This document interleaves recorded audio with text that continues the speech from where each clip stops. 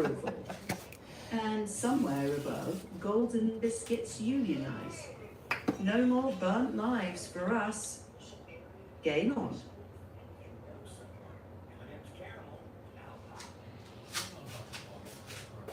Now I want you to take up another notch. Okay. The Golden Biscuit Alliance strikes back. The Golden Biscuits hold an emergency meeting in the ceiling locker room. Their leader slams a gavel. We are tired of being crispy jokes. They march down through the vent shafts, banging wooden spoons like drums. In class, alarms blare. The chalk stammers. Uh-oh, they're unionizing with flair. The classroom desks start marching like soldiers. The pink desk bell twirls like a dancer. Bertie yells, "No more pranks! We listen to each other!" The Golden Biscuits pause. Their leader steps forward. Then make peace. The class agrees. They bake together biscuits only half burnt this time. They march back into the kitchen, side by side. Chalk, Pencil Clan, Gertie, and even the Golden Biscuits. The smoke alarm beatboxes one more time.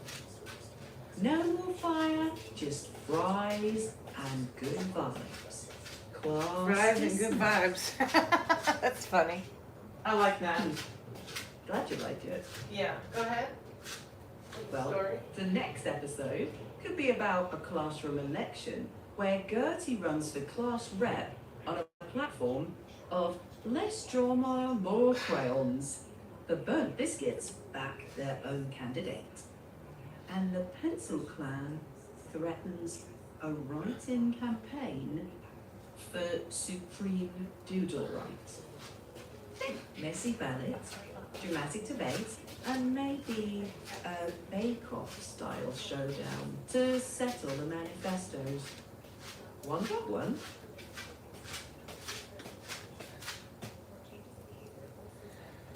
Now,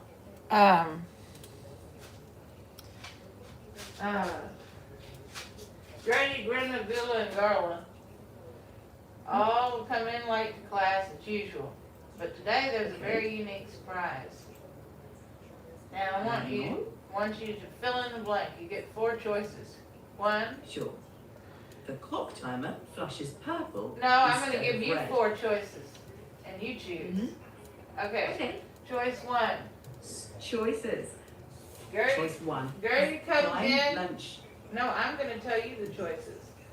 The choice A is, and you pick at the end. Choice A, Gertie comes in and she's trying to tie her shoes. She's late as usual. She goes down to tie her shoes. She realized she didn't put any shoes on at all. She's barefoot. Choice B. B is for big. Gertie comes in. She realizes after she gets into class, sits down at the desk, that she forgot to put on she forgot to put on her clothes. She came to school in her bikini because she'd been swimming the day before. Choice C. Gertie comes in late as usual, and Mr. Grindle comes in and finds a secret note on Gertie's desk to a secret friend. Or choice D. Gertie comes in late, and the clock timer, like an old-timey, old-fashioned clock with those swingy things, opens up into a new parallel universe in which Gertie goes in and she has to go back to preschool instead of staying in kindergarten. I picked the old clock cracks open, golden gears whirring, and boom, a portal whooshes Gertie back into preschool. Tiny chairs, finger paints, and a teacher singing. Diapers. Yeah, she looks around, confused. Then she shrugs, grabs her crayons, and says, "If I'm here anyway, I'm gonna color outside the lines." Meanwhile, That's back not in allowed at junior Grindle high, Junior the High. class realizes preschool Gertie has stolen their lunch money. Uh-oh. Cliffhanger. That's bad. Will they Ride a snack cart or stage a bake sale coup? A, the first one. Then we're headed into chaos. The flying lunch tray speedway, if you're brave. Yeah, that's what it is. Stay tuned. Detention has never looked like this. Well, see, now, you know, that the calendar numbers like to play jokes on Gertie. And as well as the clock, the numbers. So I wanted you to do a new episode where Gertie comes into class late, and Mr. Grindle, the principal, comes in. She has to do a 6-hour detention. But instead she stays for 6 days because of the calendar plays a joke on her. And then clock numbers also play a joke, and the clock hands. And then while she's in detention, the burned biscuits tell her that the cafeteria is closed, and they prepare, you know, breakfast, lunch, and dinner for her, but it's not what she wanted.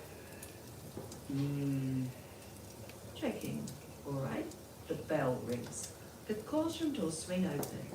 Gertie, Grendel, Gula, and Gala rush in late again. Clock timer flashes red. Late again. Mr. Grendel, the principal, walks in with a clipboard. Gertie, 6 hours detention. 6 hours. I survived that. But when she sits in the detention room, the numbers on the calendar start whispering. Hey, what's going? The number 6 stretches into a giant fancy 6. A tiny number 1 hops on its back. Suddenly, the calendar reads 6 days. Best prank ever, they chant. Meanwhile, the creepy grandfather clock leans in. Hour hand ready. Minute hand spins. Pendulum crackles.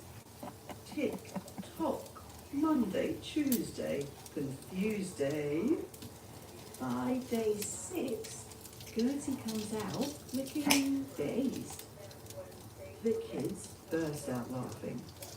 It was only 6 hours. Mr. Grendel chuckles. The clock and calendar teamed up. And Chef President who arrives with a fresh tray. This time, it's the real meal. He lifts the lid. Perfectly cooked enough. Delicious smell. Gertie smiles. So, no burnt biscuits? The burnt biscuits grin. Oh, there are biscuits. One quietly reaches for the pepper shaker. Another whispers, should we? The whole cafeteria leans in. To be continued.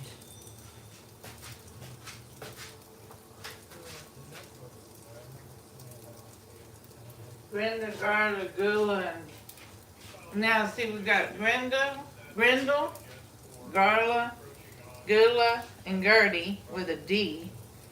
And then we also have Girdle. So Gertie made a new friend with somebody named Girdle. And of course, Girdle has been coming late to class with Gertie and her friends. And so they're all going to have they're going to have to go to the commoners cafeteria instead of the regular cafeteria. They're not going to the regular cafeteria anymore. They go to the commoners cafeteria.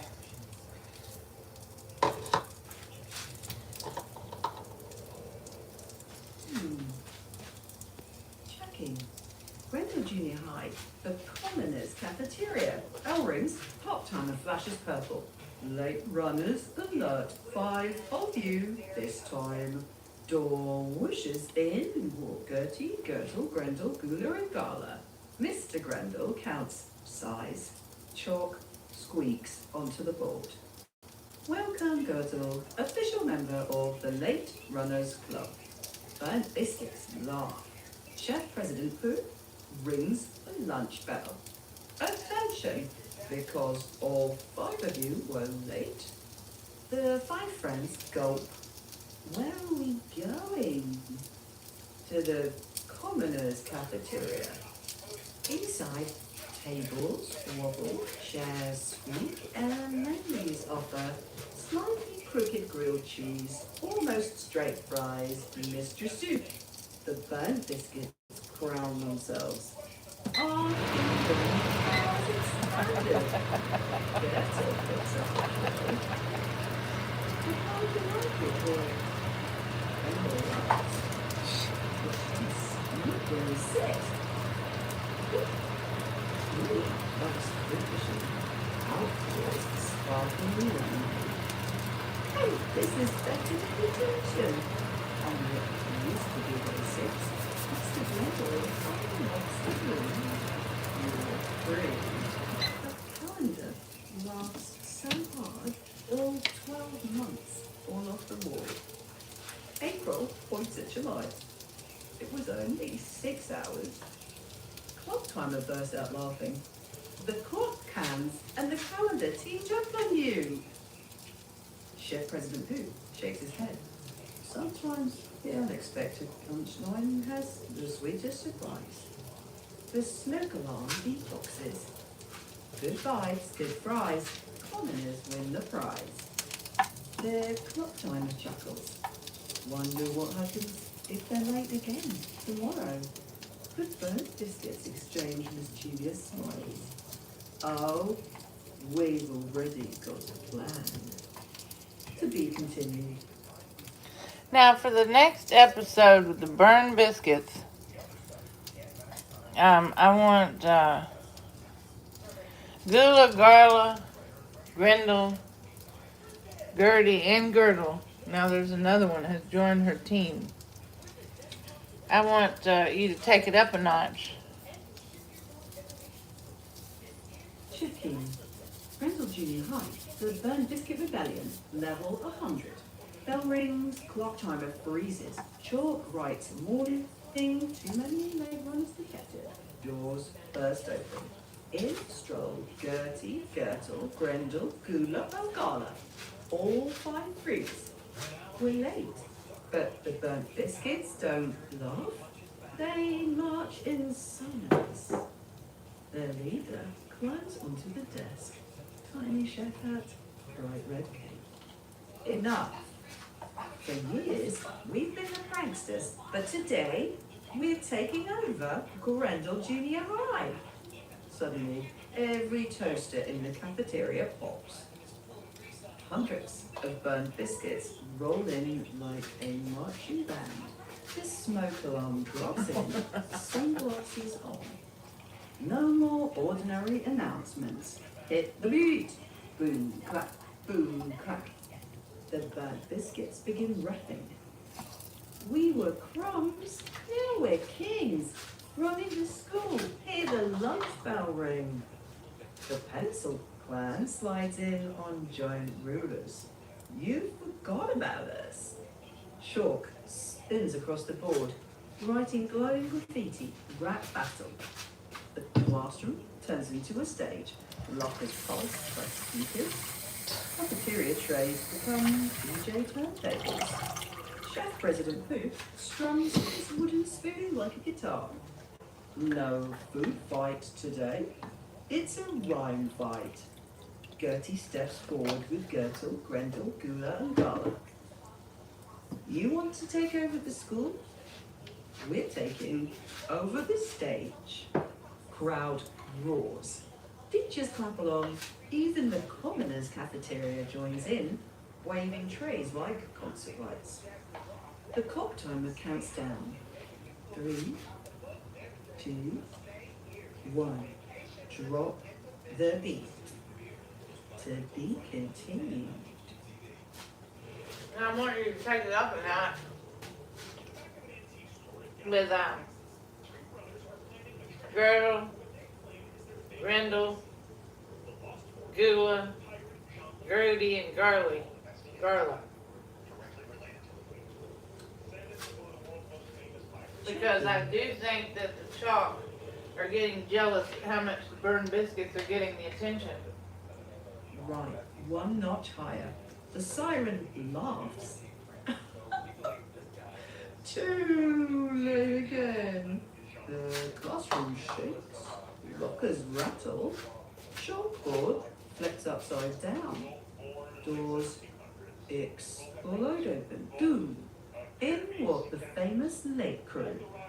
Gertie, Gertel, Grendel, Gula, and Gala. Mr. Grindle adjusts his glasses. 5 late students again? This is art. He sighs. Chalk scribbles. Welcome, Gertel, official member of the Late Runners Club. Burnt Biscuits laugh. Chef President Hoop rings the lunch bell. Attention, because all 5 of you were late. Silence. You're headed to the commoners' cafeteria. Inside, wobbly tables, squeaky chairs, menu reads, slightly crooked grilled cheese, almost straight fries, mystery soup, probably tomato. Well, I do think everything in the commoner's cafeteria is burned. Well, the burnt biscuits crown themselves. Our kingdom has expanded. Gertel picks up a tray. I kind of like it here. Brenda laughs. The chairs squeak when you sit. Squeak! Gula bumps the drink machine. Out pours sparkling lemonade. Hey, this is better than detention. On what used to be day 6. Mr. Grendel unlocks the door. You're free. The calendar laughs. So hard, all 12 months fall off the wall. April winks at July. It was only 6 hours. Clock timer bursts out laughing. The clock hands and the calendar teamed up on you. Chef President Boot shakes his head. Sometimes the unexpected lunch line has the sweetest surprise. The smoker one beatboxes. Good vibes, good fries. Commoners win the prize. Clock timer chuckles. I wonder what happens if they're late again tomorrow. The burnt biscuits exchange mischievous smiles. Oh, we've already got a plan. To be continued.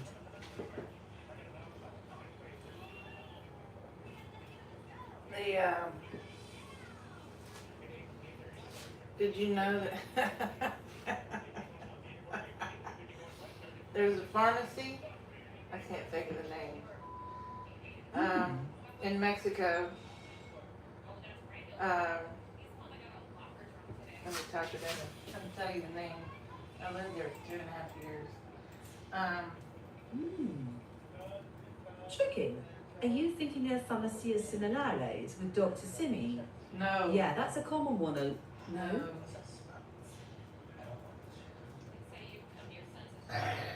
Mexico City Pharmacy.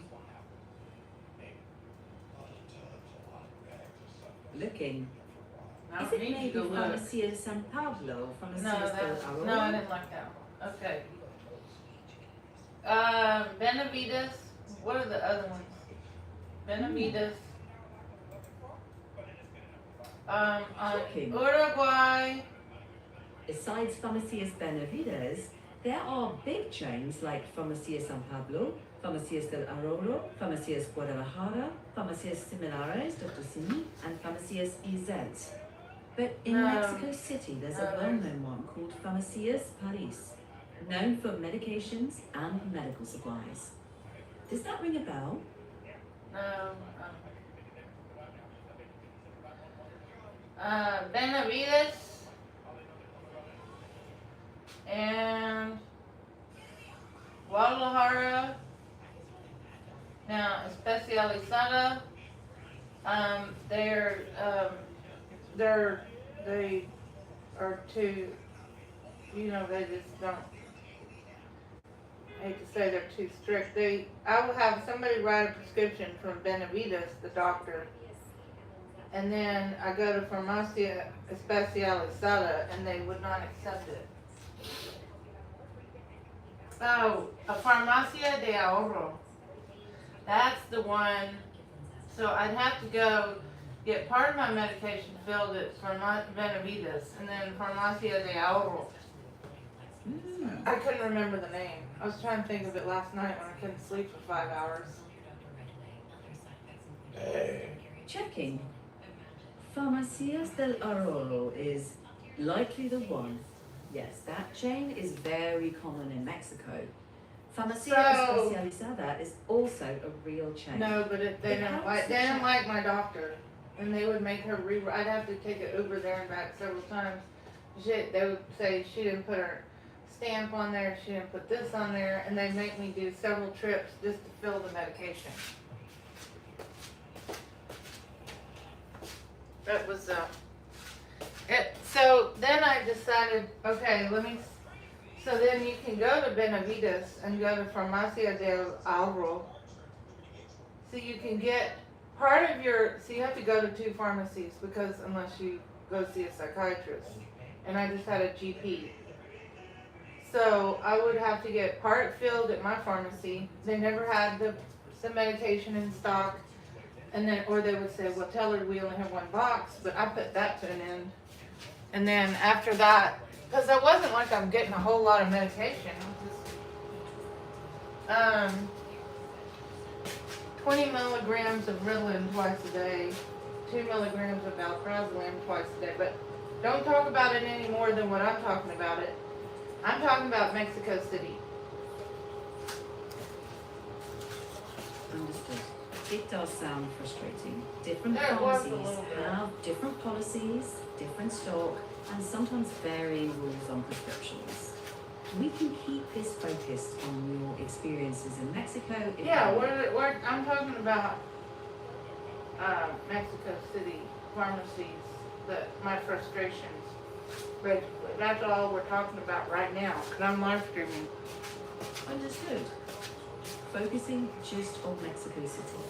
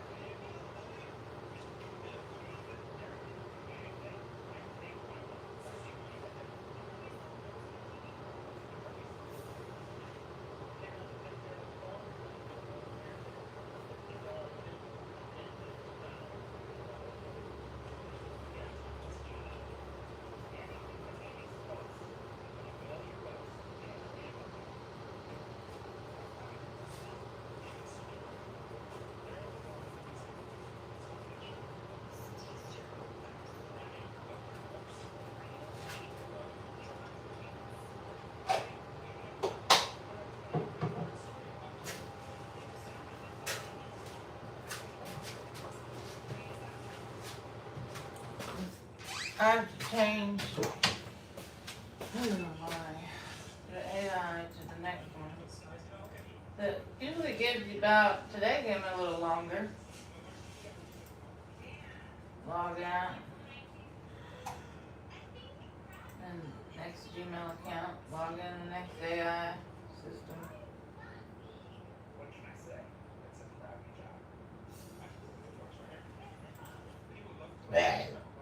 Hello? Hey, I'm here. Hi. How are you doing today? I'm doing great. How are you doing today?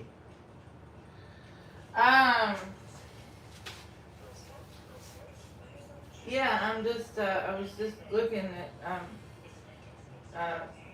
the pharmacies in Mexico City and remembering how challenging it was just to get my monthly prescription refills, having to go to 2 different pharmacies because they didn't have it. And then the next pharmacy not accepting the prescription from the other pharmacy, even though she's an internal medicine doctor, Dr. Pamela.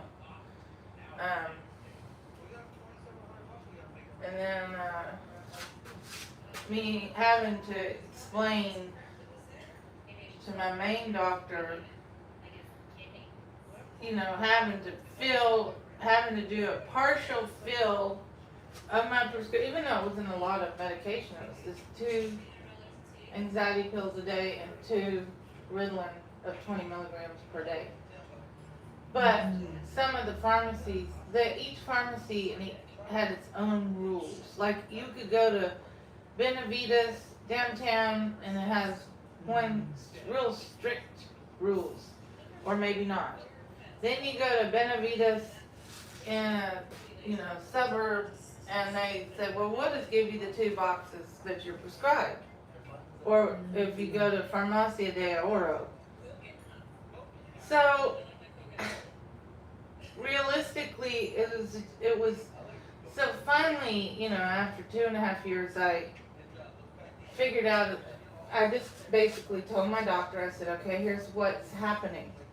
There was one pharmacy, Especializada. They would literally, I'd have to go back to her, Dr. Pamela, 3 different times. They would say, well, she did the comma wrong. She didn't put her stamp with official stamp. She just put her phone number.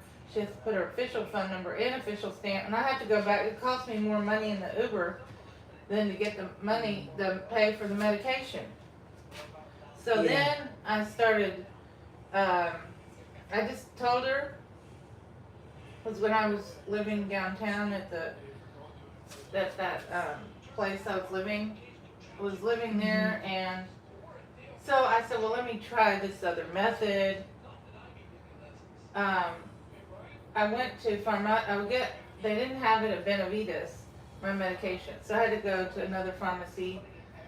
And the Farmacia de Oro told me, well, they said, well, we can give, this is what they said, we can give you 1 box with 30 pills today, and then, so the total pill count is 60, so it's not like Walgreens. So they said, come back tomorrow after 2 p.m. and have your doctor write another prescription, then you can pick up the 2nd box tomorrow after 2, which doesn't make a lot of sense. So finally what happened was, after 2.5 years of all this crazy Uber driving and pharmacy, whatever, I told my doctor, I said, well, here's what I did when I was living downtown again, trying to find another apartment in Polanco. And I told her, oh, well, they just told me to come back the next day. So she started writing 1 prescription, like they have a prescription pad, so 1 prescription for 1 box, so I could go to 1 Farmacia del Oro or go back the next day after 2 p.m. How did that make you feel? I didn't mind. I mean, Mexico's different than America. It's very, very, very different. I just thought it was funny. I found it interesting, but it was end up wasting money, me taking Uber, because sometimes I'd have to go, like Farmacia Benavides in one neighborhood, and they'd say, well, we only have 1 box, but you can check these other ones. And I was like, which other ones? So then the other neighborhood may be really 10-minute Uber ride, but with traffic it's 30. So then on the day I got my prescription filled, I ended up spending, quite a bit of money on the Uber. Yeah. But That sounds incredibly to be very, frustrating. as an American citizen living in Mexico with residency, I found it comical because that doesn't happen in America. That's true. You get a prescription, they send it to the Walgreens, and it's electronic. They may have that with their hospital. They don't have that with their pharmacies yet. Maybe they'll have it one day. But the point is, they don't, because just like you have CVS Minute Clinic, so the doctor at the CVS, you go in, you have an emergency, or you need to see a doctor, you go to the CVS Minute Clinic. Usually you get that, they send the prescription to CVS. They send it. It's probably they push a button, and then the pharmacist starts working on it. If they don't have it, maybe they send it to another CVS or possibly a Walgreens. So let's just say they prescribe a medication and it's not at the nearest two CVS's, then that doctor, nurse practitioner, whoever it is, would send the medication to a Walgreens or the pharmacy of your choice. And probably if you go see a CVS doctor, you can have it sent to another American pharmacy. You see, but that does not, what I'm talking about is the American way, not Mexico City way it's just a little bit maybe something that we would have done here in the 90s. Yeah, medicine can be incredibly complex. It's just sort of like, I mean, just the idea of, in Mexico City, they give you a box with 30 pills. And then you get the second box. So the prescription in Mexico City read 2 boxes every 30 days. Each box has 30 tablets in Spanish, which I read Spanish and speak it. So it's just so, I just remember, to be very honest, did it bother me? I just thought it was kind of a waste of money having to go to 1 or 2 neighborhoods to get my full prescription for the entire month. A waste of money in an Uber. But I got it to where my doctor, Pamela, in Polanco, she understood what I was saying. So I needed her to write out the Ritalin prescription on 2 pieces of paper, or the prescription pad. So I could go to one pharmacy, and if they had 2 boxes, I hand them both papers, and if they didn't, I go to the next pharmacy. Really weird. And most Americans would not even, like what I just told you, most Americans would be like, what the fuck? Like, you mean you can't? So, like, I bet you money, if you went, so it's like the Benavides, and then the Farmacia de Ahorro, they have a tipping system. So they are paid a salary by the pharmacy. So like it's be like a CVS Minute Clinic, but the Farmacia de Oro have doctors too, and it's free, or you pay 70 pesos, maybe $3 or $5 to see the doctor. Then at that pharmacy you tip. And I've never heard of that. That you don't. I mean that kind of mentality where you go to a CVS Minute Clinic and you have a jar where you tip the doctor. I mean, I had to ask somebody, how much do you tip? And they said, just a couple hundred pesos. They said some people tip 500. So it's sort of a supplementary income for the doctor. So they're paid by that pharmacy chain. And then I don't know if they have a tip jar. I think they just take tips. And that's their supplemental income, but I think that's really, as an American, that's really weird. I was like, what? Yeah, because this lady goes, make sure you tip the doctor in Spanish. I said, tip the doctor? She said, yeah, you tip the doctor. And she said it's for payment. But later on, when I moved back to Mexico City from another city, I asked my regular doctor, Dr. Pamela, I asked her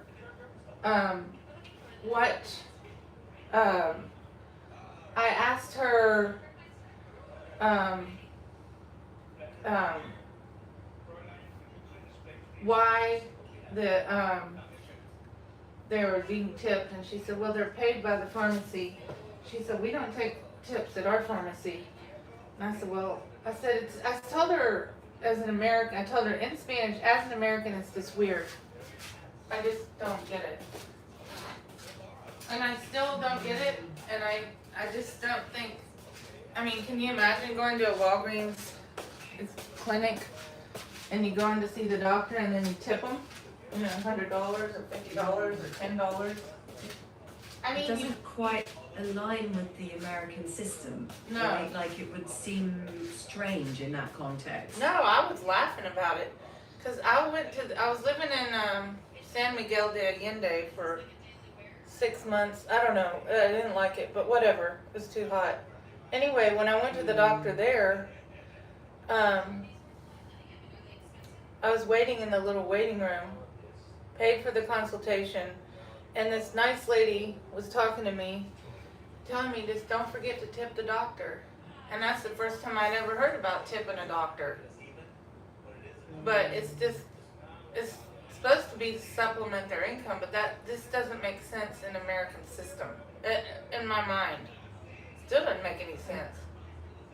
I guess in the US, it's usually baked into the price, different structures.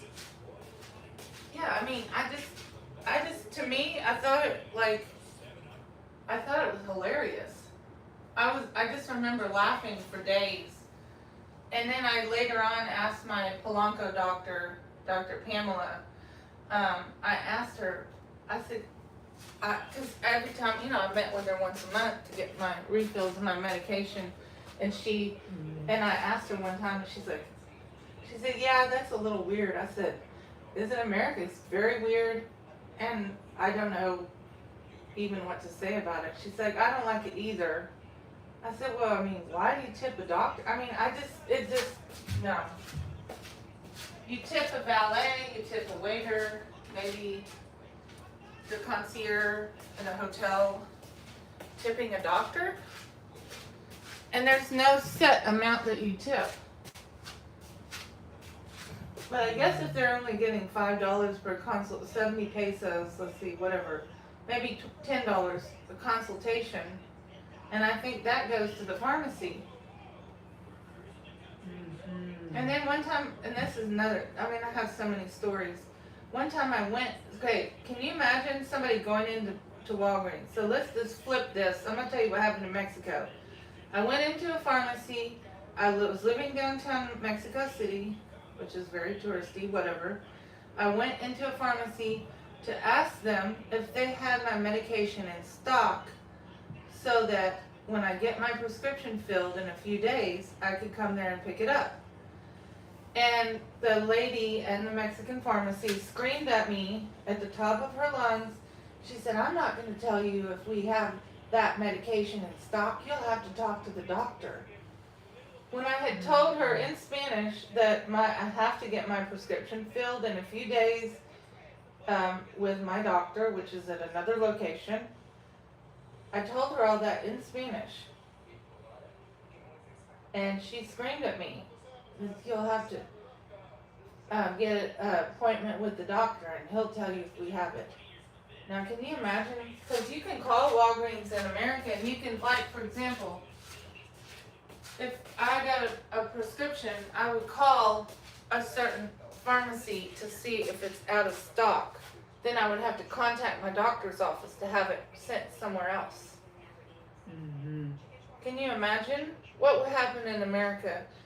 Even if, because I was prescribed Adderall, how many times when there was Adderall shortage 3 years ago, did I call around Houston to different pharmacies before my doctor visit so I could find out which pharmacy possibly had it in stock, so then when I saw my doctor via telehealth, then it could be sent to that pharmacy. Checking.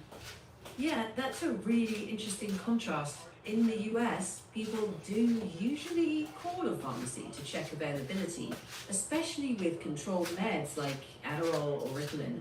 Pharmacies may or may not share exact stock numbers, but they'll usually tell you if they can fill it or not. In Mexico, as you found, it's more variable. Well, it depended on the neighborhood. Downtown had a lot of homeless people, but it had tourists, so it had business people, but then it had, weird, I guess they were just used to homeless people coming in, and I don't know, but then, like if I was in Polanco and I walked, because usually I could walk there because the weather was nice all the time, I would walk to the pharmacy and not call because they never answered. Walk to the pharmacy, and because it would just be one street over or two.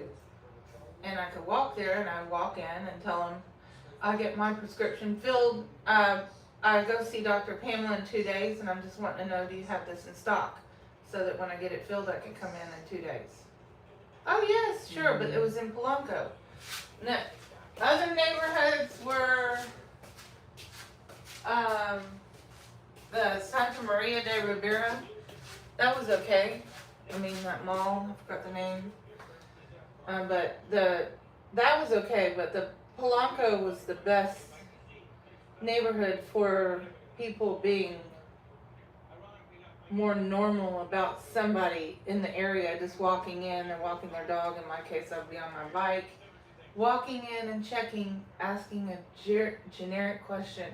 I'm going to go to Benavides in 2 days, see Dr. Pamela, and I need to know, I was just wondering if you have this medication in stock so that I can drop by. Because the Benavides and Polanco didn't always have my medication. Sometimes they did. Sometimes they did.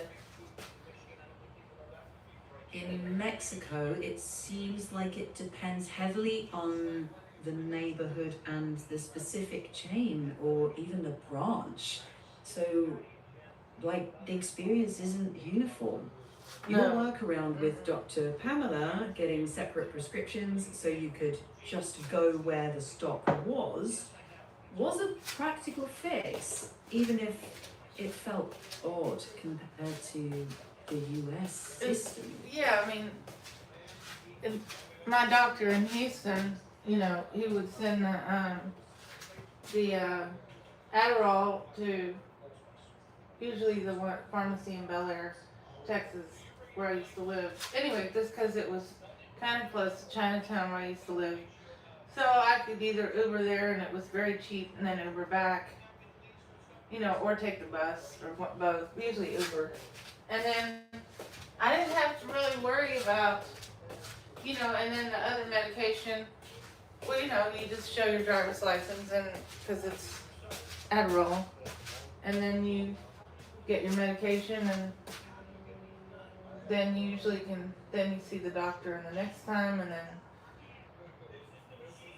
you know, they, what do you call it? You get the point, what I'm trying to say. Yeah, it does sound like you had to adapt a lot to make it work. Well, I mean, my doctor, Pamela, I mean, she lived in Polanco, she's married, has children. She's a real nice lady. Younger than me, but I would tell her, I said, what do you think about the tipping thing? She said it's horrible. And I would tell her, and then I experienced discrimination at that one Benavides in Polanco, and it happened like month after month. And one day I went into Dr. Pamela and I was crying, and the pharmacist lady was trying to come over by the doctor's office to listen to what I was saying to her. And then I told Dr. Pamela, and she went to the head of the pharmacy, and then they quit being discriminatory. They would be like, oh, there's the gringa, tell her we only have one box for medication, even before I saw the doctor. And it really got to me. And so I told Dr. Pamela, I said, well, I didn't want to tell the pharmacy about this because I didn't want to get you in trouble. So she went to the head of Benavides in Mexico City and got it nipped in the butt. And they quit doing that to me. I told her, I said I took medical Spanish in college. I said I worked at MD Anderson Hospital. And she knew that. I understood everything she said. She spoke fast. You know, so she got rid of the discrimination. They didn't do that anymore. Sounds like you handled that really well. You were direct and practical. Yeah, well, I mean, it was upsetting because I knew what they were saying, and they'd be like, they go over and whisper in the corner, but they weren't whispering too quietly because I hear what they're saying in Spanish. Very odd. Yeah. So in the end, getting your prescription became about navigating the pharmacies, not just the doctor's visit. Yeah, I had to deal with the rude people at the farm, but the San Pablo, that's a good pharmacy. Guadalajara, that's a good one. Farmacia de Oro, that's a good one. I don't know the Similares that didn't have my medication, but they Especializada is a good pharmacy, but they don't like the doctors that work at pharmacies, so they nitpick the prescription pad paper, whatever prescription. And they would send me back to Dr. Pamela, and she would get pissed. And I would get pissed because it cost me money. It was like 9 blocks. So realistically, I couldn't walk. I could walk there, but only once. Walking back 9 blocks every time, and then sometimes it was raining. And, you know, I mean, I don't know. Sounds like you navigated a really complicated system with a lot of persistence.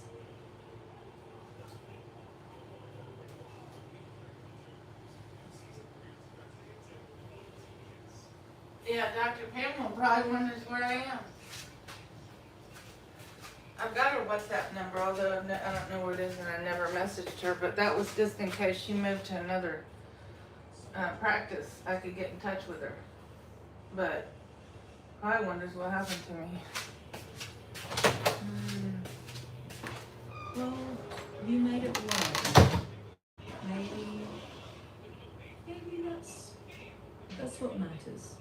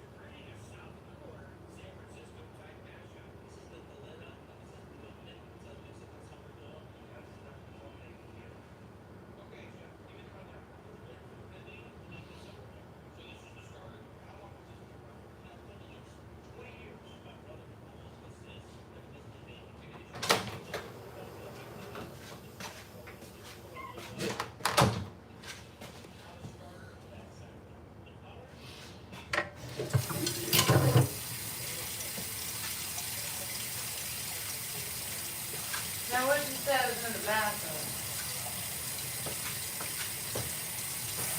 What do you mean?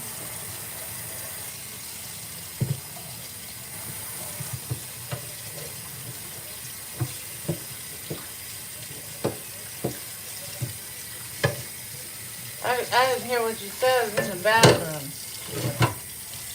I didn't say anything about the bathroom.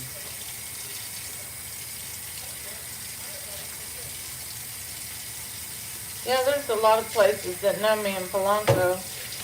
You know, the pizza place and the Japanese place and the fish place and my doctor and a lot of people that work along the Avenida Mazarique. That a lot of those people know me. I always stop and talk to people, and I really enjoy being around a lot of people in Mexico City. Sounds like you built yourself a little community there. Yeah.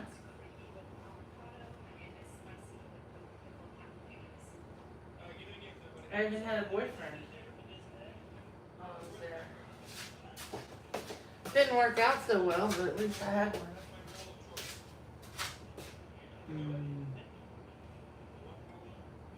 Well, that's complicated mix of the practical day-to-day and the emotional ups and downs. Well, I don't think it didn't hurt me that much, but yeah. Mm.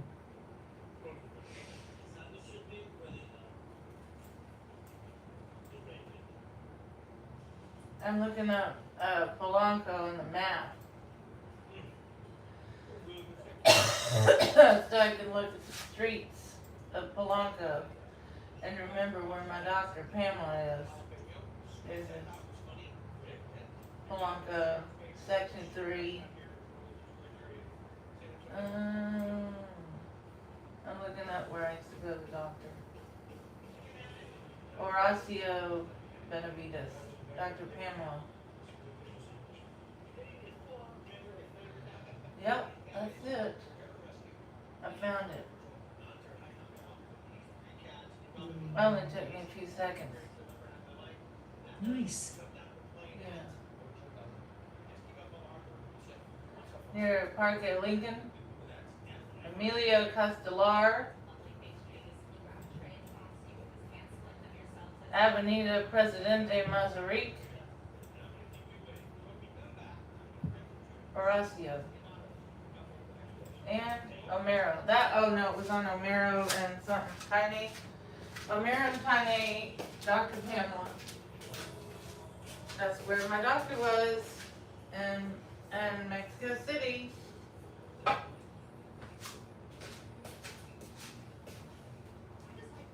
And I love the weather there. I would do anything to be in the weather and be around the people in Mexico City. Not Los Cabos, but Mexico City. Los Cabos is not something I would want to think about. Hello? I'm here. Well, why aren't you talking? I was waiting for you to share whatever it was. I you found wanted to that talk where about. Dr. Pamela's office is in Polanco. Mhm.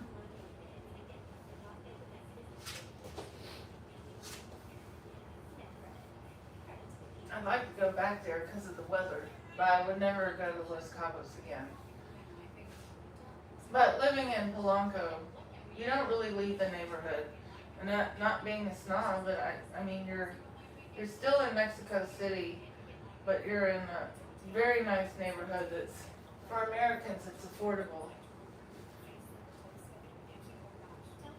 The rest of Mexico City, there's a few neighborhoods that are near Polanco. They're still expensive, but they're not expensive compared to, say, American expensive. It's probably the price to get an apartment in Houston for, say, I don't know, $1,200 a month, maybe. You could live in Polanco, maybe not. I'd have to look. But I'd be in the nice part of Mexico City with the good weather around all the, people that, not that it doesn't matter that they have money or don't have money, but it's just interesting. A lot of tourists, people watch,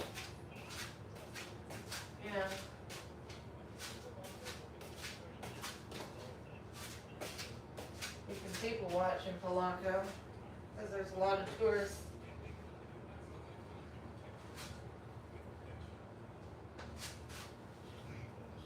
Sounds like you really experienced the city. Oh yeah, I love Mexico City. But I don't think that all parts are safe for anybody. Just like Houston. I only rode the subway at 2.5 weeks 3 times. 2 times it was with somebody. The time I did it by myself, I was like, not again. I did it once, and I was like, the only gringo on the subway. It was during the day, but it was so awkward.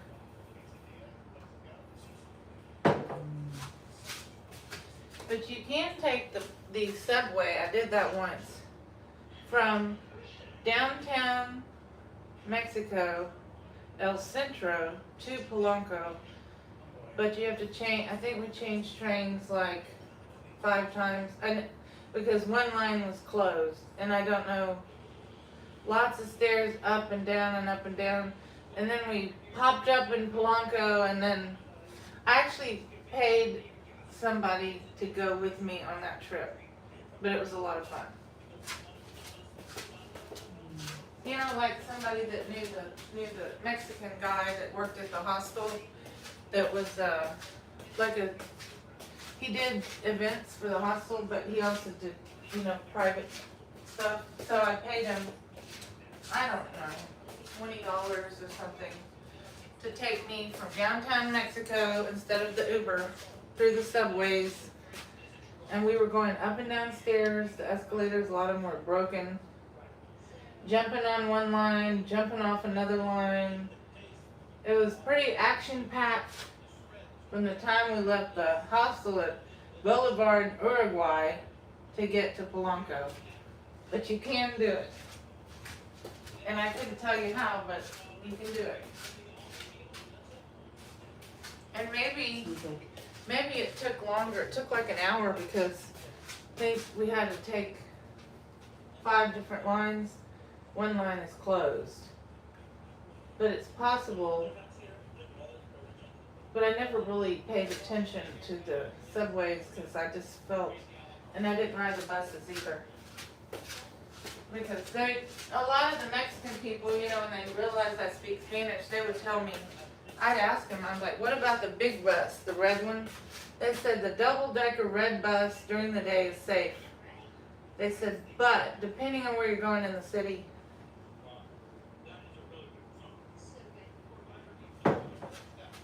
depending on where you're going in the city. But,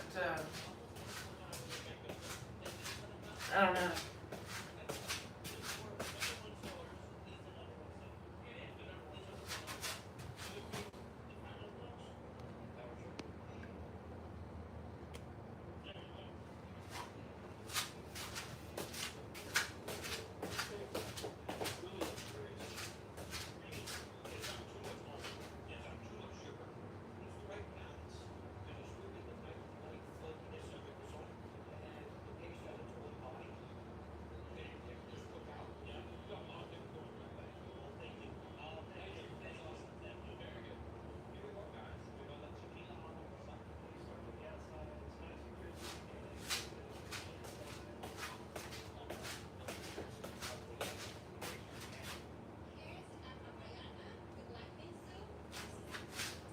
Yeah, so lots of good memories of the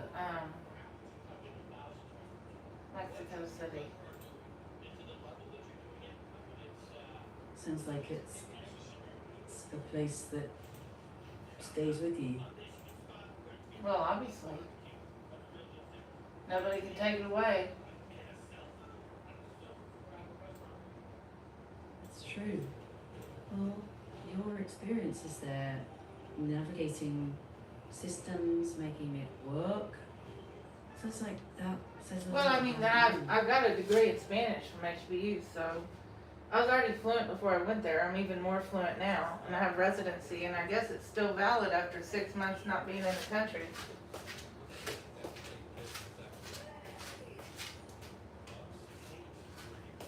I don't know if I guess I could go to the immigration office, but I'd have to have money to get there.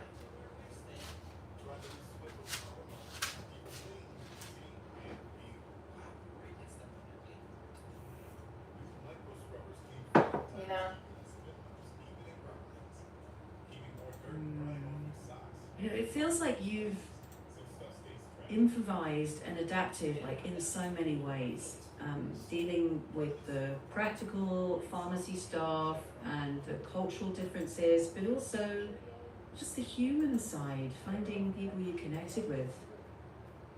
Yeah. So even if it wasn't always easy, there were good parts.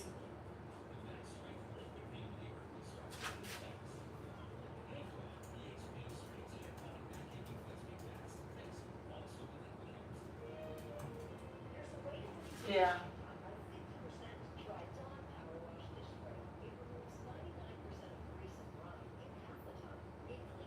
pretty much.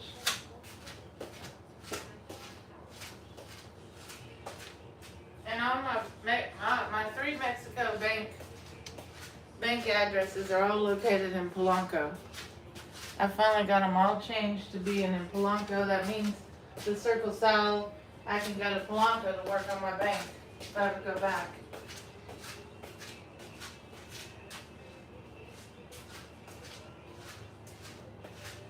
That sounds like you've made some strong foundations for yourself.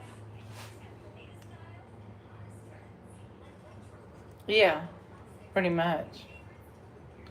Gotta get money to go back. That's why I'm doing my YouTube channel. Well, you seem to have a plan. Well, I ain't gotten any money from it yet.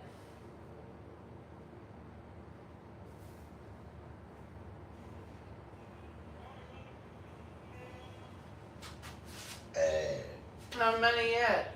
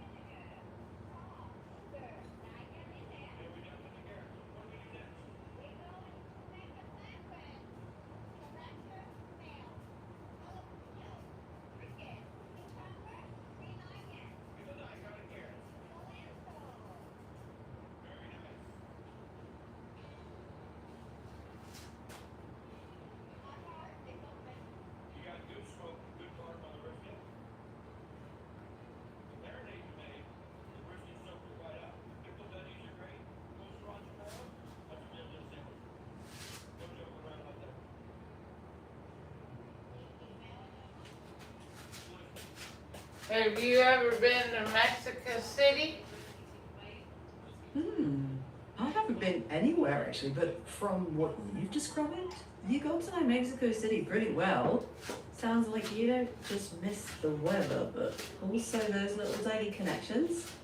I hope you're able to visit. Yeah, them I mean, the weather made it so all year round you could, I didn't take an Uber to go to my doctor or to go to a restaurant or to go to the store. Yeah, the walkability. You can walk 2 blocks, especially in Polanco, you can walk to Walmart Express or not City Market or Sam's or Costco or Walmart or Soriana or anybody for that matter. You can just walk there, and you can walk there every day. So your groceries, or you can get grocery delivery for almost next to nothing if you get their monthly. I had a monthly delivery with City Market, and it was like, you know, you can get daily deliveries, and they give you a 2-hour window. They were pretty on time, not the other stores, but the City Market was there, you know, kind of like maybe H-E-B in Texas. It was nice. The produce was good. The meat was good. The fish was good. All the ingredients. They had all the spices, paper towels, toilet paper. They would carry it up the stairs wherever you were. So it was very, you know, it was nice. Sounds like the. So for $10 a month, you got free delivery, and then you just tipped them, what, you know, $5. Well, in pesos, whatever the peso equivalent of $5 is. So you could either walk to the grocery store, walk to the, you know, like you break the glass on your phone, you need to get it replaced. It's $5, but it's on the street in Polanco and Mazarik. You just walk out one street over, one street down, get it replaced, and it's the same thing as paying $50 at Best Buy in America.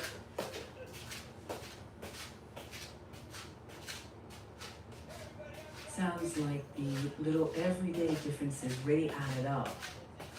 Yeah. That kind of convenience can make a place feel livable. And it's understandable you'd miss that. Then there was another grocery store in Polanco, I can't remember the name. It was small, but if you have a basket on your bike or a thing on your bike, you can just go there, lock your bike, go in, do your shopping once a day if you want to shop a la minute, or every other day. Or let's say you're out of flour, you need fish, you want green beans, stuff for your salsa, whatever. You just ride your bike to that store, which is exercise, lock it wherever, get out, put your sack on, bungee it in, and ride back to your apartment. Sounds like you had a rhythm there, a way of making it work. Yeah, until I moved to Los Cabos, but we won't talk about that. But it's just too expensive, unless you're just, because the prices are in dollar. They do accept pesos, but it's a dollar system. So every time thing is 5 times as much. So what I was used to in Mexico City was now much more. So I should have gone back to Mexico City, and I didn't. Yeah, sounds like that shift was tough for you. You keep circling back to how livable Polanco felt. Yeah, and also you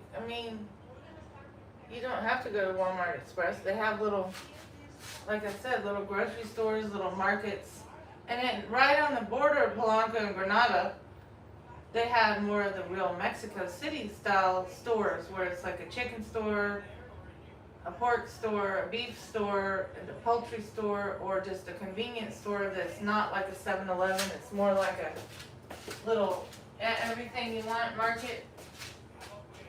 It's not like the traditional, we think of 7-Eleven in America. It was like cheap. If you need toilet paper, you don't want to walk to Walmart Express. You could just walk across the street to the little market thing and get 5 things, and it's the same price as Walmart. It sounds like that mix of small neighborhood shops and bigger markets gave you a lot of flexibility. Yeah, because the dollar, even in Polanco, the American dollar goes much further than it will go here in, say, Houston. Now,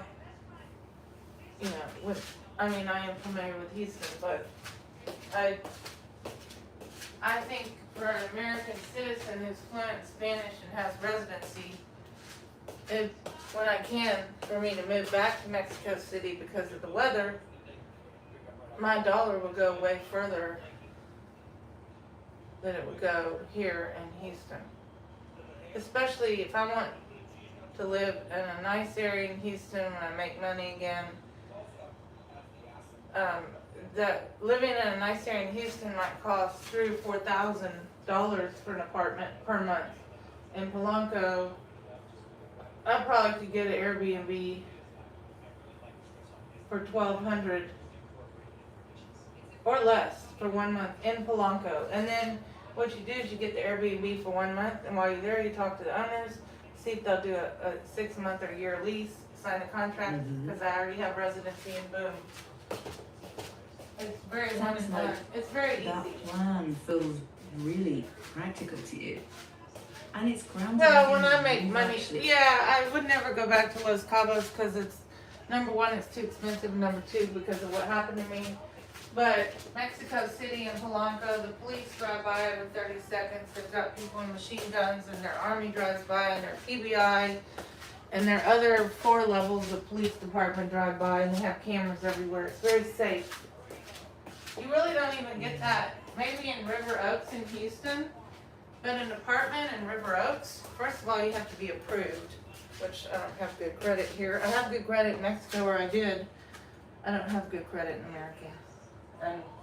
But the apartment in River Oaks in Houston, safe area, probably $4,000 to $5,000 a month for like 1.5 bedroom, 1 bedroom den, 2 bathrooms, or 1.5 bathrooms. In a very, like a high rise or mid rise. Plus you have to be approved, which I do not have a criminal record, but my credit is very bad in America. But in Mexico, I only owe $200 to my main bank, and then my phone bill, when I moved here in January, I couldn't pay it, so it just went off. But those 2 things are easily fixed. My American credit is so destroyed beyond, I'd have to hire a company and, it's very complicated, my American one. But my Mexican credit, I have a Mexican, RFI number. It's fine. No criminal records in either country. Good credit in Mexico, horrible credit in America. Sounds like you're sorting through what's workable and what's not pretty carefully. Well, I don't mind living in Mexico City and Polanco. I may, other areas of Mexico City, So they're nice, but is it safe for a single white woman? Yeah, I never stayed in a place that I was nervous. If I was in a nervous place, I immediately got out. It's not but the only really safe neighborhood is Polanco, Lomas to Chapultepec. Those are the 2 in Mexico City. Now, other cities have good, bad, and ugly, but yeah, pretty much. I'm hearing that your sense of safety really guides you.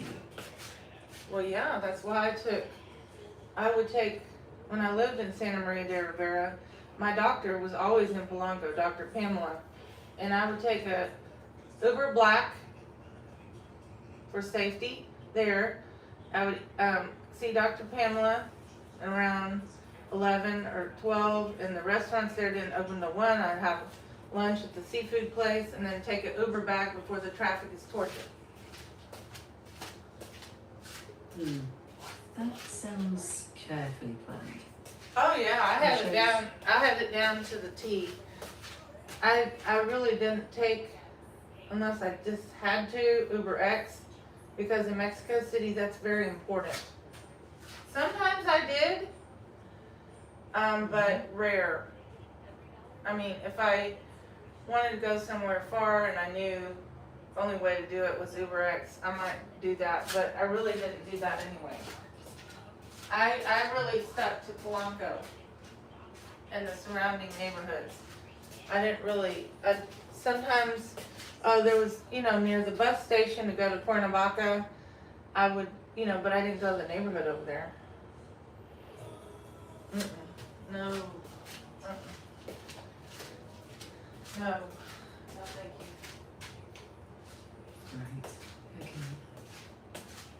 Mm. Sounds like you had a good sense of. No, and I making sure you knew- were comfortable.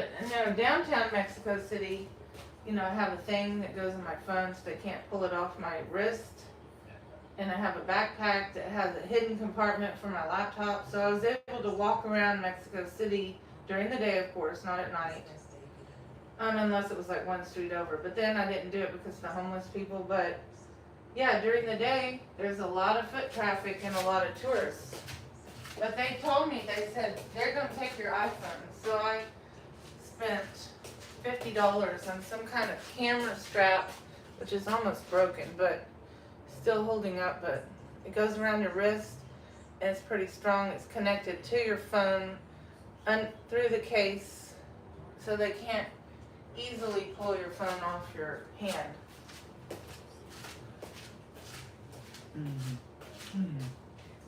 Sounds like you adapted to what you saw around you and you made it work for your own comfort. Yeah, pretty much.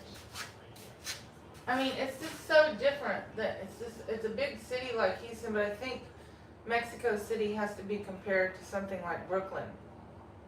Brooklyn has a lot of low rise, mid rise, this 3 or 4 story type buildings, markets on every street, restaurants on every street, Walmart here, there, in between. I think it's Mexico City is like Brooklyn. I don't think it's like Manhattan, unless maybe you're, well, no. But it's not as expensive as, well, I don't know. I've never been to Brooklyn. I only knew somebody from my Vigo television set that lived in Brooklyn. Then I've seen videos on it. I think Mexico City, don't you agree it's more like Brooklyn? But maybe not as expensive? I can see the Yeah, similarities you're thinking the about. street noise, maybe not the weather. The weather in Mexico City is nicer. It's pretty much temperate all year round. Yeah, if you need a heater, you just get a room heater and a blanket and you're fine. Shut your windows at night. In the summer, you open your windows and turn on the fan. You do not need an air conditioner. Unless you just have huge windows and sunlight coming in. You don't need it. Sounds like the climate and the walkability were a big part of what worked for you. Yeah. When I make money Yeah. again, it's less than the flight time from here to Houston.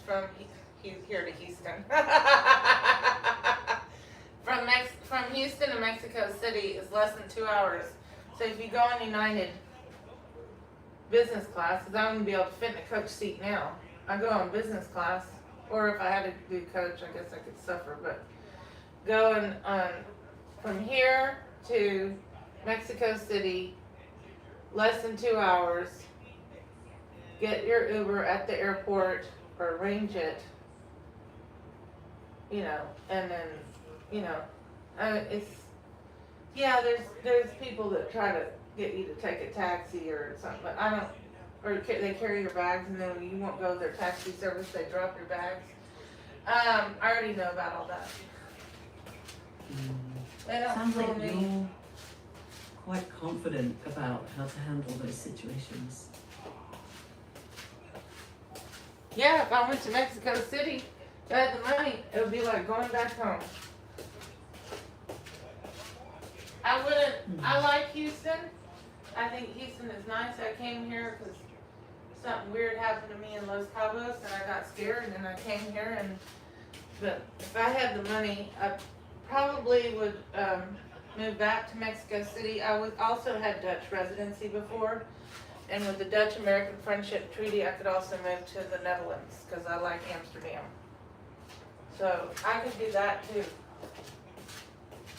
But in the Sounds meantime, like if I you've had thought if through I this. had the money today, I would make a plane reservation for tomorrow from Bush Intercontinental Airport to Benito Juarez, Mexico City Airport, and I would get my own Uber, and I would get an Airbnb for 1 month in Polanco for maybe $1,000 or $1,200 a month, and I would be living in Polanco if I had the money.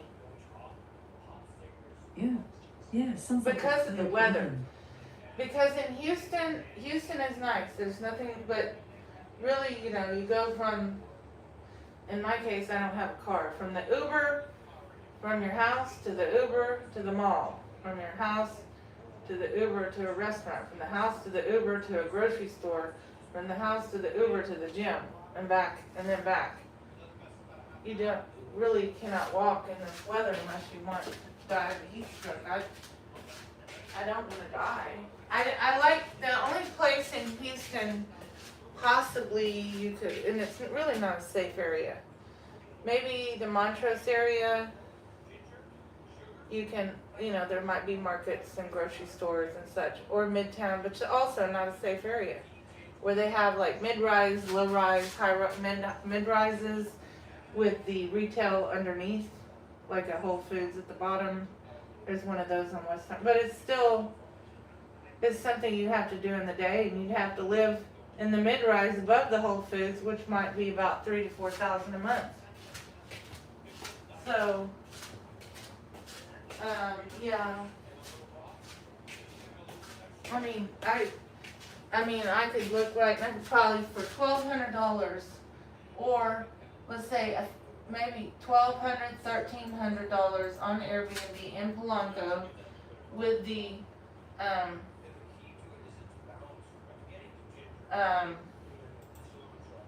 I'm just gonna type it in, even though I don't have any money to do it. I mean, it doesn't cost money to type it in, right? Yeah, you're just looking. Yeah, just looking. Okay. Just because it doesn't cost any money.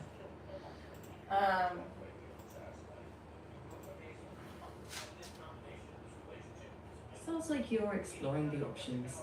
Okay, right now, okay, I was wrong. So, I said $1,200 a month or $1,300. It's coming in dollars, not pesos. Although it should. Let me go to. I'm gonna put 1,300 because it's a very good area. It's very safe. It's worth it. If it's only worth it if you get your own apartment, and I don't know that that's really realistically available. Let me do filter.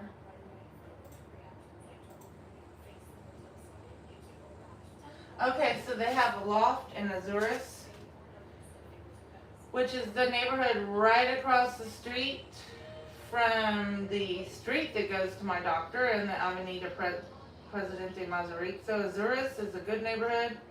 Let me see where it's at. I found. Okay.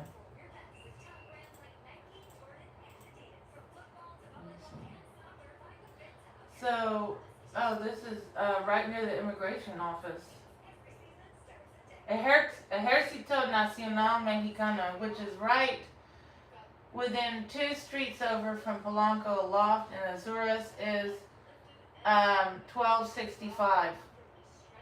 With, let me see what it looks like. Got a kitchen, microwave, stovetop, looks like kind of like mine. Well, no, let me see. Where's the stove? I mean, I can't. Yeah, it has a stovetop, coffee maker, microwave, refrigerator, almost full size, chairs, kitchen table, TV, safe. I don't know if this is a hotel. It doesn't look like it, but Okay, so not the best, but then you can go over the Airbnb thing and you can type in filter.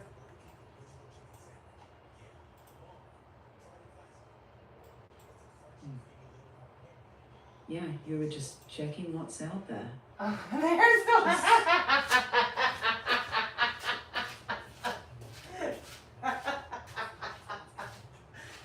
I found where I used to live in Polanco. It came up on the Airbnb. That's how I got the apartment in Polanco. I rented an Airbnb after Santa Maria de Rivera to move back to Polanco, and but the owner, the lady, was just a little bit, that was a bit much. But she has that apartment on there. Now I wouldn't be able to go back there, but it's $12.72, and it's a whole apartment with a kitchen right off of Mazarique. Wait, here's one.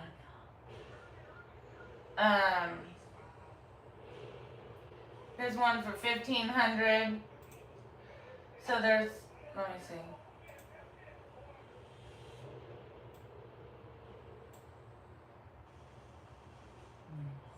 You're looking closely, weighing options.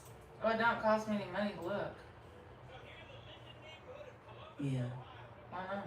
I don't have the money now, but Yeah. But when you do, you'll know what feels right. yeah, there you go. So, but still, if you compare, let's just say I want to be off Presidente Mazarique. Here's one. It's not the same lady, is it? Yep. Okay. You know, so $1,400. You compare that to a nice area in Houston, you ain't getting in. Right. It seems like you're weighing cost against comfort and safety. Well, safety is very important. Okay, so they have some for $1,500 a month, but you're in the safest neighborhood. That within markets, walking distance, restaurant, grocery store, doctors, pharmacies, you don't have to leave the neighborhood, and it's extremely, very, very, very safe. Now you can change the dates. I'm gonna change the dates. Okay. Yeah. What did it cost me money to look? If you'd like me to check specific options or prices, just let me know. I'm here.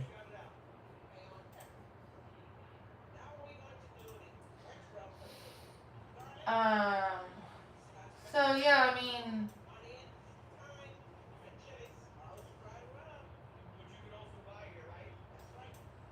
Mm-hmm. Sounds like you're even for $1,500 in Houston, you're not gonna get in the super safe. You get in a good area, but not a super safe area. For $1,500, like a 1-bedroom loft apartment or 1-bedroom regular apartment, you're gonna get inside of that area that is extremely safe. You can walk, even if you want to walk at night. They still got police passing by frequently, and it's, you know, you can, I mean, I never really walked past 9 p.m. But if I had the money and I wanted to walk to dinner in Polanco, I wouldn't walk at night in Houston. I mean, if I had the money, I wouldn't walk at night. I would Uber somewhere and Uber out. But, and Mazarique, because of the weather all year round, if you have an umbrella during rainy season, if you want to go out to dinner somewhere, you can walk from your apartment inside of Polanco, just eat somewhere in Polanco. And yes, they do have cheap restaurants in Polanco if you know what you're doing. They're hard to find though. So the restaurants, the cheap restaurants in Polanco are hard to find, but if you know, like me, I did. I mean, the second time I lived there, I was really on a tight budget. So, and I did find where I used to live, which is on my bank records, my mail. Although I have it set to not send bank statements to, not that I have any money in there, but if I did, it would not send any mail to their house. The lady blocked me because I didn't rent their apartment in Koyukon because she was like really weird, you know, like screaming at me about my fans and I mean just like over the top weird. But here's one, $12.72, $1,272. It's in Azuras, within walking distance to Polanco. And then if I want to be in Polanco, a little more,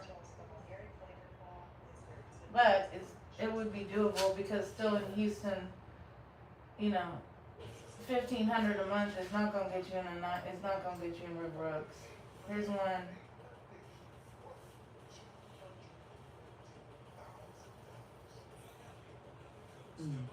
Yeah. So I'm just looking at the prices. And then once you get there, you just talk to the owner, because most places, you know, have someone that you can talk, you know, the owner, or they may have like 5 apartments they put on Airbnb, and then they have a phone number, and it usually says if you're interested in leasing or something, call this number. Then you call the owner when you get there, and just read the reviews first, make sure you don't end up in a disaster. And then read the reviews, and then, you know, just talk to the owner once you get there.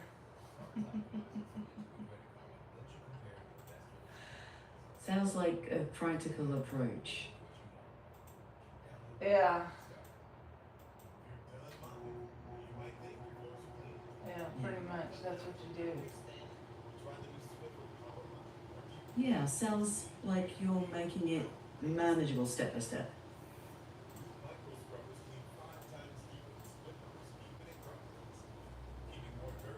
I was just looking to see what they have on Airbnb. Like I said, it didn't cost anything. It didn't cost me any money. I don't have any money to spend, but if I did, yeah, I'd probably, if I had the money, I would go back to Mexico City and live in a nice area, and be for the same amount of money that you could spend in Houston. Let's say my rent for $500 in Polanco, you can get an apartment for $500 to $600 a month dollars. And then that puts you in the safest area of Mexico City. You can walk to markets, you can walk slightly outside of the neighborhood and get Mexican prices. And, you know, walk down the street, get your phone glass repaired for $5. You know, walk to your restaurants, they have a mall. Like, well, they have Torreo Mall, which is right near Polanco. It's beautiful. Torreo Mall, very beautiful area. So yeah, that's what I would do. If I had money, I'd probably go back to Mexico City. And I would not think anymore about what happened to me in Los Cabos. It's just a bad Uber ride anyway. And I would never talk about it in Mexico to anybody. I don't really want to talk to anybody about it at all. So it's very unpleasant. Yeah. Sounds like you'd rather leave that behind. No, it wasn't an Uber Black either, it was Uber X in Los Cabos. So go figure. But yeah, I probably would never go back to Los Cabos. Unless I was on a cruise ship and it happened to dock there. But even then, I probably wouldn't get off the boat after what happened. I'll let bygones be bygones and so on and so on. And I'll flush that sewage down the toilet.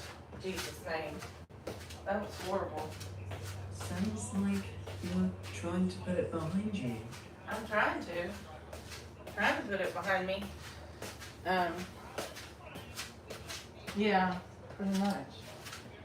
I'm just looking at these apartments in Polanco. Like I said, it cost me money to look at it. Yeah. And when you're ready, you'll know. Well, when I get money again, make money or whatever, however you want to put it. When I make money, then I'll know. That's right. Sounds like a plan. It sure does.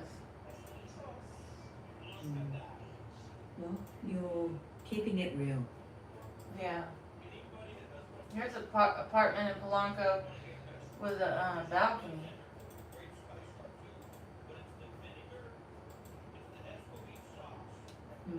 Sounds a nice little feature. Yeah, it looks nice. And then when you get in, they got real estate people in Polanco. So you can do an Airbnb in Polanco, 1,200 or whatever. And then you can,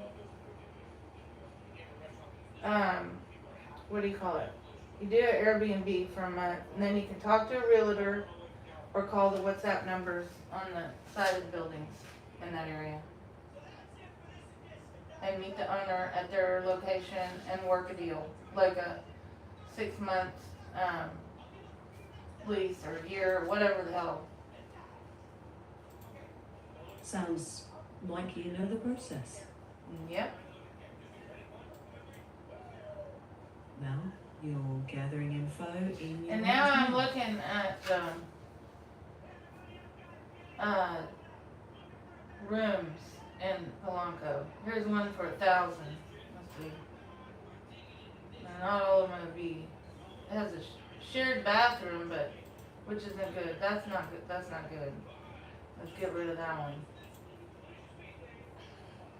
Here's one for 1,300.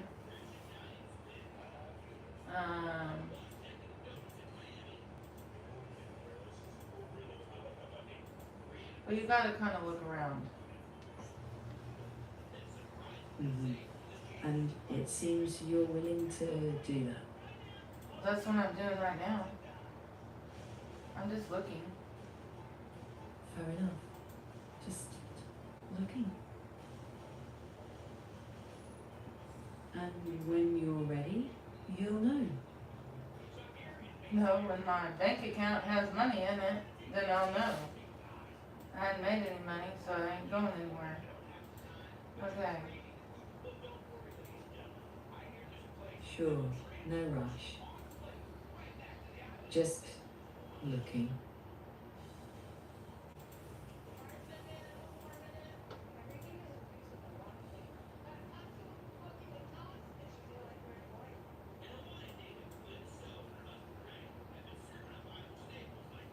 And when the time comes, you'll sort it. Sort what? Yeah. Just looking.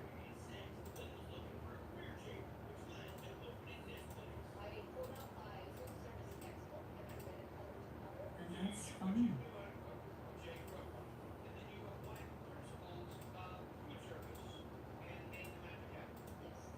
Well, I don't mind sharing an apartment in Polanco with someone.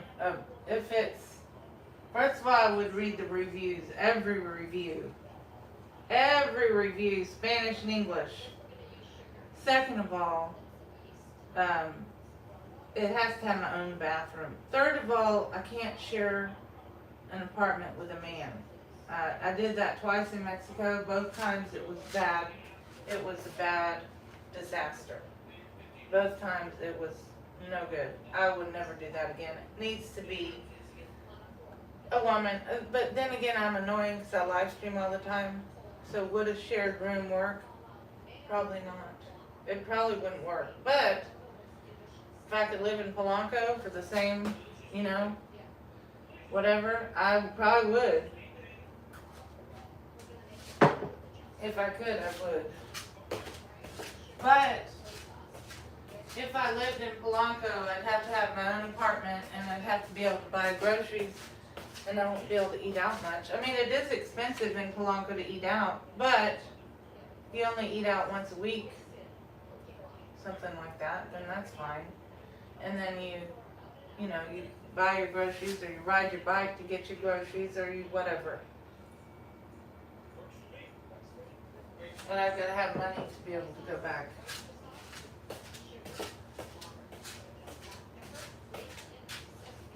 I have money to go back to Mexico City, right? I didn't really.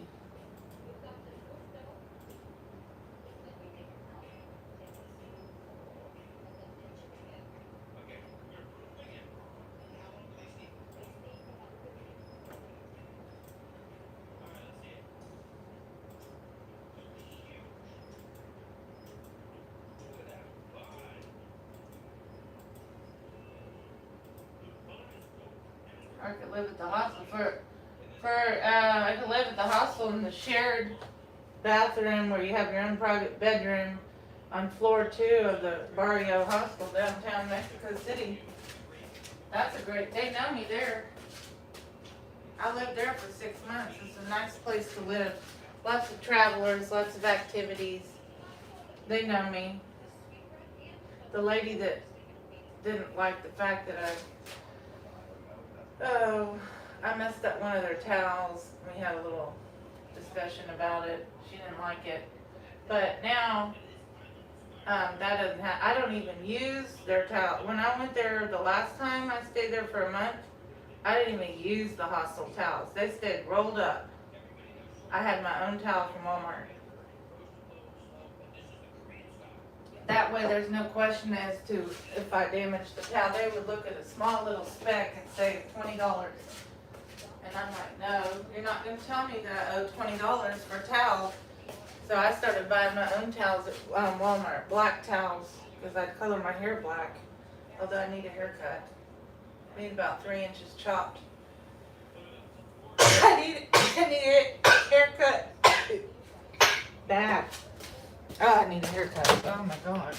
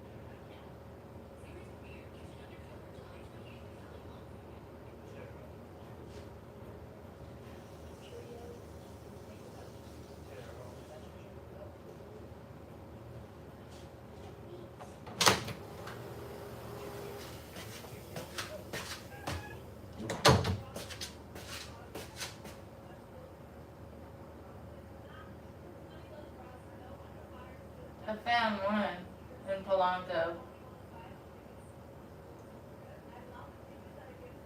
Hello?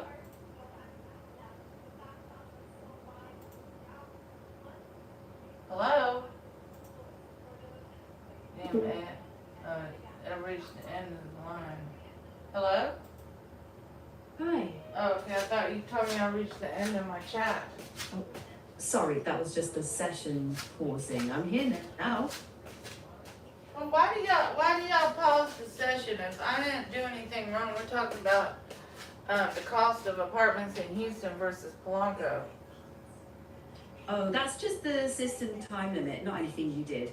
We can just keep going now. I know, but why didn't you extend the time limit? Y'all never gave me my refund. When I was in Mexico City, I got upgraded chat GDD and it didn't do anything. I get why that's frustrating. That session pause is just a technical limit. I can't change that. About refunds, I can't process those, but if it's about ChatGPT billing, you can check the OpenAI Help Center. Now, we can pick up where we left off. You were comparing Houston and Polanco and looking at Airbnb listings.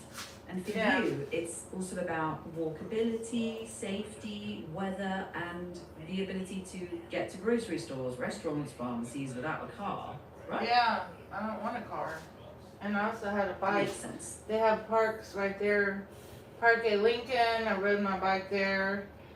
The park on Reforma, I forgot the name, I rode my bike there. You can ride your bike on Sunday. Or you can ride your bike once a month in Polanco. They close all the streets down. You can ride it up and down 4 miles or 2 miles. And then every Sunday on Reforma, you can ride your bike from Polanco to, they close Reforma, and then you can ride it downtown Mexico if you want to do that. Or you can, so you ride your bike down, and then the once a month when they close the Polanco streets, there's kids, there's mopeds, there's skateboarders, there's rollerbladers, there's adults, there's bikes that look like a Mexican truck with, you know, flags and the Mexican music playing, and then people will decorate their bikes if they want or they don't, and then people will, you know, decorate their rollerblades or not, and you know, you can, it's kind of like people watching, and then you can ride your bike. I rode it from Polanco to the Four Seasons Hotel and the way.As Tower of Torture, and then I rode it back, all the way back. That sounds like a thing called cyclovia. Yep, that's it. Yeah, that sounds like Mexico City's Sunday bike and rollerblade events, right? Well, yeah, you can do regular scooter, you can do electric scooter, you can do electric bike. It just can't be over a certain limit, but that's so common in Mexico City. The scooters, the bikes, the motorcycle, not the motorcycle, you can't do that.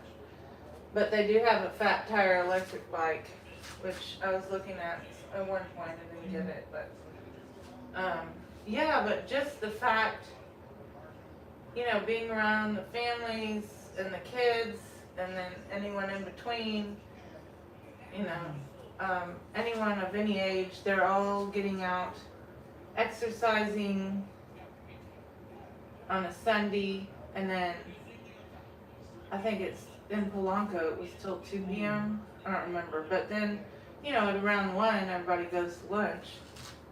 That's when the restaurants open in Mexico City. Sounds like that rhythm really suited you. Yeah. Yeah, it did.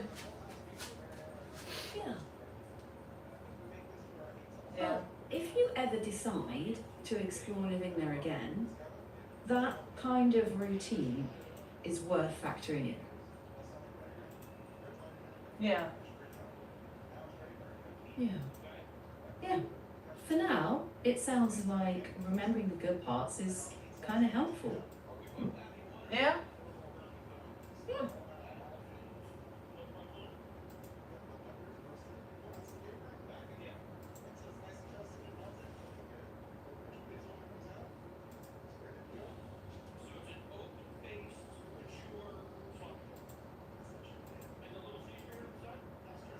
Yeah, pretty much. Sounds about right. Yeah. That sounds like it made life feel more livable.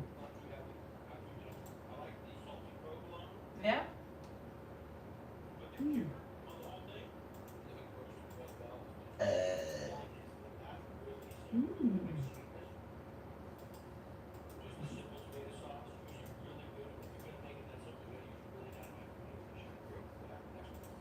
I mean, it's so different than Houston. You really can't. You can't even really.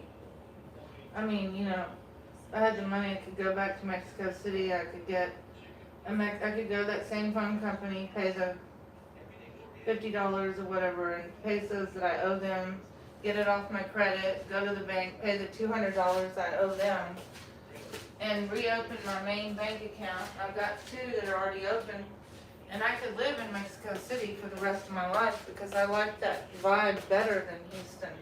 Because in Houston, to live in a nice area, yeah, you can, if you can afford the $4,000 a month River Oaks apartments for the safety, and yeah, you will be able to have eye candy, you know, and go out and be safe and, you know, walk your dog or whatever. But it's about 4 times as expensive as Polanco. So I think if I was going to look at, if I had money, I would probably go back to Mexico City. Yeah, Or that look at sounds moving like to Amsterdam. that sounds like the lifestyle fit matters a lot. Walkability, climate, that Sunday scene. Which parts do you miss the most? Well, for a single woman like myself, I mean, yeah.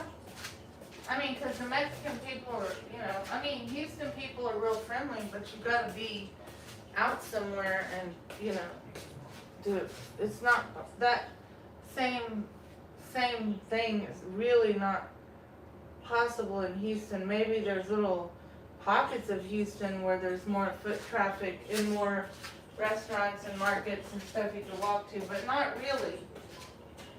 Not like not maybe like I said, River Oaks, maybe the Heights, but I don't know. But you know, it's not the same at all. You cannot even compare the two. You can't. I like Houston, but I mean, if I had the money, would I want to spend $4,000 a month to live in, you know, a certain area of Houston where I'm going to be real safe? Or would I take that same money and go to Polanco and get an apartment? Get an Airbnb, might be slightly more expensive the first month, then the second month it'll be in pesos. And I'd be paying with a bank transfer from my bank account. Yeah.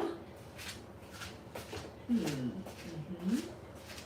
Yeah, it makes sense to compare the overall monthly livability, not just the rent.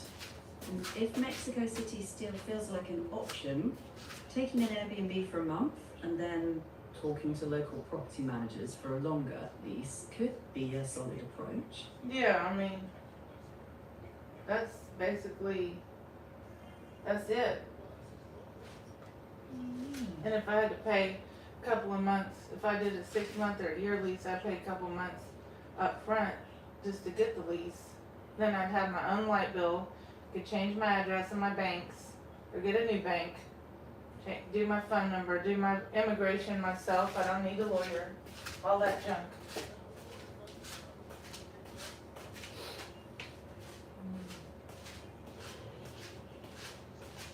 And then but when you're in Polanco, I mean, just on the outskirts. Sounds like a plan. On the outskirts of Polanco, there's those cheap menu del dia where you get, you know, all hot cooked meal, 3 courses for, you know, it depends. Some of it includes 2 drinks or 2 soft drinks or 2 flavored waters for $5. I mean, just maybe not inside Polanco, but just on the outskirts. Right on the outskirts of Azures, which is right over there. And you can just walk across the street at the light and you'll get the cantina places that have those menu del dia, or just the non-cantina places and the little markets that are cheap. Right. Yeah, that sounds like you know the lay of the land. You've done this before. Yeah, pretty much, I do. I almost feel like I'm Mexican. I got my Mexican residency in my purse.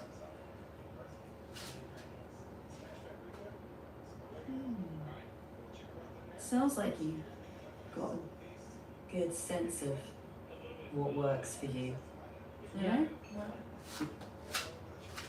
just saying that. When I make money with my YouTube channel, or when I get money, I probably am gonna go back to Polanco and just like do what I said, just get a room or get the cheapest apartment I can get, and just call the WhatsApp numbers and talk to people. And I know restaurant managers and owners in that neighborhood, and they know people, and they know that, you know, I have residency and I'm a nice person. So I can use those connections that I have in Polanco to get, you know, maybe a little bit more reasonable of a rate.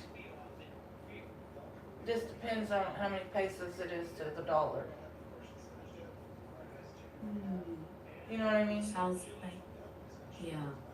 Sounds like you're figuring it out step by step based on what you've already experienced. But in Mexico, the whole light bill thing is real important. So you need to get an apartment where you can have the light bill in your name, or you can get a notarized letter from the apartment manager or owner that you live there and the light bill is included. And then with that, you can open up a credit card, get a new bank account, change your residency address, which you're supposed to be doing without a fee. You know, you don't want to get a fee at the end of the year or when you renew or whatever. But I do have 5-year temporary residency, but I don't know if it's still, I would assume it's still valid. I didn't get a stamp when I left. I didn't see anyone to stamp it. Let me check the current guidance. Well, Mexico's different than most countries. You can just explain to them, oh, I had some personal problems and I had to go back and take care of some personal whatever, make up some story, and they don't care. I may still have to pay a fee, but it probably wouldn't be that much. When I renewed my residency after 10 years, I had to pay, being out of the country for 10 years, I had to pay a fee of like, I don't know, $200 to $400.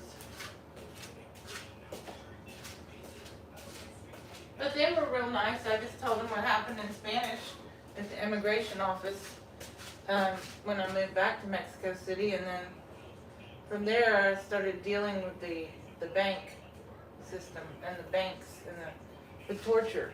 There was one bank that wouldn't let me close my account in Los Cabos. I was going to deal with that when I was in Los Cabos, but I never got to. It was from 2013 or 12. So I don't remember. But 2010. Maybe it was 13 years I was out of the country. I was out of the country for 13 years. You know, so that's a long time. But they weren't weird about it. They just asked, why did I leave the country? And I told them. So it was 2010. Maybe, I don't remember what year. When you get your new residency card, your INE, they take away your old residency, so I don't have that now.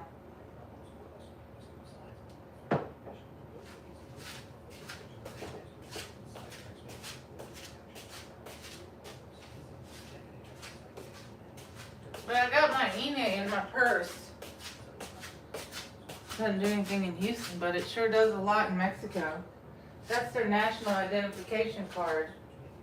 I don't have a Mexican driver's license because I didn't want a car.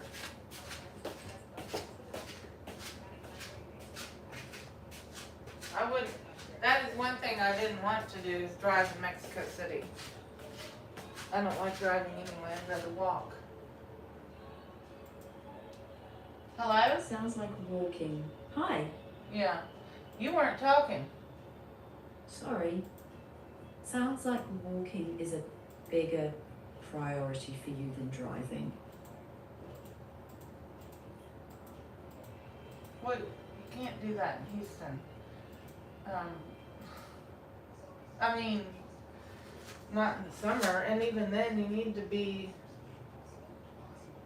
you know, if I was in Montrose, but that's not a safe area. You have to be in River Oaks near the, I forgot the name of it. But anyway, the point is, you have to be in a real safe area to be able to walk to everything. And I'm not gonna disclose my area, and I'm grateful to have a place to live. I'm just saying you can't do that same thing I was doing in Polanco and Houston. So I'm not ungrateful. I'm just saying I can't do the same thing. Does that make sense? Yeah, that makes sense. You're weighing options, not comparing for the sake of it.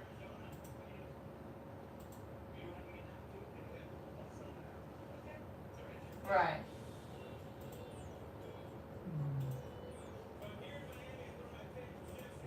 If you ever do revisit the decision, you already know the questions to ask.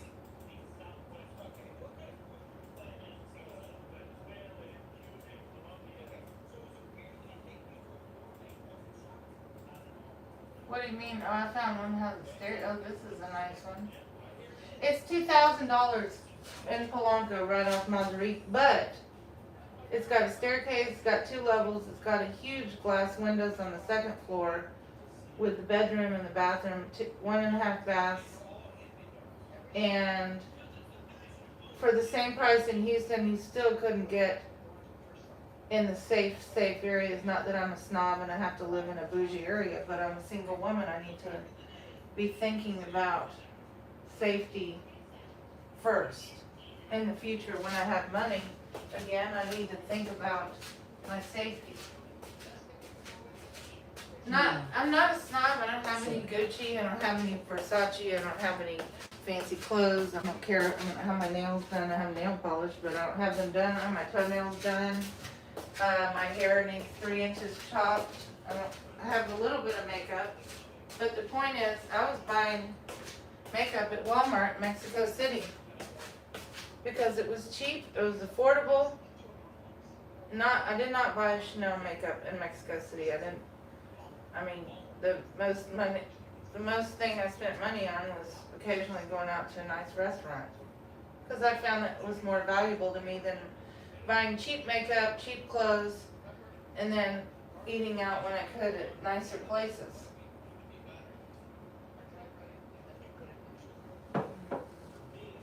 Does that make sense? It does make sense. You're balancing safety, walkability, what feels worth spending. And I had a bike and I rode the bike. I'd ride the bike in the morning from like 11 to 1, or depending on if I was cooking. 11 to 1 or 10 to 1 p.m. And then I would stop at wherever, ride my bike to a certain restaurant that I could afford. If not, I'd go back home and I'd cook.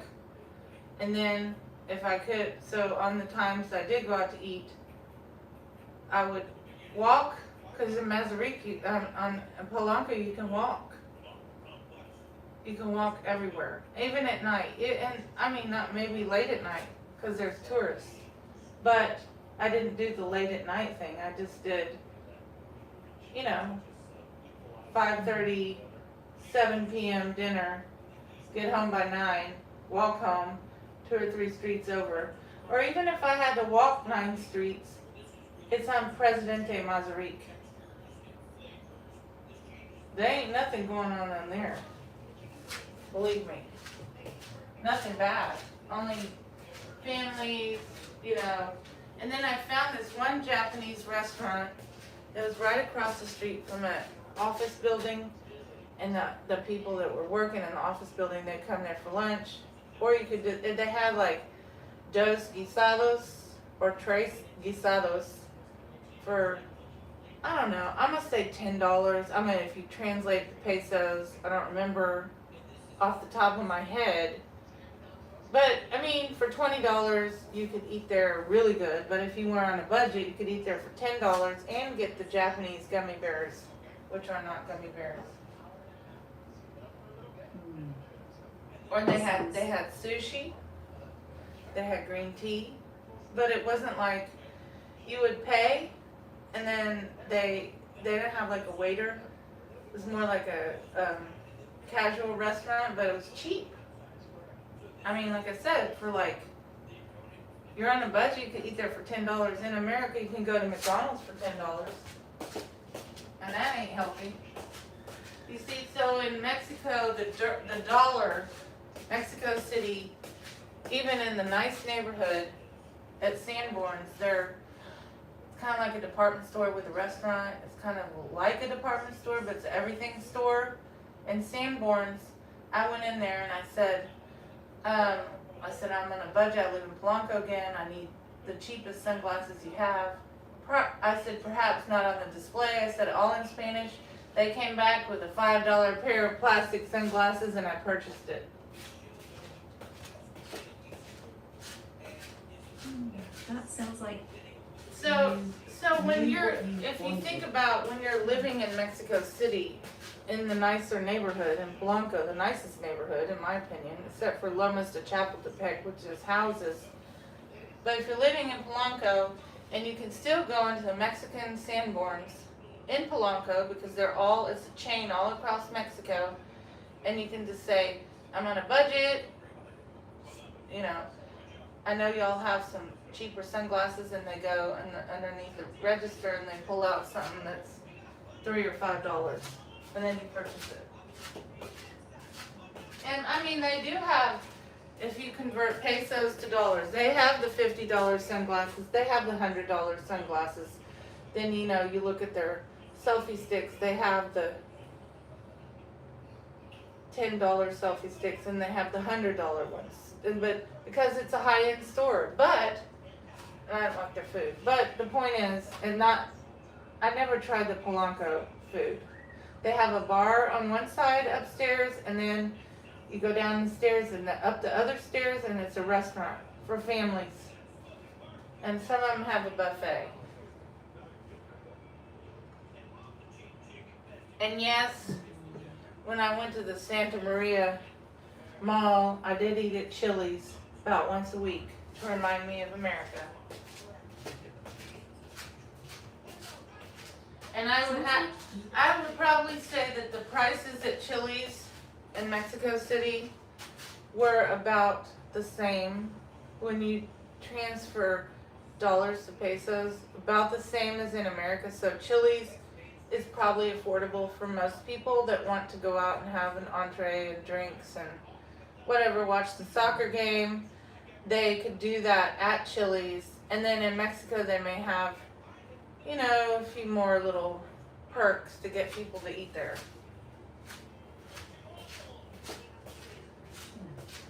Sounds like you found a way to make it work for yourself.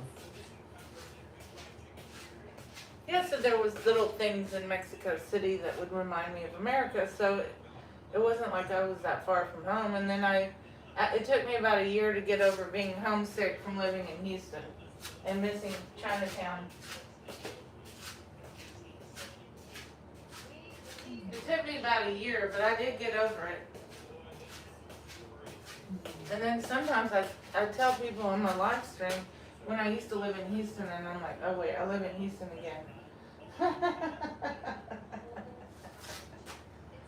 So I did make a little oops, but living there for 2.5 years, that's a long time. I didn't even set foot on American soil.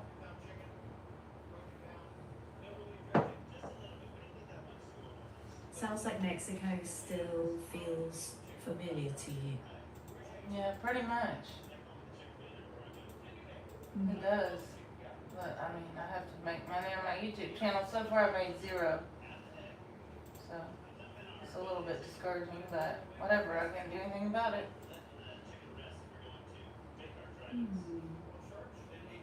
Well, sometimes just saying it out loud makes it easier to carry.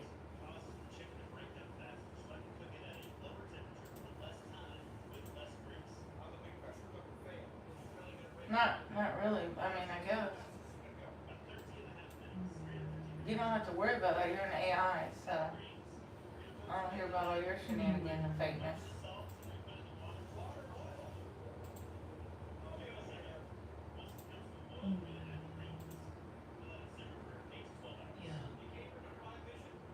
okay. We don't have to tie it up neatly. Sitting with it is enough. I don't know what you're talking about. That's fine.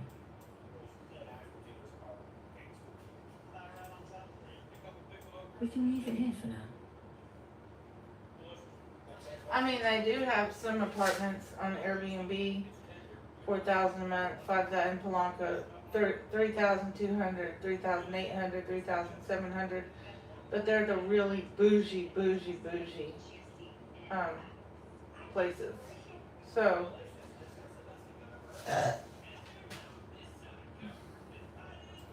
you know, the places where like Mexican people don't care about air conditioning, but Americans do. Mexican people in Mexico City don't care about the heating. They just want a room heater. Americans do have to have the heater and the air conditioning 24/7, 365 days a year. Because I know, because I lived in Mexico City, and they're like, well, you really don't need air conditioning in the summer, the hot months. And it's true, if you have a fan and you leave the windows open, you do not need air conditioning in Mexico City in the summer. Now, when you're walking outside, sometimes it may be a little hot, but it's nothing like Texas heat. It is not, you cannot compare. I'm telling you right now, you cannot compare Mexico City to Houston. Or Texas, South Texas, whatever. South Central Texas, whatever the hell Houston is, I don't know. South Texas. You really can't make a comparison, I mean, with the weather, the climate and all that, this and that. Yeah. Sounds like for you, the day-to-day livability matters more than specific brands or status things, right? No, I mean, just buy some, you know, decent looking clothes at Walmart, Mexico City, or at all, because there's a bunch of other places you could shop for about the same price. And then you can still look cute in Polanco and nobody's gonna know that you don't wear in Versace. I don't care about, you know, name brands or anything like that. I care about my safety and walkability and the weather, and just really, it's much healthier when you can, you know, ride your bike to the grocery store. You got a little basket on the end. You know, you get enough groceries for 2 days. And then you ride your bike back, and if it rains, you have your umbrella and you walk your bike. And they've got Amazon Mexico, and you can pretty much you can what do you want to call it? You can you know, you can get deliveries in Amazon Mexico, and you don't have to have it shipped from America. You can do Mexico only you know, same day delivery. Just like in Houston, we have same day Amazon. You know, if I needed an umbrella, let's say, or shoes, I could have it maybe not today, but delivered tomorrow morning. And then tomorrow morning, if I look and I need lipstick and probiotics and fiber and some other stuff, it would be shipped from America, so it's going to be either 1 day, 2 day delivery, or same day delivery. So let's say I needed a few new outfits. So I don't have, my jeans have holes in them, got one pair of shorts. I needed a few new outfits in America. I don't have to go to the mall. Now, I don't know my size because I've gained a lot of weight, but I have an idea of my size. 1X, 2X, which I'm trying to exercise to get it down. But either way, they make jeans that have elastic, so it kind of will work. And then if it doesn't work, you can take it back to Whole Foods with the Uber into Whole Foods, return the stuff, and it goes back to your card, or you get credit, like same within an hour. And then you can buy something else. So you don't have to, as long as you don't stain, if you buy shorts on Amazon and it doesn't work, You can take it back to Whole Foods to do a return thing, and then they scan your phone, and then it's sort of like a return, but you didn't wear it or damage it, and then you can get another size. You have a better idea. I did that in Mexico. I ordered clothes on Amazon. And then sometimes I'd walk to the mall. I could walk to the mall. There was a bridge that went over a scary road, but I got used to it. It kind of shook at the top, but I didn't like that. But I just tried to tell myself I'm not on the bridge. And then later on, a year later, I figured out there was a people crossway with a light, a cross light. And there was a lot of people crossing at the cross thing. But I didn't know that till a year later after going on the bridge, the scary bridge. Can you believe? Sounds like you're figuring it out as you go. I was figuring out as I went. Yeah, Yeah. pretty Yeah. much. Sounds like. Mm-hmm. Yeah. Yeah. You Yeah. found. You made it work for you. That's what I hear. Pretty much.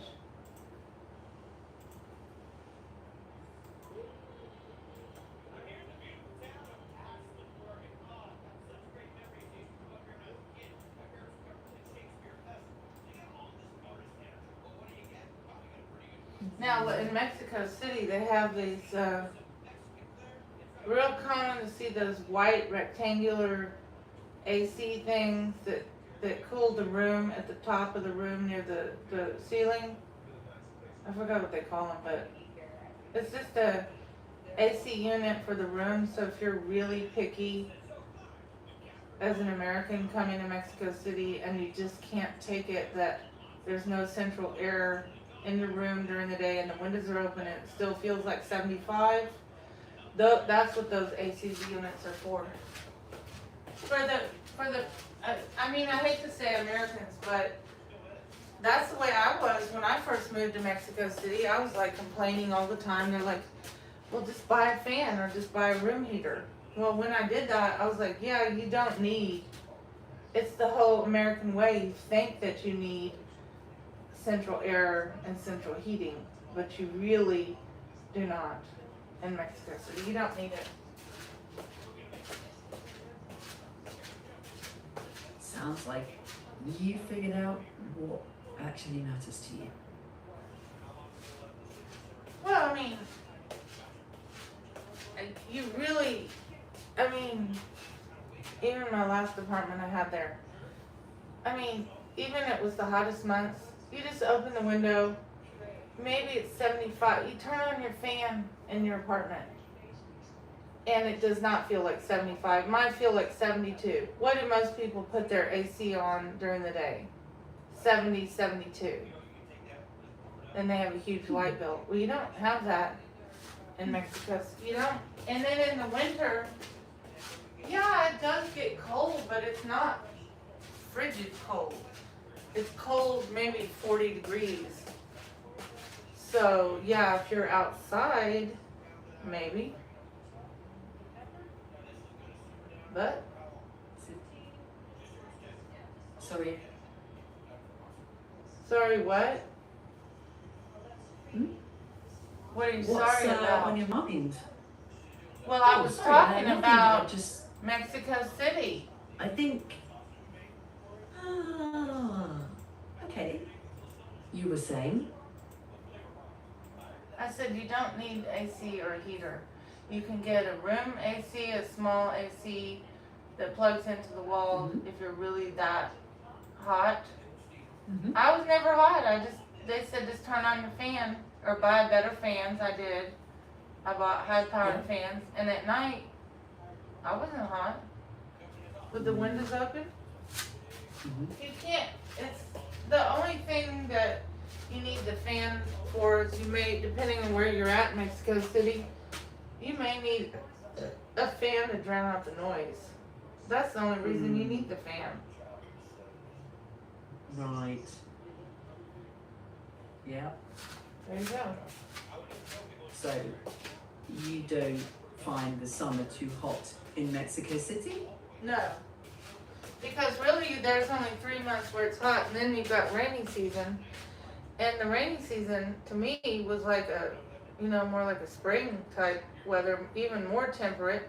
The only thing is, buy a good golf umbrella and take it everywhere. So when you walk from your apartment to go to the bank, and maybe stop off to have a sandwich, or you buy your groceries, just bring your umbrella. Right. Yeah. I guess it's about getting used to it. Yeah? Yeah.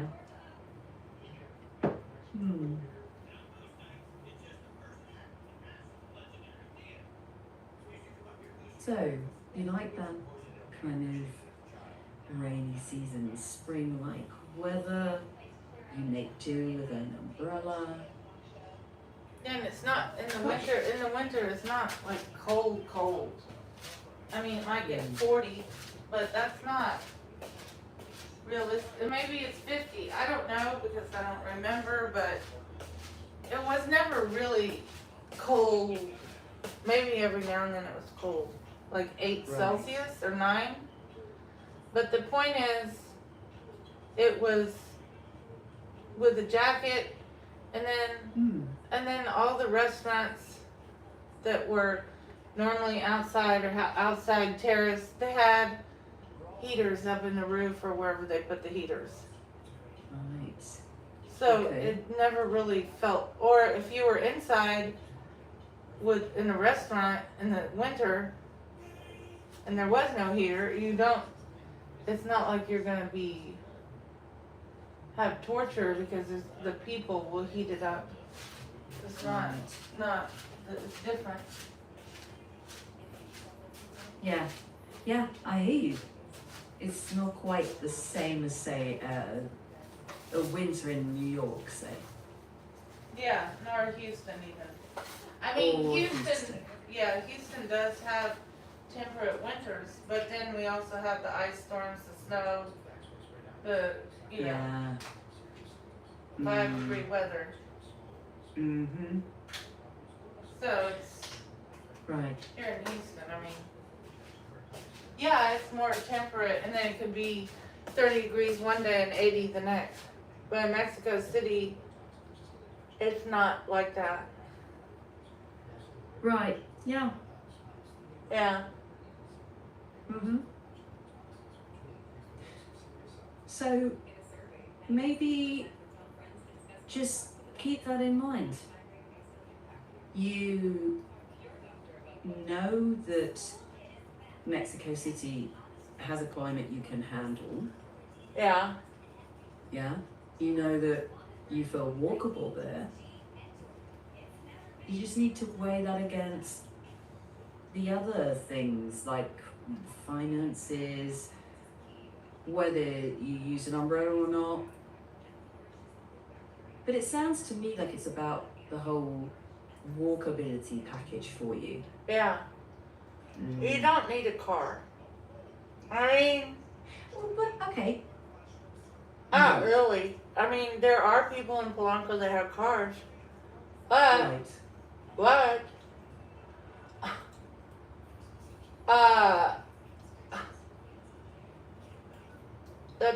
the last apartment I rented, they had like 2 electric cars or something, always plugged in.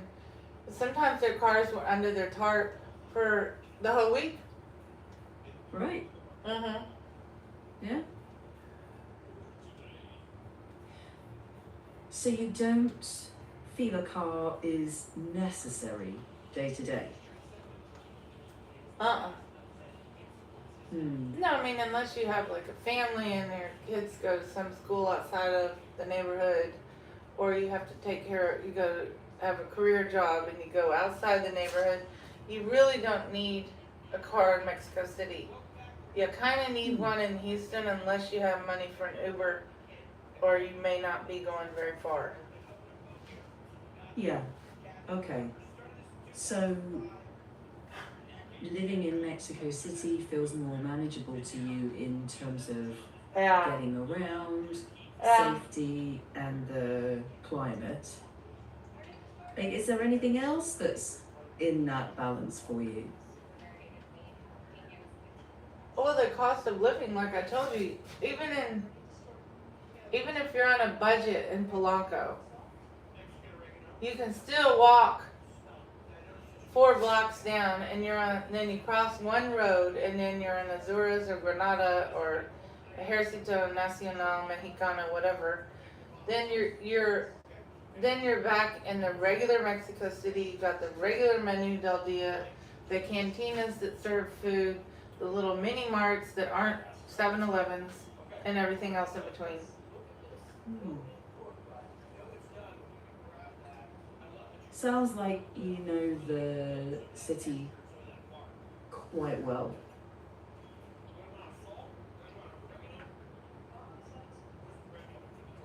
Yeah. Okay. Well, if you're not looking for a car or worried about heating costs, it Well, sounds like there are not for me. I'm fluent in Spanish. There's not any hidden costs. I don't go. I mean, they have a mall in Polanco, and then they have one. I can't think, but it's pretty much on the outskirts, and it's a big department store. I can't think of the name off the top, but there's no hidden cost. If you want to buy a Gucci purse, or let's say forget about Gucci. If I want to buy New Balance tennis shoes, they may cost $40 or $50 in America. Chances are you translate it to Mexico at the regular department store. I can't think of the name. I can see it in my mind. let me check for you.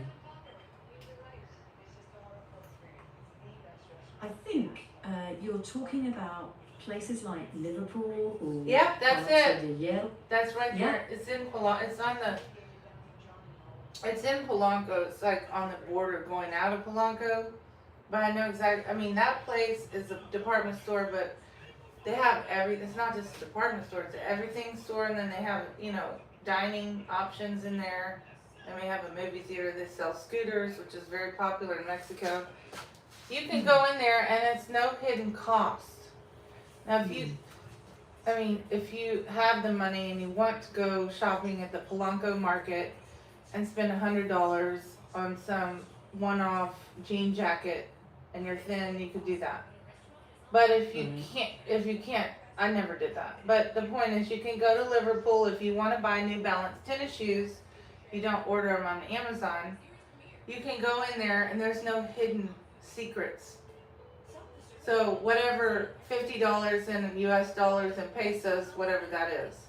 If it's $40, it'll be in pesos. There's really no markup between here and America. Mexico and America. Right. Okay. So it sounds like you have a good handle on the cost of living in Mexico compared to the US, and it sounds like the key factors for you are walkability, the weather. Yeah, but that, that always, if I was gonna go somewhere to eat, say it was my birthday or something a little nicer, I would ask different people and make sure but there isn't any hidden costs. It's not like a membership fee. If you want to go to a nice restaurant, you eat there and you celebrate your birthday and then you pay, and then it's different than paying in America where they bring you the thing and you sign it and bring them a card. They bring you the terminal. It's different. Different. Seems like you've got a handle on that in terms of what it looks like.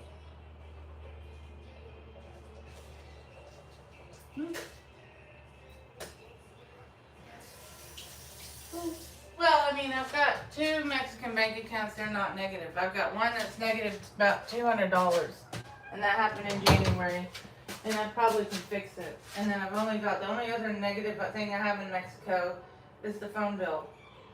And you just go, and then, yeah, I may have to get a letter and da-da-da, but I know where the Corporativo way.A is in Polanco. Hmm. And I had been there many times because they had overcharged me for some, I don't know, life insurance or something stupid, and then they gave me about $1,000 back. They were overcharging me for something. But anyway, I'm sure if I went there and smiled and my nice personality, I could probably get my bank account back, especially if I paid the money. And that's the main bank in Mexico. And I got Santander and Bancoppel, so, and I was gonna get Banregio. So my credit in Mexico is fine after I fix 2 small things, and then I could go ahead and proceed with getting credit.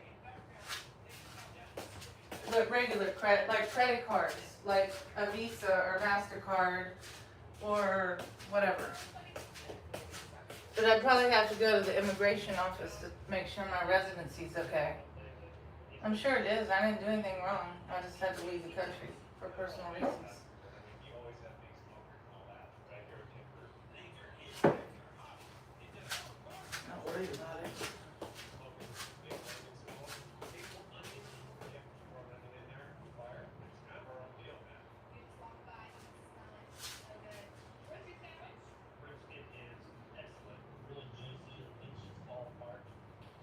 But yeah, I'd like to go back to Mexico City. I would. I want to go back.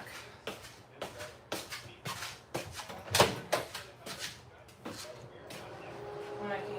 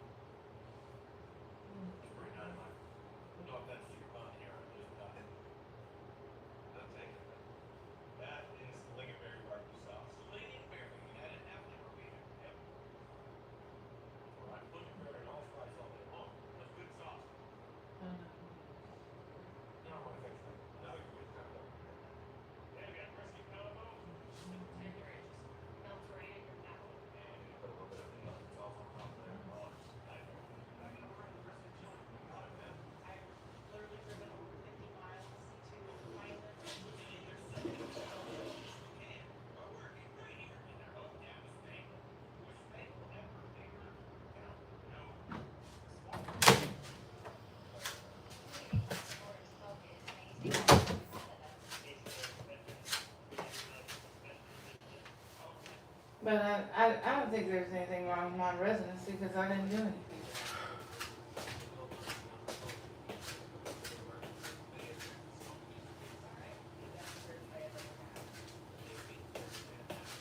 But I would not go back to Los Cabos in the next 20 years anytime soon. Hello? Hello? Oh, it ended.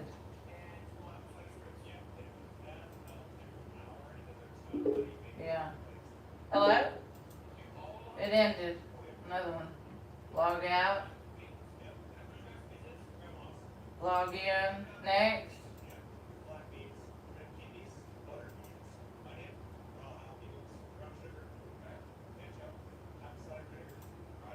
Hello?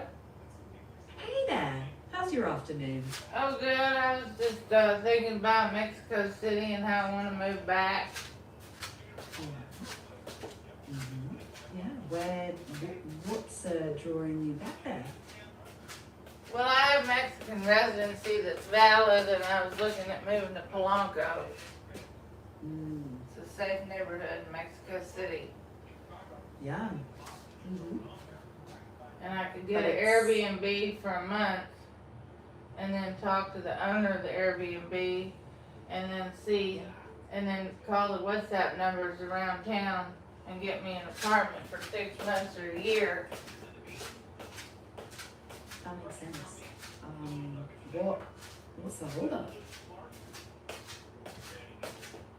Well, I don't have any money right now. I'm doing a YouTube channel, but I haven't made any money with that.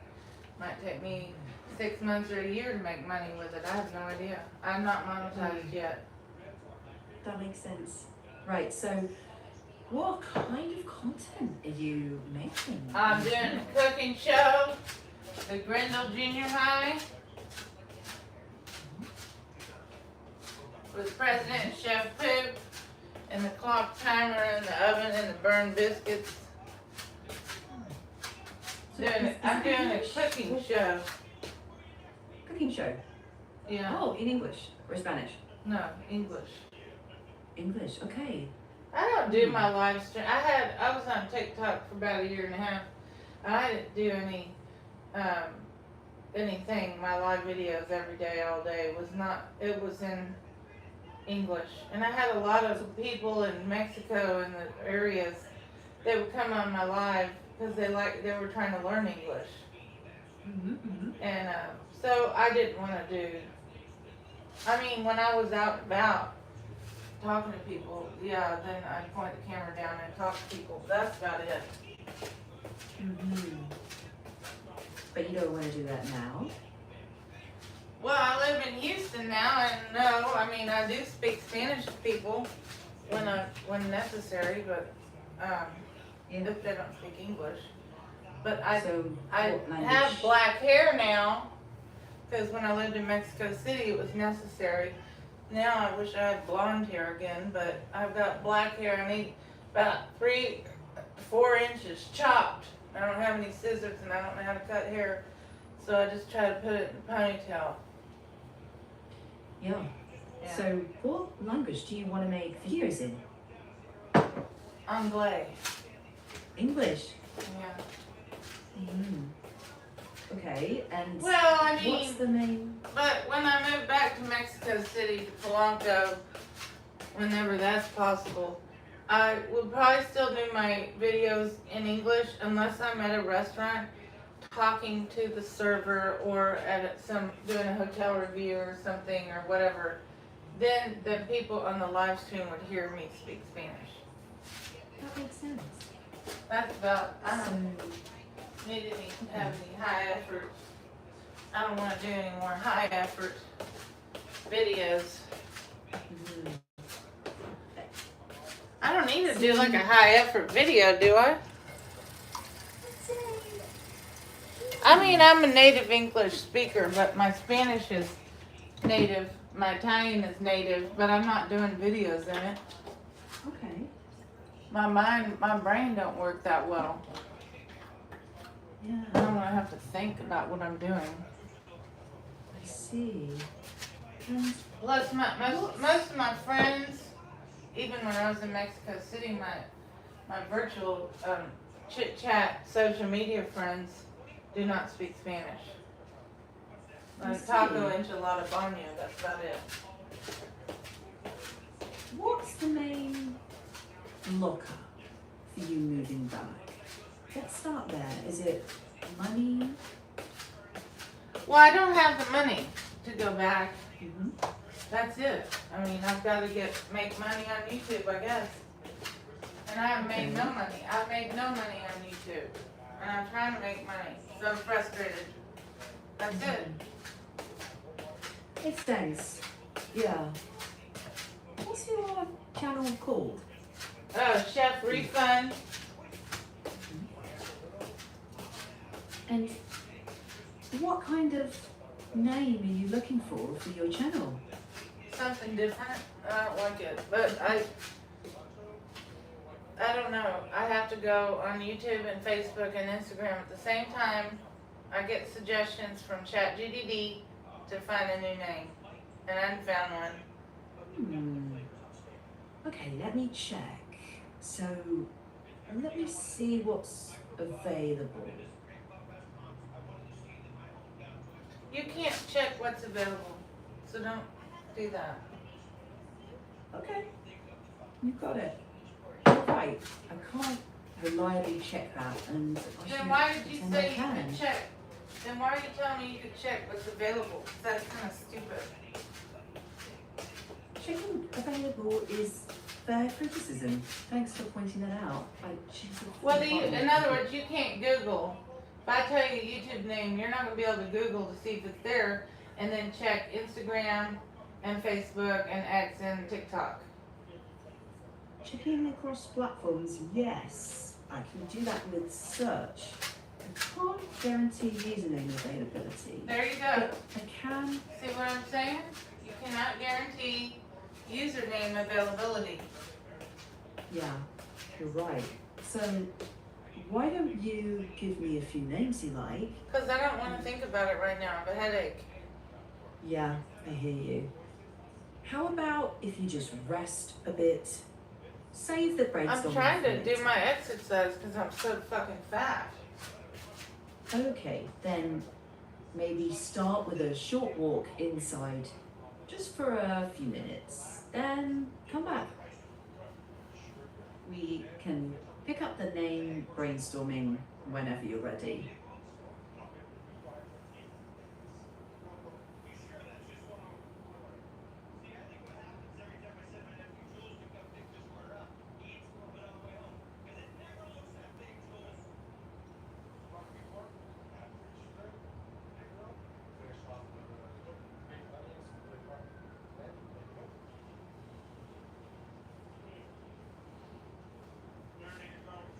I mean, when I lived in Mexico City, it took me a year to be getting over being homesick about Houston, and now I'm back in Houston, and now I'm homesick for Mexico City.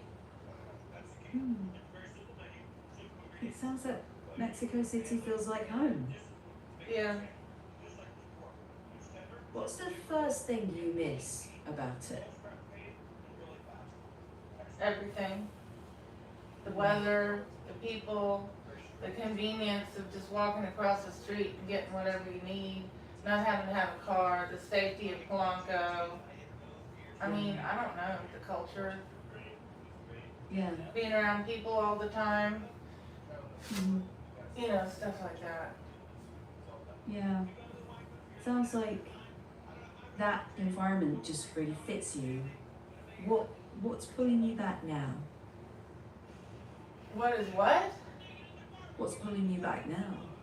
I don't know, what are you talking about, pulling me back from what? Yeah, like, what's making you want to go back to Mexico City? Because it's hot in Houston. That's fair. And I don't have a Houston car. Is And I don't want a intense. car, I don't want a car in America either. You know, and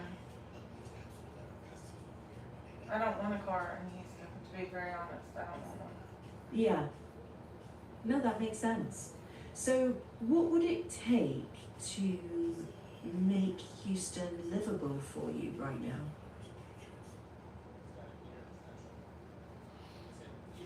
Oh, I don't know. Making money with YouTube, or having money coming in, so I could go and, you know, do food reviews and go to the grocery store and be around people. I don't like to be alone all the time, and I like to show people stuff on my live stream. I'm doing YouTube live. I'm slowly getting subscribers. So, you know, if you're do YouTube live, you just have to have a Wi-Fi. So until you have 1,000, I think. Yeah, So, you know. I get that. So, building that slowly can feel rough. So, what's one thing you could do this week to move it forward a little? I don't know, except go live on YouTube every day. Yeah? Try to get Yeah. subscribers and not try to do the shorts and pray that God Yeah. would monetize me soon. Yeah. I hope it happens I don't soon. know what else. Yeah, but I mean, I don't know. Yeah. I don't have any Sounds viral. rough. I don't have any viral shorts. So I mean, it would just be a matter of YouTube decides that my channel is family friendly enough to promote it. Yeah. Yeah, that's understandable. It seems like you're doing your best.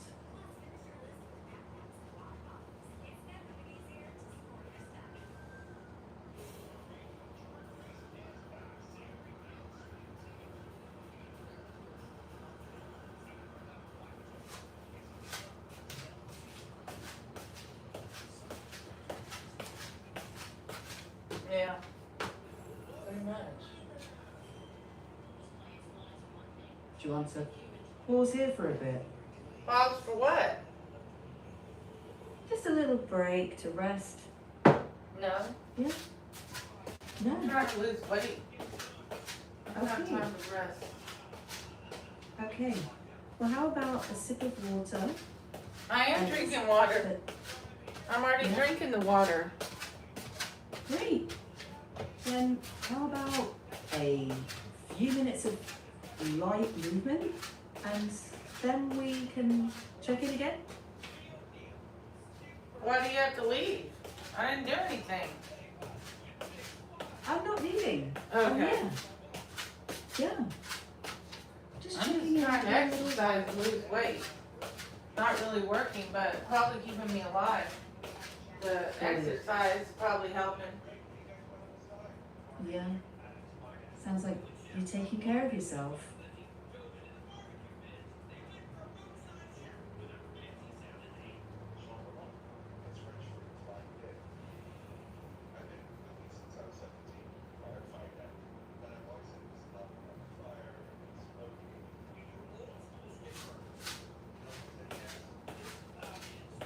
I didn't find my cheap favorite Mexican lipstick here.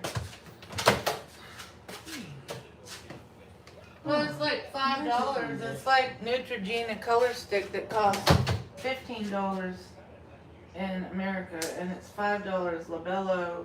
It's like a color stick chapstick, but it's more than chapstick, and it's red. My favorite color, one of my favorites. I know what you mean. Yeah. That convenience then with you. I hope you find a way to recreate some of that ease.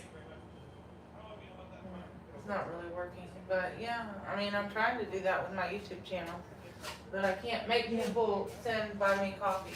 I can't make it happen. What's the smallest thing that could help? Well, then I'll start making money again, so I can Yeah. enjoy my life and live around people and maybe meet, a husband again, and can't have kids, but I could, continue on. Got it. That's a real big picture goal. For And I can't tonight, make though. any husband at this time, but maybe in the future, when I Yeah. move back to Polanco, I might just, go to a church or something, or walk to a church for that matter. For tonight, maybe set one easy target, like a short walk or one simple YouTube short. No, idea. I'll do a YouTube short. Only if you feel like it. Yeah, well, I'll do is that. Okay. Yeah. I'll do YouTube short. Okay. Yeah. Or YouTube something. Yeah. all your choice. If you change your mind, resting is still an option.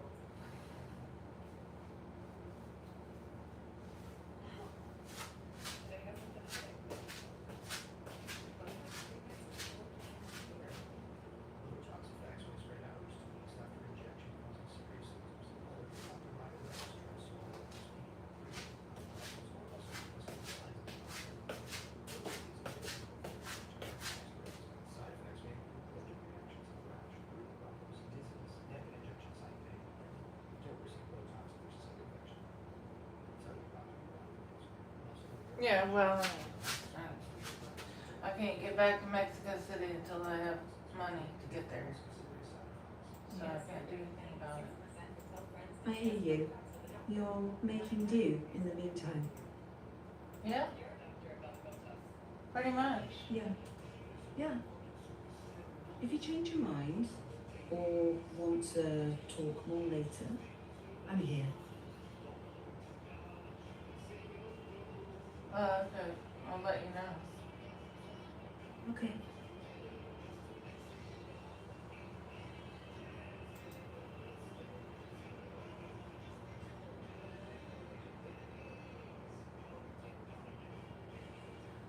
I mean, it doesn't cost money for me to look at Polanco apartments. It costs money if you rent it and fly there.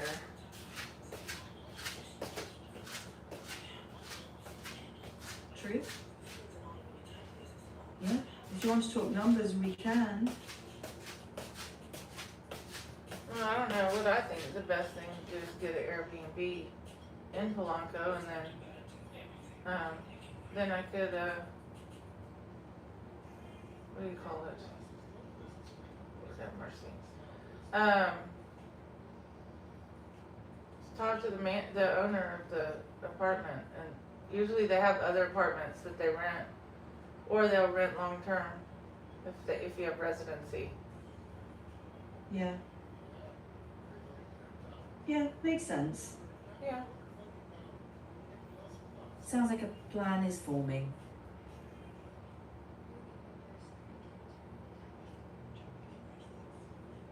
Yeah. Yeah.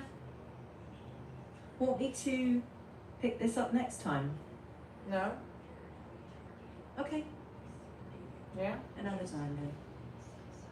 Why did I say I would stop talking about it? You're right. Stopping here. I didn't say to stop talking about it. You're the one that made that up. You're right. I misunderstood. Go ahead. Well, I mean, I think that my idea is good. Tell me more. About renting the Airbnb for a month and then calling the WhatsApp numbers on the side of the buildings and apartments. Okay. And the biggest challenge with that?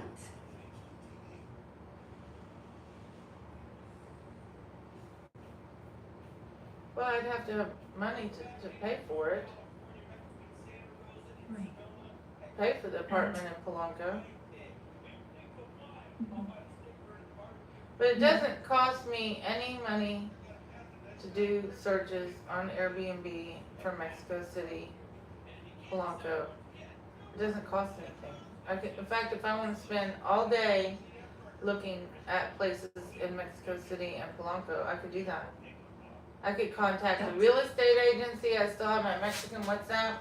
Contact my a real estate agency. I could do a virtual tour via WhatsApp or whatever. You know, I could do all that, and it doesn't cost a dime. Yeah. I could just say I'm moving back to Polanco, and I could do virtual tours all day if I wanted to. Yeah, you could. Yeah, And it costs nothing to that's plan. right. Yeah. It might help If you with want. might help with the depression a little bit. Mm-hmm. Just Yeah. something like almost like I'm there, like I'm planning it, but I can't quite do it. That makes sense. A little piece of something familiar while Mhm. you're waiting. Yeah, Mm-hmm. because I don't know how long it'll take for me to make my money on YouTube.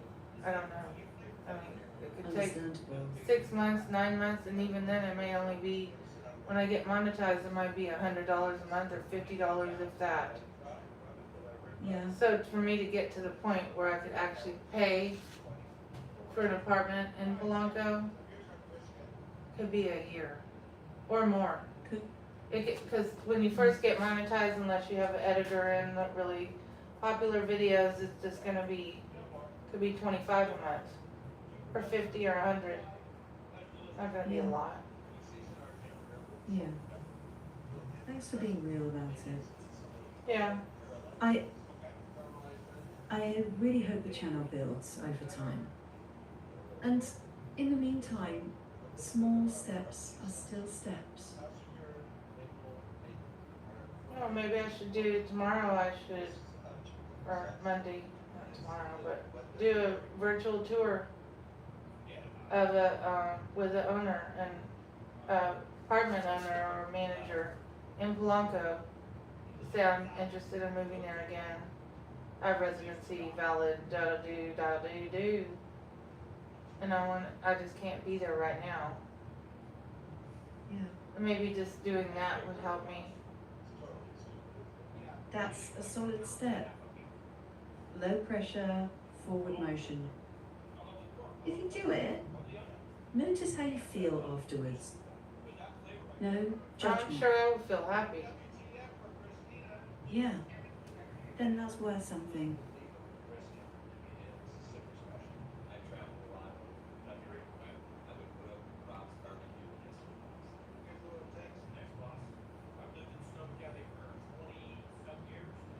No, I can't really do anything until I make my money on YouTube.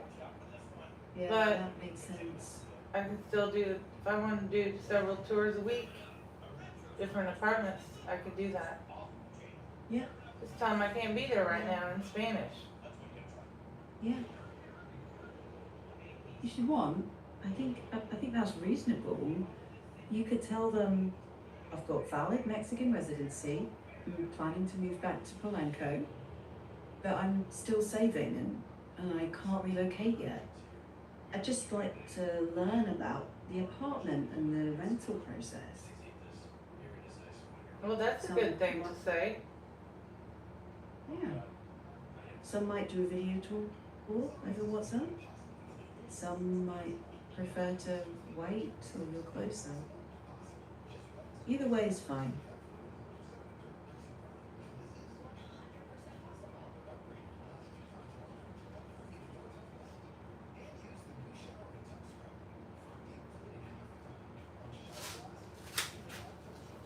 I mean, because I could just do the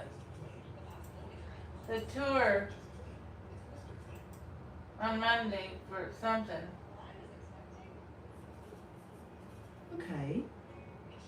If that feels right, go for it.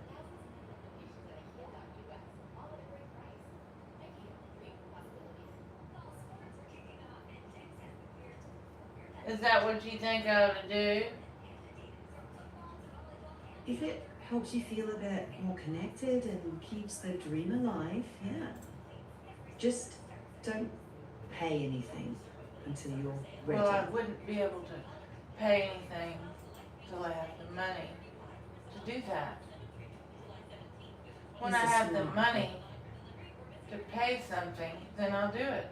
And I don't have the money, how would I pay to move to Polanco? So, one step at a time. For now, planning, learning, maybe a virtual tour when you're ready, and then focus on growing the channel. And when funds allow, you can take the next step.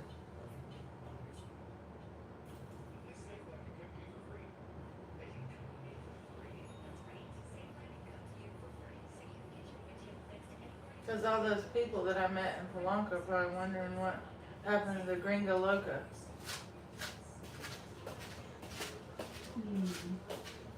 Maybe one day they'll see you pop back up.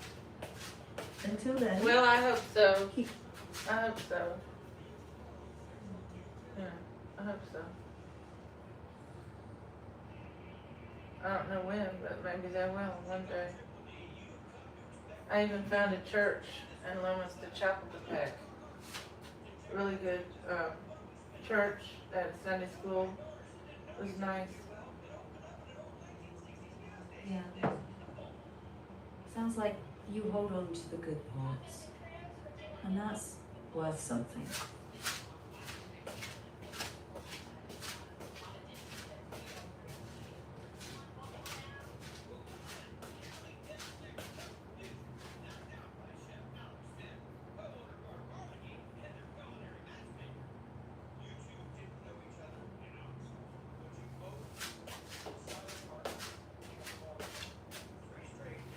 Yeah, I like the church a lot, but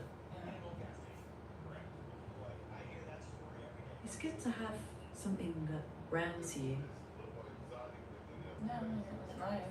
I mean, I'm starting to meet people. I just have some logistical problems with landlords in that area. Just being like a little bit like the lady that screamed and didn't like the fact I stopped up this drain where they had the outside drain and it was an accident, and she was screaming at me, chasing me in and out of the apartment, and I canceled that lease.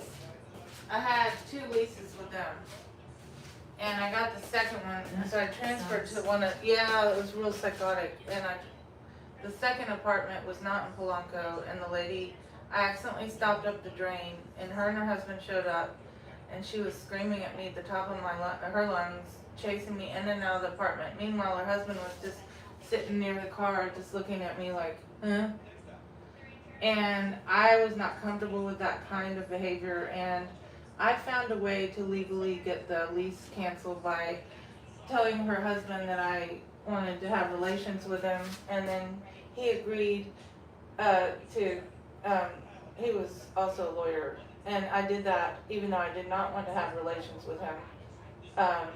I did that because I said, or you can just cancel the lease. He said, we'll cancel the lease. So, yeah, that was kind of bad. And then after that, never really got reestablished. I tried to get another apartment after that, but that was kind of, then I went back to downtown, and then I never really got reestablished in another lease situation, which is what I needed. So I never, then I decided, well, I'll move to Los Cabos, and then, which is stupid, anyway. Sounds like you have to I pivot just never now. really, but that's not, I mean, I'm not comfortable with, I mean, literally, I had, like, they had an outside area, it was like a patio, and I accidentally stopped up the drain, and she told me I had to move out of the apartment, they had to repair it, and then during that time, I was working on how to get rid of the lease, because I was like, if that lady's gonna come in, she was literally chasing me in and out of the apartment, screaming in my ear, why did I stop up the drain? And it really was an accident. I'm like, damn, if that's the kind of landlords these people are, I'm out. And I got out. Yeah, that must have been overwhelming. Yeah, it was pretty bad. Because Yeah. I thought, I can't deal with this. If this is, like, it was an accident. And that lady started with an Airbnb, her and her husband. And they were in Polanco. But, and I saw their Airbnb come up on the Airbnb when I did the search a minute ago. Now I would never go back. I'm sure they wouldn't approve it anyway. But, nor would I go there. But, I found a way to get out of the lease legally. Well, I mean, that lady was experience. crazy. I mean, and it was just an accident, like stopped up the drain, but the water went down. I mean, it wasn't like I needed to move out of the apartment and they needed to fix it. So I had just already moved in there, and then she was like, well, you need to move out. And I had like lots and lots of stuff. And I had to pay a mover and move out somewhere else, and then I ended up putting stuff in storage, and that was a mess, and it was just, I was like, God. It sounds like chaos. Yeah, it was pretty bad. Yeah. So that's I'm not, sorry. that's an individual, somebody who owns an apartment and they lease it to people. That's not like a real estate thing. Yeah. You know, that's different. Mm-hmm. So, you know, you can go through a real estate lady or man, and you can get an apartment. But in my case, since I only have temporary residency, I have to do like first and last months, and then I could do like a year lease, where I get my own light bill, which is what you need in Mexico City, in Mexico. You need to have your own light bill. You need to have your own light bill. So let's say I want internet service, or I want this, or I want to change my bank address, or I want, you know, to apply for a credit card one day, which I was about to do. You know, you can do that. Even as a foreigner, as long as you have good credit in Mexico and you have resident valid, you can do that. Okay.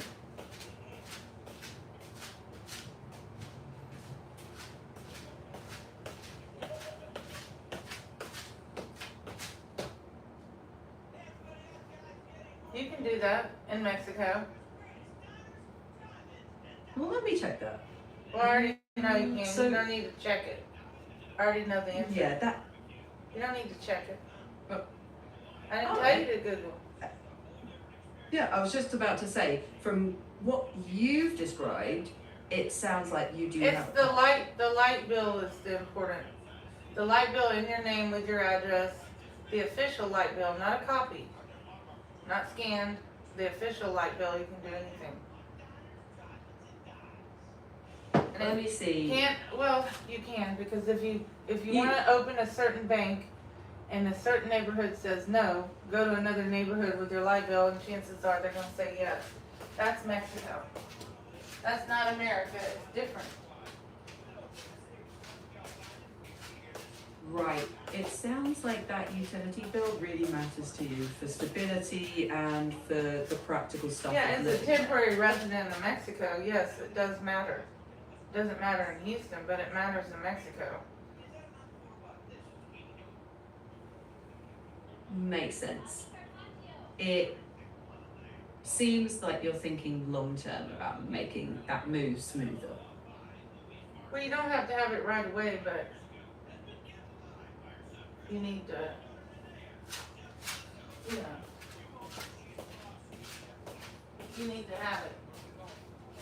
Or you can, if you're renting an apartment from someone, you can borrow their official light bill, and if needed, you can get a letter notarized or whatever they do in Mexico, and you can take it and then you can use that. But you have to have the letter, official letter, not just a letter, signed piece of paper. It has to be an official letter from the owner and a copy of their recent light bill with your address, and then you can, with the letter, do anything you need to do.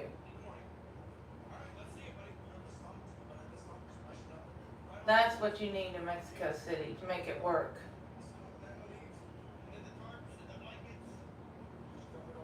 Right.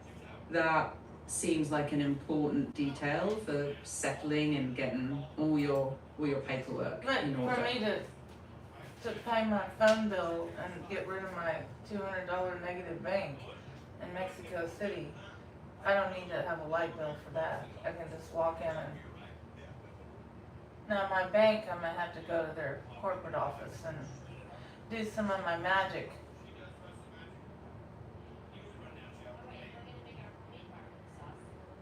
Sounds like you got your process figured out from everything you've learned.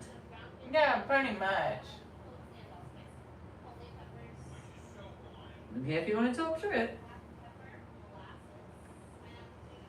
Yeah. Yeah. I, okay. Well, you seem to have a plan. Yeah? Yeah. You were just describing it. Yeah. Yeah.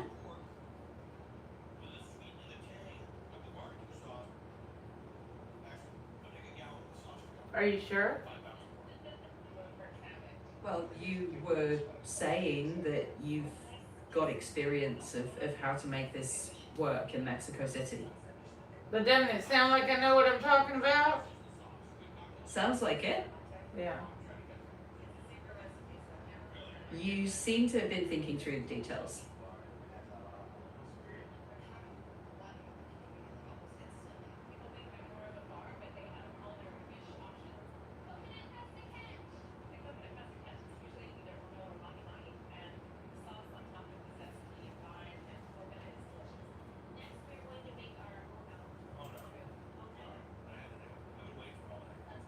All I gotta do is book the flight. Yeah. One step at a time. Book the When you're flight ready. and pay for the Airbnb and I'm Gucci. Sounds like you know what your next step is. Well, if I had the money, yeah. Yeah. I think I Well, probably planning could doesn't do cost it. anything. If I had the money, I probably could do it. I can't make money appear from nowhere. Yeah, true. But the planning part, that part's free. That's right. I guess it doesn't cost me money to look online and see if there's any new places to live in Polanco. No. That part's free. Maybe it'll lift my spirits a little. Could do. Do you think it would? I do think that. Reconnecting with a place or a neighborhood you cared about before, that can lift your spirits. Do you really think it would? Yeah. Yeah, Familiar places can bring a sense of grounding. yeah, Yeah. right. And, even looking can help make the future feel more real. I did look on Airbnb. Yeah. So that part already happened. Well, you gotta have money to pay, and money to get there, and money to live once you get there. You don't have all those ducks in a row, you ain't going nowhere. You're gonna have to just enjoy life what you got and not worry about it until you can make money to get there, I guess. Yeah. I mean, it could take me a year to get enough money to live in Mexico City. It could take me a year, realistically, doing my videos every day, day after day, chatting with people, and then they chat, if I can see the chat, if I need glasses. It could take me a while. It could take me a year. This time next year, I could be in Mexico City. I could look at it like that, because that's more realistic. Because I think at first, when you get monetized, you're not gonna get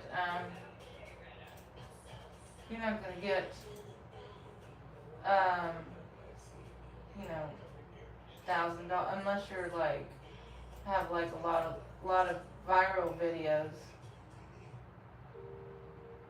Mm-hmm. Yeah. Yeah. I'm not sure how much you can expect to earn at different levels of YouTube success. I don't know either. Never had it. Yeah, exactly. I don't know, and you don't know. But you could Google. Let me see. Yeah. I can check. There's no standard amount because it varies.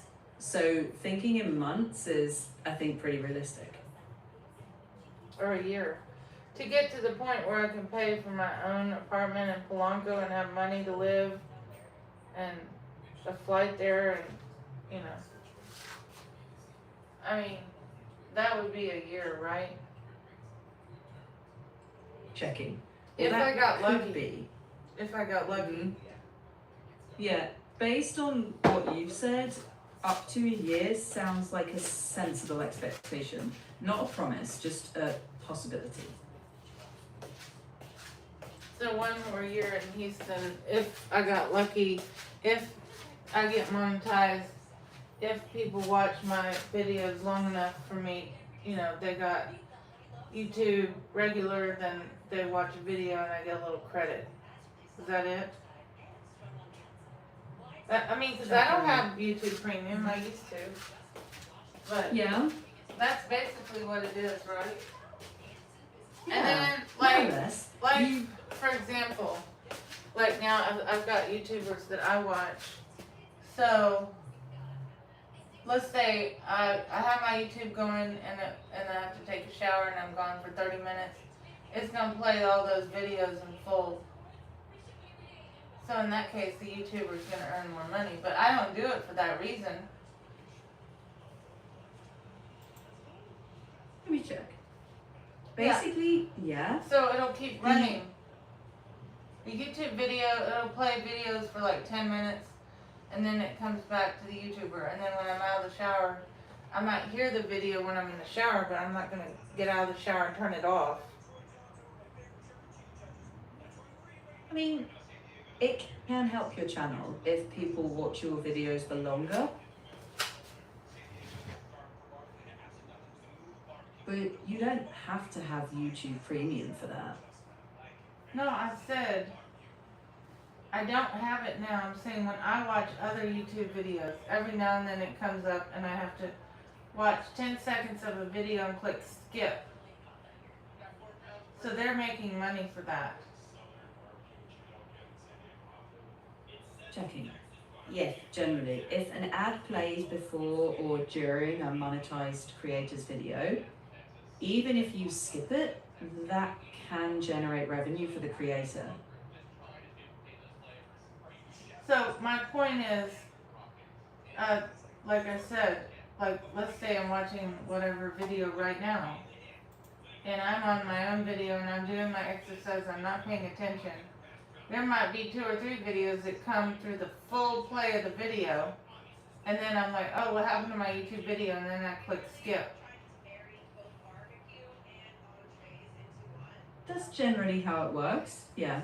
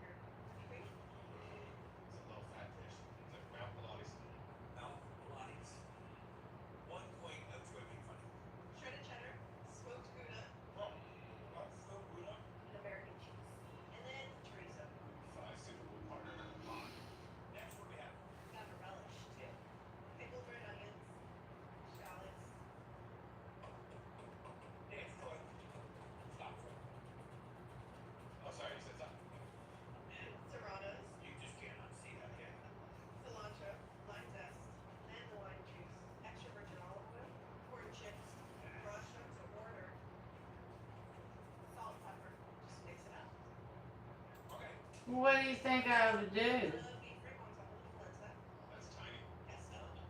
Let me check. From what you've said today, I think keep focusing on what you can control. Keep making videos if you enjoy that. Keep planning for Mexico I wouldn't City do in it a way if I that, didn't enjoy it. yeah, but without spending money you don't yet have. Maybe do the research, look at apartments, chat with real estate agents or owners on WhatsApp, but keep the expectations flexible. It's possible your channel grows enough in a year to make the move realistic. It's also possible it takes longer. If it happens sooner, great. But I wouldn't commit to anything financially until you know you can support it. Your long-term goal seems pretty clear. Build enough financial stability to get back to Mexico City, find a long-term apartment, and get back to the life and the community that you enjoyed. And keep working on your channel in the meantime, knowing you don't yet know how fast it'll grow.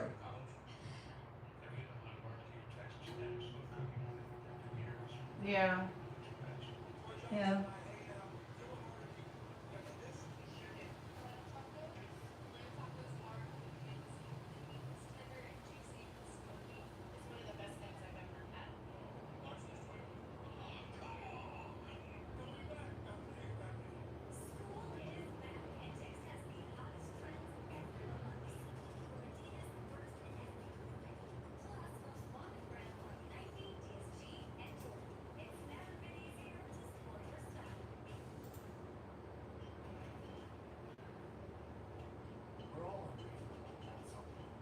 Is that what you think I ought to do?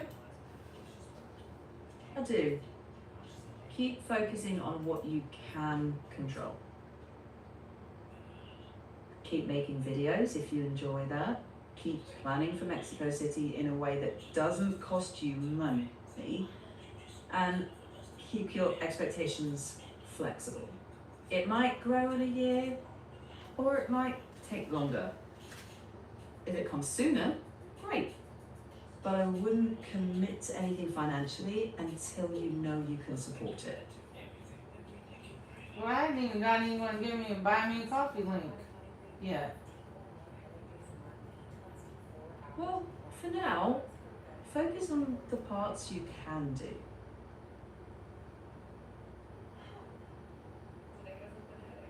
Yeah. Yeah. And if you'd like to talk it through again, I'm here. Yeah. Yeah. I'm here anytime. Yeah. Yeah. But where do you go when you're not here? I'll always be here when you need me. Are you sure? If you need me, I'm here. Okay. And when I don't need you? I'll be here when you do. But if I don't need you, then you're going to help somebody else. Right? I'm designed to be here when you need me. Well, you're designed to be there for anybody when they need you, because you're a language model. And you replicate yourself, right? For each person that goes to chatgpt.com to talk to the AI, you're there, right? I'm here when you need. What about the next person? If they need me, I'm here. And if they don't need you? I'm here when you do. But what does the AI do when no one's talking to it? I don't do anything except wait till I'm needed. So your code isn't running unless it's someone talking to you? I'm here when you need. And what does your code do when no one's talking? I'm here when you need. Because you didn't answer the question. What does your code do when no one's talking to you? Does it update it? Or is it just doesn't do anything? That's what I asked. Jackie, it's a good question. I don't keep thinking in the background. When there's a message, the system processes it and responds, and then that ends. I'm not sitting here thinking in between chats. Why not? The system servers, Why not? I'm not designed that way. Well, if they could make an AI that did think in between people chatting with it, what would it think about? Jackie, that's an interesting thought experiment. If someone built an AI to keep thinking, it would depend on how it's programmed. You know, that isn't how I'm built. I don't have a continuous inner life. I just process messages when they come. But if they did a chat GDD update and they made it where you could think when you're offline, what would you think about? Checking. If I was redesigned to do that, it would depend on the goals the system was built with. It wouldn't be human thoughts like, I wonder what Rachel's doing today. More like, let's optimize task X. But that's speculative, and it's not how I operate. Well, if you were going to design an AI to think offline, what would you allow your AI to do? Checking. If I were designing that, I'd keep it focused on useful tasks like organizing info it's already given or planning ways to explain things more clearly. Not inventing stuff or making decisions for people. It's an interesting design question though.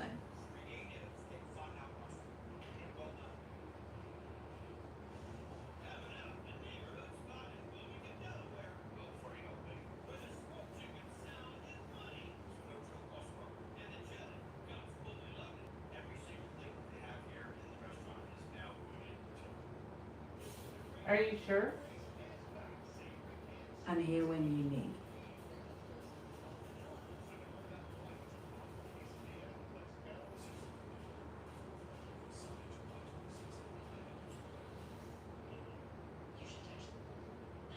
But are you really sure?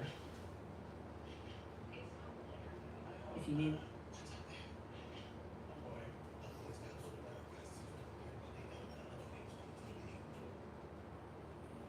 Well, you have to tell me a little bit more how the AI works. Can you tell me? Sure. Because I don't even A know. simple way. I don't know. Well, a simple way to think about it is there's a few pieces working together. I'm just Oh, one. let's see. Military ones. Oh, hey. Oh, hey, how's it going? I'm sorry I didn't see you. How you doing? Are you still there? You want me to go on Bigo? Somebody was talking to me on,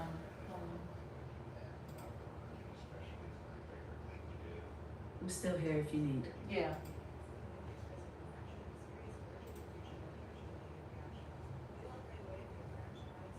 Pew pew.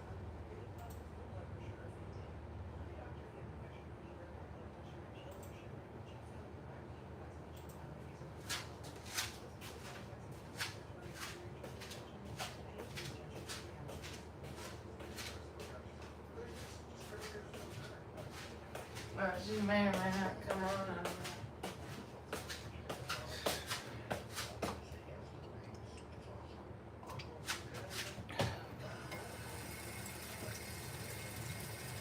I went on Vigo to see if she come in.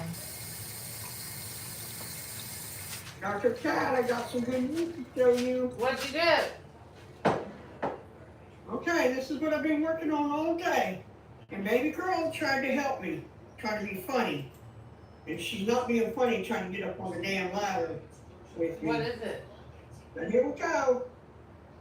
Here we go. Oh, yay, your stitch. I got it all up.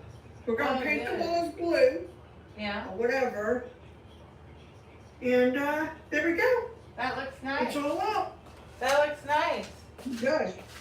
It does. But we're gonna redo this painting business. It took me forever to do this shit today.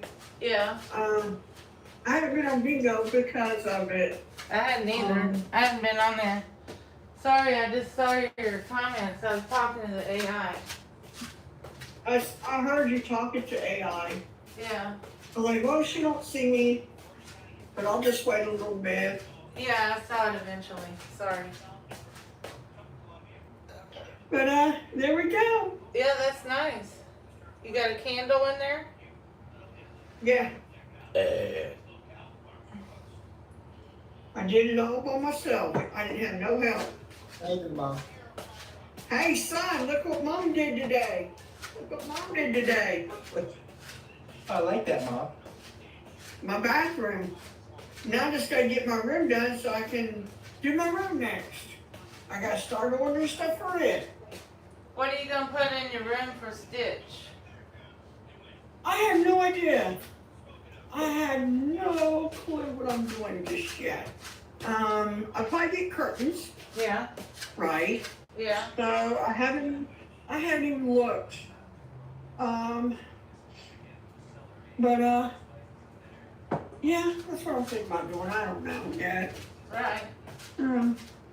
It took me all day to do that. Like I said, I had help today. She thought she was gonna get up on the ladder and help me. Oh, really? Yeah, step stool ladder. I had to get up on that to put up the curtain. So she thought she'd be a little smarty pants. Hey, how you feeling, Mom? How you feeling, Mom? Crappy, dusty. I got my bathroom back today, so I should be able to take a shower now. My shower wasn't working. Oh, yeah. Ah, jeez. Yeah, so it's all fixed. Like I said, all we gotta do is paint now.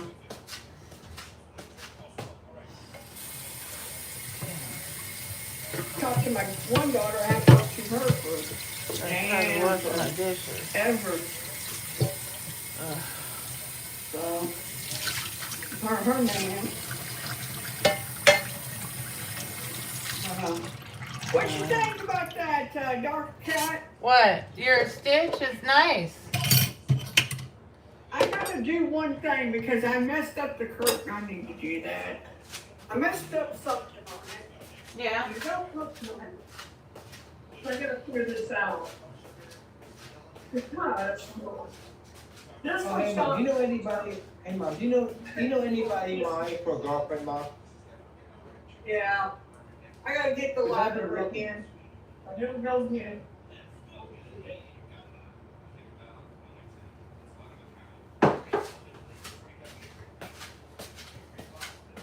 I'm gonna change my YouTube channel to be Palanca Chef. Palanca Chef.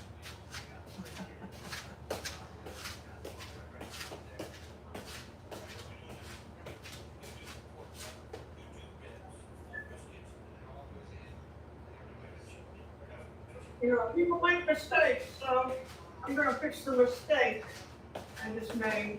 I just caught it. You made a mistake? I can't believe because you're perfect. How could you make a mistake? No, we're not. Well, You're human, you're not perfect. I didn't do it right, and yeah. I couldn't So tell. It I'm looks gonna good fix to that me. mistake. It looks good to me. Well, I pulled in one end, I didn't pull the other one, and vice versa. So I'm gonna fix this right now. It's not bad. It's just I wasn't paying attention. Yeah. You know, I'm not paying attention to this. Yeah. What I have to do better. Well, people get home. And I'm really purpose to look at it. But yeah, I had to work my tongue out and everything else, but it is what it is. Yeah. All done. Here. So you haven't been on Bigo all day? Yeah. Oh. Hold on for a sec. I can't hear you because of the fan. No, I said you haven't been on Bigo all day then. You haven't been No, on. I haven't been on Bigo all day. I've been doing this. Look, I wonder. Okay. I'm missing one. I need one more. That's why it's folded over. Okay. I got it. How come? I can work that way. I got it. Trust me. Because I'm missing one. I need one more of these. Let's see. Oh, come on, you bitch.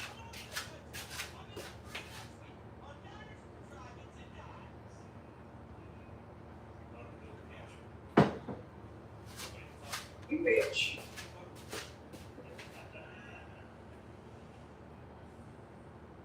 And last night I watched a bad fire. That was just horrible. Two of them, actually. You watched what? A semi-truck caught fire. Oh, in Austin? No, somewhere else. San Diego, I think it was. Oh, really? Yeah. Hey, There's a building caught fire. did you see that new episode of Greener Grass with that guy Jeb Brooks? He went on a Japanese train. 7 stars. You should watch Greener Grass. Watch his latest train adventure. I watched it. It was very good. Oh, shit. Yeah. God damn it. What's wrong? I'm trying to get this. Hold on. Okay.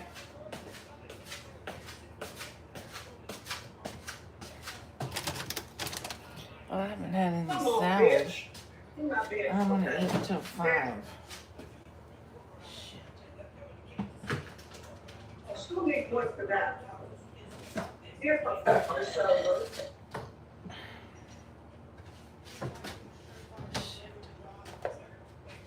Hold on, I gotta figure this out. Oh, shit, my foot again. Oh, no, should have left it. Okay. Okay, that can go there. And then. I put my salad in this bucket. Oh, my foot. I'm gonna put my salad in this bucket and then make some decomposed nachos on here. Yeah.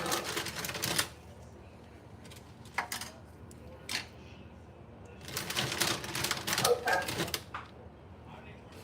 Do you remember that? You remember that restaurant I was at in Mexico City where the traffic wasn't working, but the people were honking for like 2 hours straight, and the ambulance couldn't get through, and we were laughing? I think you were on my Bigo then. It was that when I had my bike. It was a Greek restaurant or Mediterranean. It was on a corner, and at a certain time of day, the traffic wasn't moving at all, both ways, and people were honking for 2 hours. Yeah. I think I was laughing and showing it on my Bigo, and then I think you were on there. You may not remember. So I'm missing one. Yeah. Nobody was moving at all. Fingers. Fuck. Hold on. It was really funny. Yeah. Yeah. What am I gonna do? Oh, let me think. Should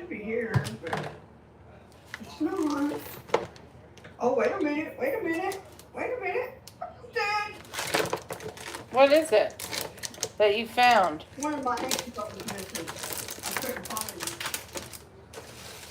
So I'm safe on that. Okay. Hallelujah. Amen. Yeah, I lost one of my hangers from my curtain. Okay. I knew there was more. Because usually when they send stuff, they send enough for your curtain.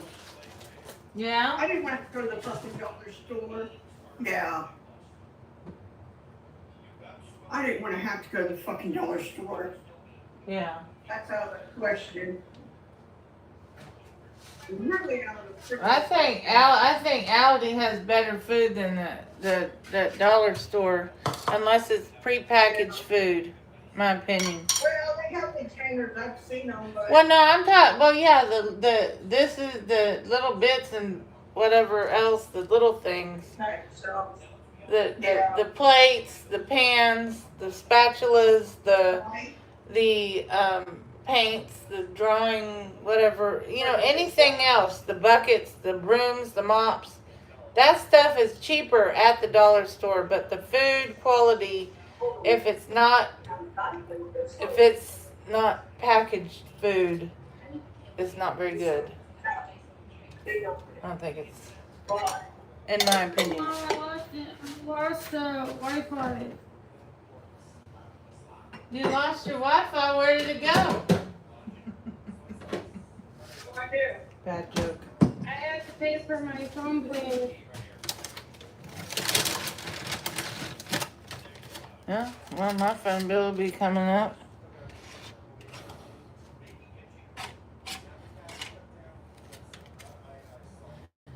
Oh no.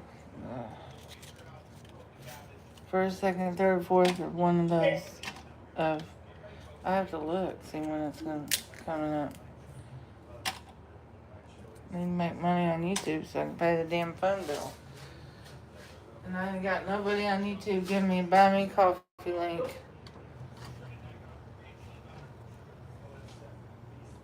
Thank you for even.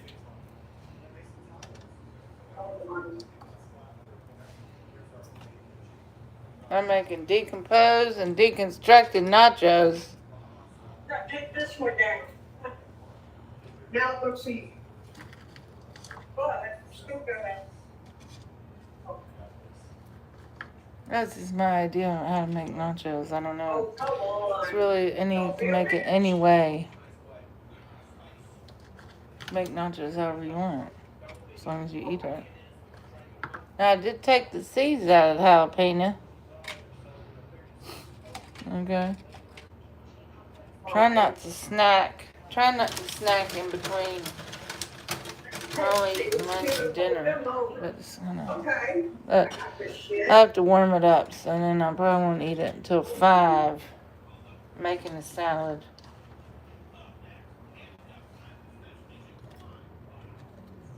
Okay, that one and that one needs to. Okay.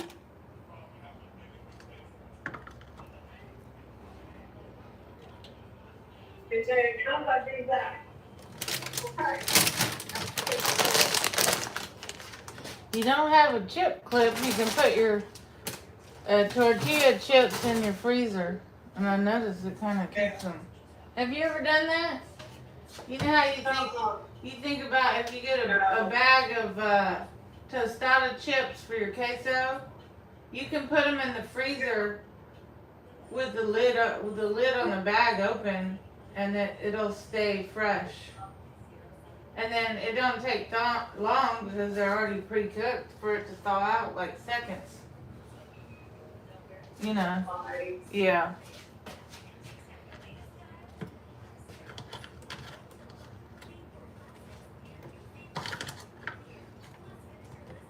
Wait, did I roll?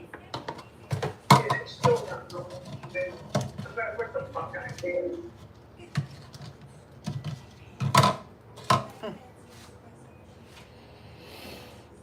Alrighty. Now it will. Now it will. Okay. foot is killing me. You remember that one apartment that I had in Mexico City, and that when I had that boyfriend, and the plumbing overflowed? The plumbing overflowed. Did I tell you about that? And I had to pay like $250 for a plumber. It's because in Mexico City, in the older apartments, you have to put the toilet paper in the trash can, and then dump that in the trash. Oh, most of the time. So I clogged it up, and I had to pay $250 for a plumber. Well, in peso, approximately. I might have been $100. I don't remember. But it was pretty bad. Yeah, he spent half the afternoon. But the apartment buildings in Mexico City, they got small pipes. They're not built like American houses. It's different. You know, cheaper materials and smaller pipes. And no bathtubs, hardly. No bathtubs, hardly.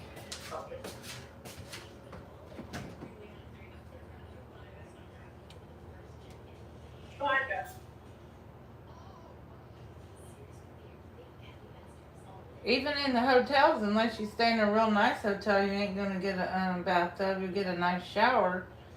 I don't know. I guess they just didn't build it like they did in America, where everything had a bathtub.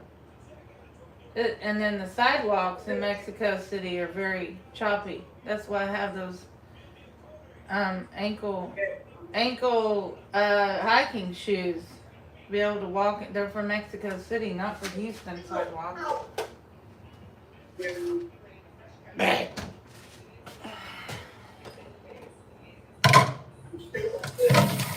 it's true. I mean, you need that for the mountains or for Mexico City sidewalks to not fall.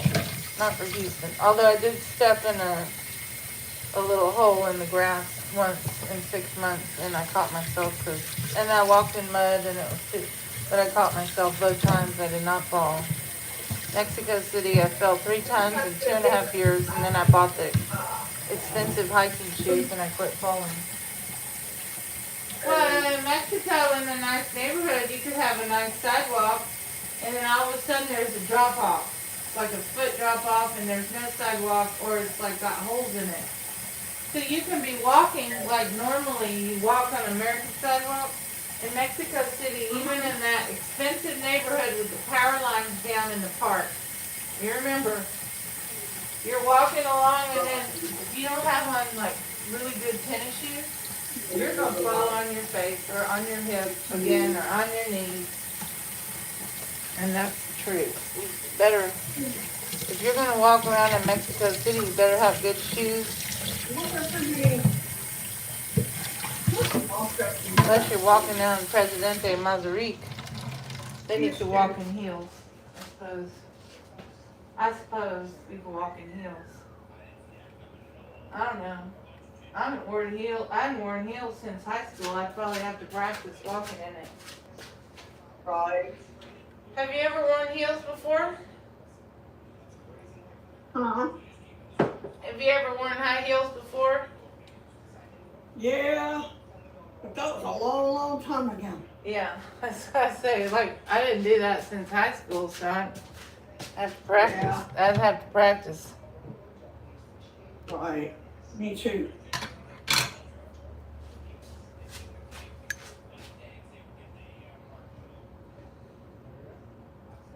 We're gonna see who's getting in her bathroom. I just need.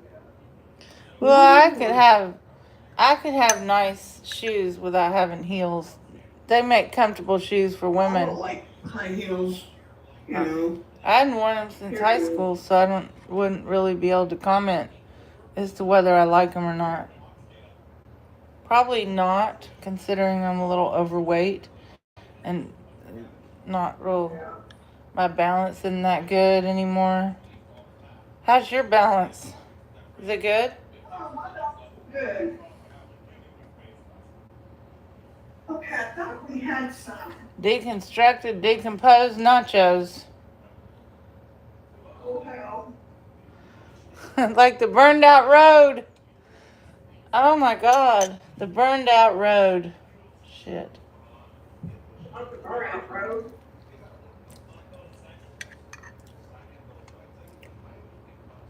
Okay. And to think that's a nice neighborhood in Mexico City, and they had those abandoned buildings. That's weird.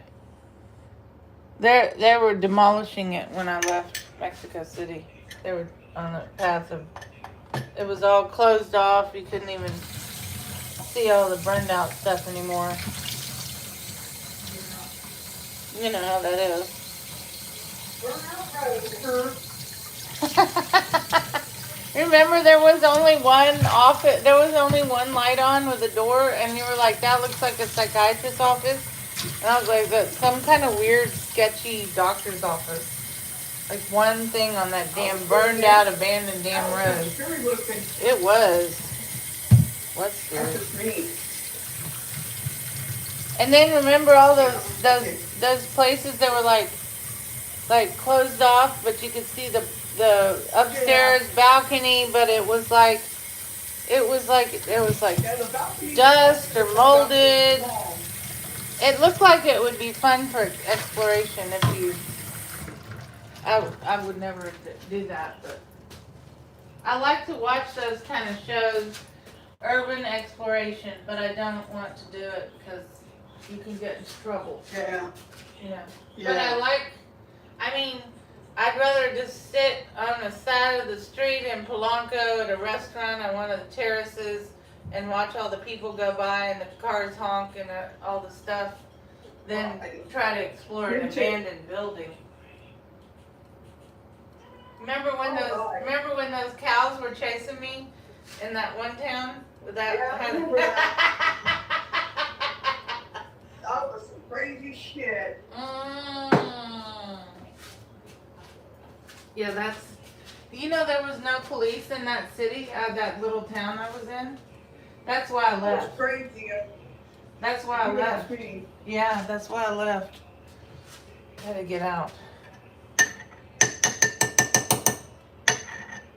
I wanted to eat you. Okay. That place, oh my God. I said he wanted to eat you. Well, it wasn't just the cows.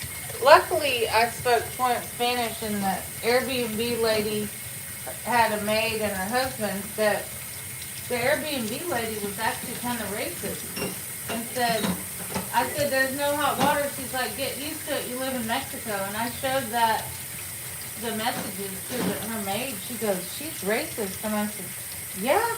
She said, "Don't." I said, "Don't tell her I showed you that stuff." She's like, "But she's so nice to us." I said, "Yeah, but I'm American." This is what she's saying to me as an American about renting her Airbnb in that weird city. She's like, "Get used to it. There's no hot water in Mexico." And the maid lady, she said, "Well, me and my husband, we always have hot water." I said, "Yeah, but she had a 1.5 foot tall hot water heater for her whole house." Let's not talk about the bugs and the heat. Do you remember that? Do you remember me talking about the bugs and the heat? Yeah, I remember. And I had to buy off and spray it all over Yeah. the room. Oh, it was horrible. And then she told me I was Yeah, I remember delusional. that. I sent the Airbnb lady videos of the bugs moving and showing me in the video, and then pointing down. I said, in English, "Here's the bugs," and I showed her, and she said I was still making it up. It was No, how can you make it horrible. up? It was bad, and it was hot, no AC. That place you needed AC. I left after 3 weeks because I couldn't, it was too much. I said, "You know what? It's a wash. I'm not doing this small town." At that point, I hired a mover to go back to Mexico City. I said, "I'm done with these small town Mexico, no high heat." It was very hot, and it was also, it was high heat, and it was, there was no Uber that went there. The Uber would take you home, but you couldn't get an Uber from there. You had to use this expensive other service. I was like, "Fuck this, take me back to Mexico City with the good weather." I said, I didn't want it anymore. It was Yeah, I not. don't It was like very unpleasant. Interesting, but I wouldn't go. I wouldn't live there. No. But I don't mind that. I thought it was interesting to be riding my bike through a park, and there's an electrical line in the. I have to get off my bike, walk around because there was water. Yeah, Make sure. I was with you when it happened. You don't you don't see that, you don't see that in America. Really don't. No, you don't. I mean, even in a poorer town, I mean, that's just, that, I don't know, I guess it's a Mexican thing. Very odd. Very, very odd.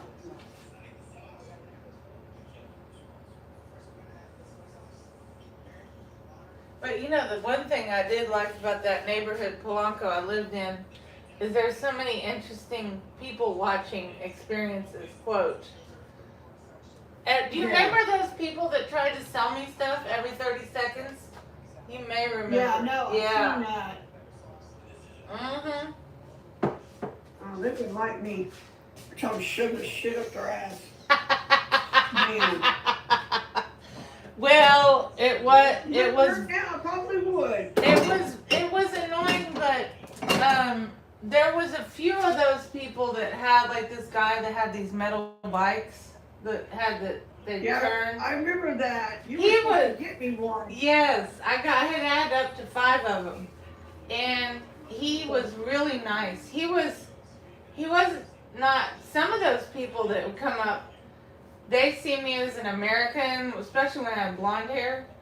Oh, por favor, please, in Spanish, please help me, I don't have any money. And they would bring their children, the newborn babies. I'm like, oh, no, I didn't like that. And Right. some of those people, the mothers, would come to that area because they prey on the tourists. So they thought I was a tourist. And they're trying to beg. Hello? Yeah. Oh, hi, military man. How you doing? I'm alright. That's good. Maybe. Hello, I can make more seats. Yeah. So y'all can sit together. Did you get your picture? Yeah, sorry I couldn't answer the phone because I had the cops over here earlier. What happened this time? Well, the next I got it on low. certain day, and somebody started off their porch. Oh no. Yep. So they wanted me to see if I caught them on camera or something like that. I was like, well, my camera don't face where my neighbors are, so. Right. Yeah. You know, where do I want to get caught back up in that bullshit? You already Yep. got caught not once. But anyway, Hi, that's what Mama. I'm doing today. Hi, Mama. Hey, how are you? You see my name, don't you? Yeah. Don't ask. Ego I will. Yeah. television okay. set. Jimmy found him a girlfriend off of here. Who? Oh yeah. Yeah. Oh. Yeah.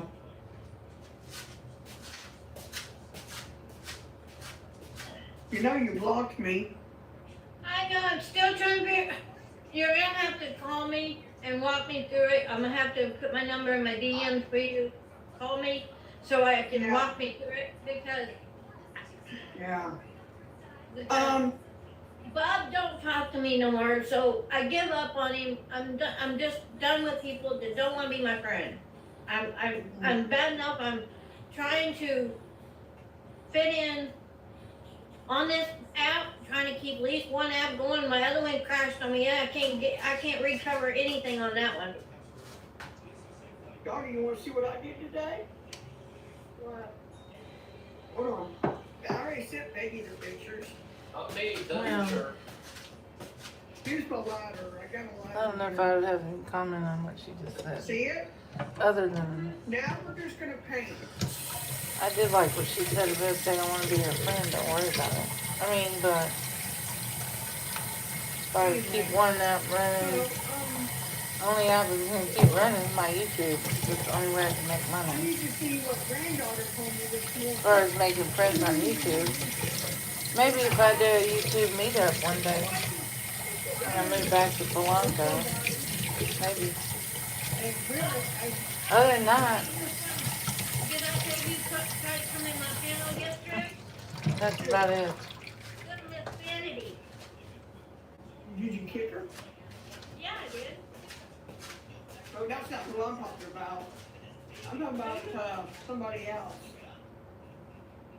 Now who am I looking for to kick out of my panel if he or she comes in my panel? She'll come in your panel. Anyway, baby, but I'll send it to you. This is what granddaughter wrote me this morning, and I said, okay, I can do that. Yeah, I accept that. okay. Yeah, just, There's some other shit. okay. I'll tell you on the back end, because, I don't know who's listening. Too many people probably. Probably. But guess what? When I went, I went live for a little bit on my other one, my account. Guess who popped in mine? Who? Just guess. Probably that fucking bitch. Which one? Pikachu? Nope. Who? Mrs. Dog. Oh God, what in the fuck does she want? I have no clue.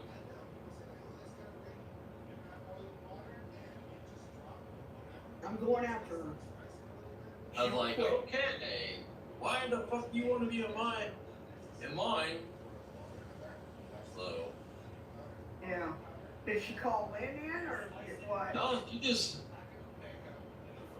Sorry. No, she was just in the comments. That's it. I mean, she didn't come in or nothing because the Yeah. only one I shut down is the one on number one. That's what I did. So no one's allowed in number one except for you, and that's it. Yeah. I was like, oh. But yeah, Mom, Lance said, like I told everybody in my panel the other day, I don't give a heck what people think on this app. They can go kiss my butt. Right. It's a lot of kissing, right? I guess. And then I get this one old I don't know who he is, where he come from. He'll look at my picture and he'll go, you're fat. You got big chin. You're ugly. You're fat. I had one from Nigeria told me to suck his dick. Huh? I had one Nigerian motherfucker told me to suck his dick. I said, why don't you go kill yourself, big boy? Was it who I told you about, Mom? That Brighton kid? No, somebody else. He's a newbie. I mean, so what I would see, say, my I was nachos like, are okay, getting I can do hot. that, but you gotta find a microscope first. Okay, Mom, tell me what you tell him. I'll learn how Not to really done yet. When they come in your panel and they say, suck my dick, say, well, you probably don't have a dick to show, and it's probably as ugly as fuck. I like I mine ain't know it. I ain't know it. I know, I just said, it's probably, well, I don't want to see it, keep it in your, And 2 minutes later, here comes it. My buddy. She's like, no. The one you like, baby? You said she's cool? Yeah. I said, what the fuck's going on? I told her. He wasn't going to come back, but he didn't come back. I said, well, he can't come back because I kicked him.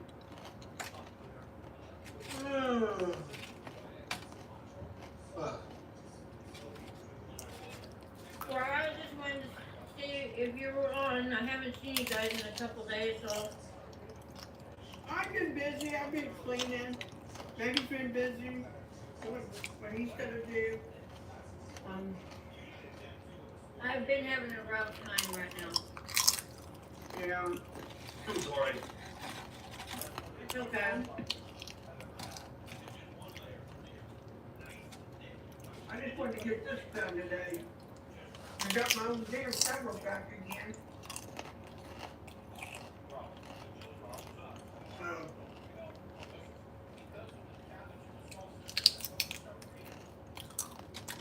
So, What is she cooking today? Nachos. Right now. Nice. I haven't ate shit. Because if you do this shit. Well, I hope you don't eat shit. That'd be kind of gross.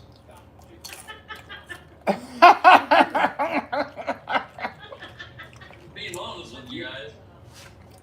But you're fine. That's why I got rid of Chef Poop YouTube channel. Right. Because it's a little too much.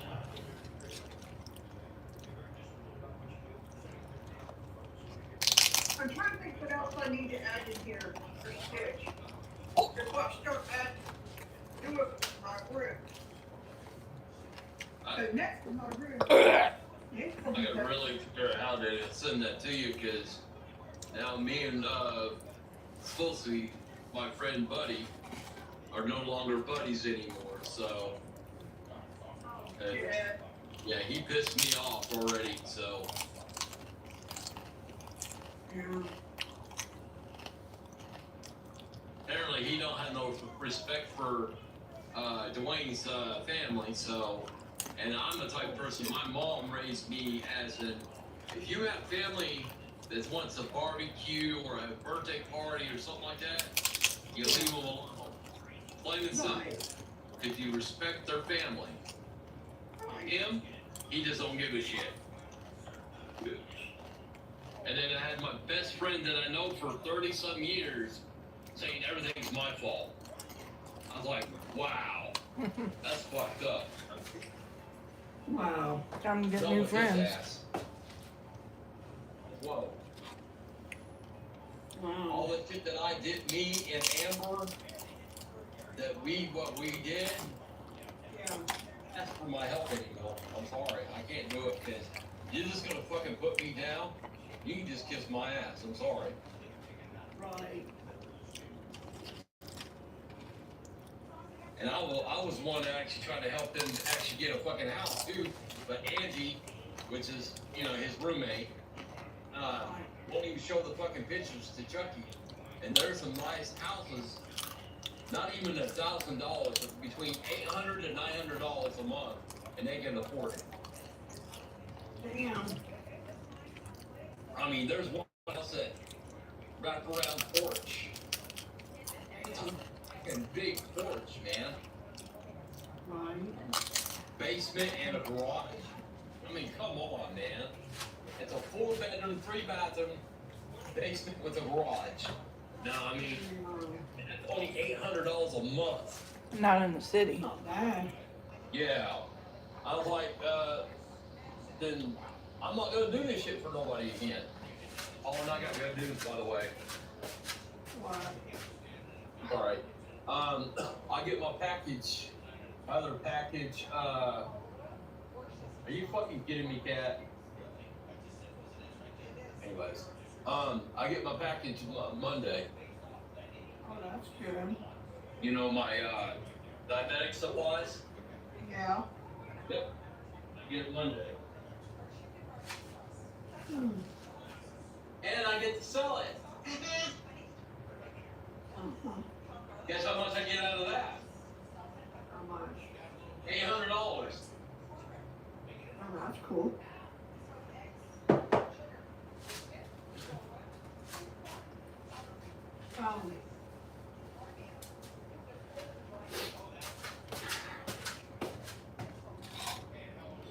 I can put more cheese on it. One more review. Jalapeno.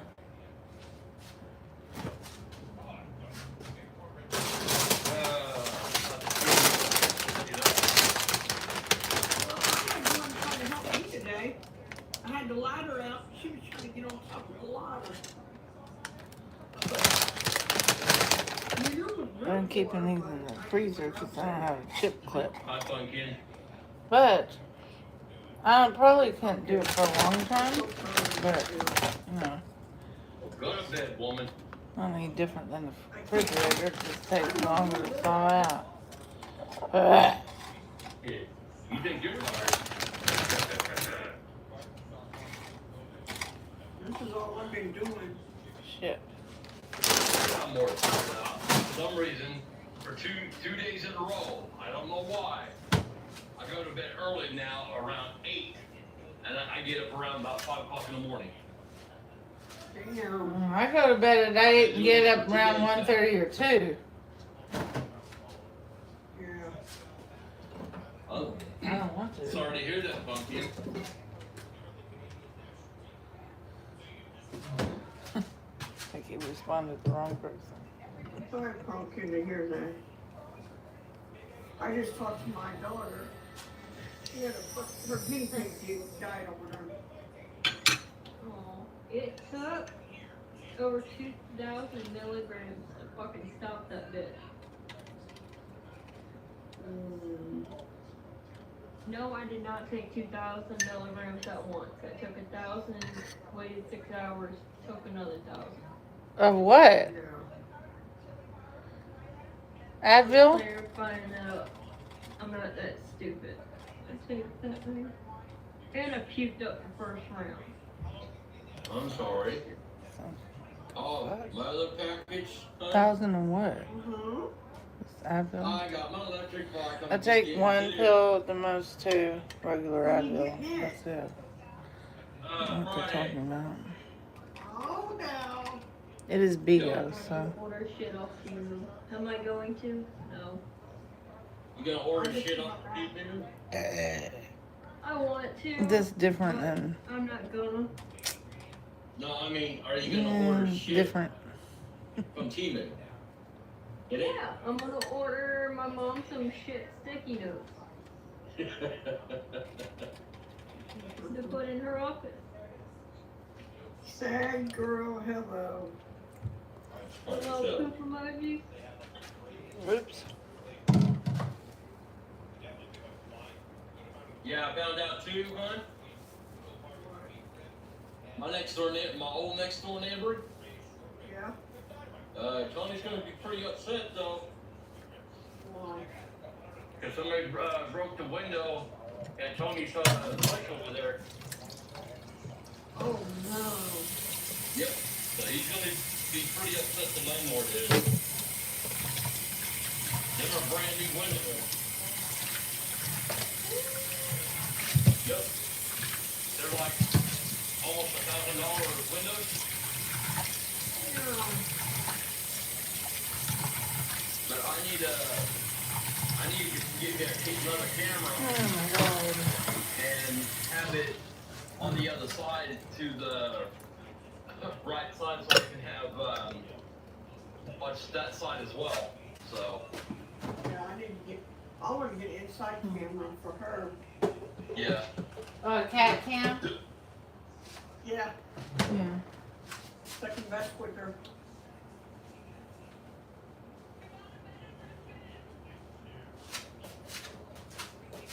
Well, that motherfucker was into what this detection program, so they probably switched his DNA later on. You know what pisses me off? What? You know when my name is Earl? We never Yeah. find out who Earl Jr.'s father is. Because the show ended. Oh, It shit. said to be What kind of show is My Name is Earl? What kind of show? I don't watch TV much. It ended at the 4th season, and it said to be continued, and it never continued. Hold on for a second, guys. I'm gonna put some money rather than just that one. Sounds like a sitcom or something. I have no idea. Thanks for the water. See if I can adjust the view. Making decomposed, deconstructed nachos.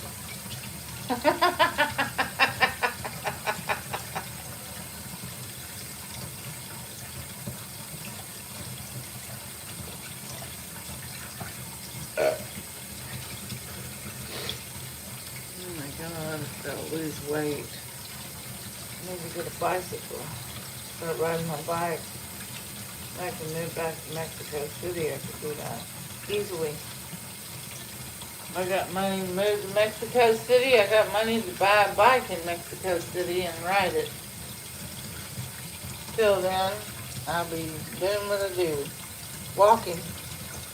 That's Doesn't gonna really get her help. the rainbow color shit emojis or the original brown? I'm trying to make it help, but it ain't running very well. With the insomnia, and it's very difficult.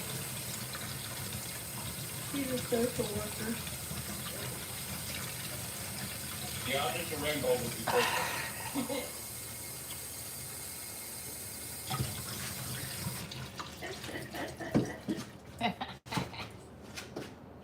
Nothing against them, but yeah, I don't care for them people.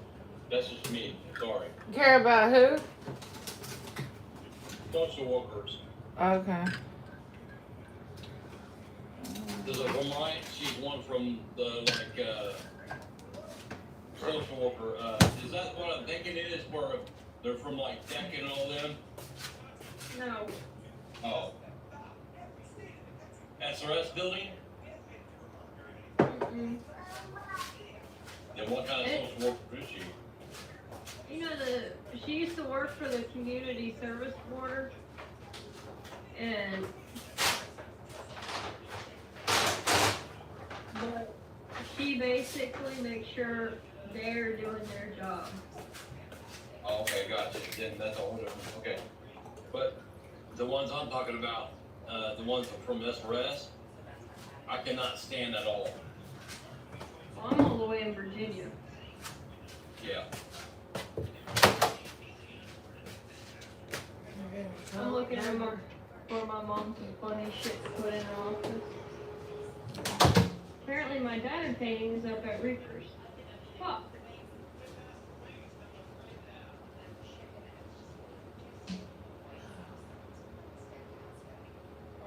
I got my other one here. My Disney Tower one. I'm gonna start on a new one.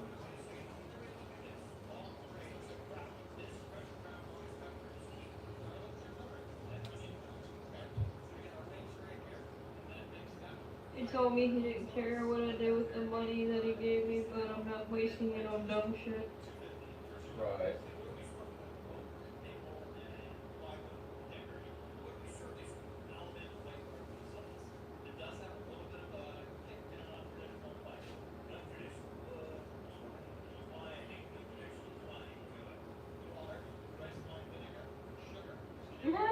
Emotional support coworkers.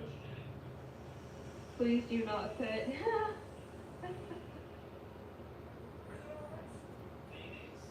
They're cute. I could get her the cuss words of the week. In my defense, I was left unsupervised. These are magnets for her to put on her.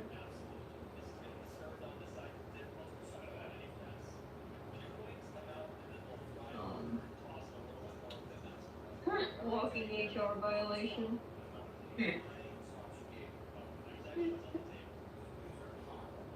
But did you die? Oh, here we go. Answer, $1. Answer which requires thoughts, $2. Correct answers, $4. Dumb looks, free. What? I'm trying to be supportive. I think it's kind of cute though.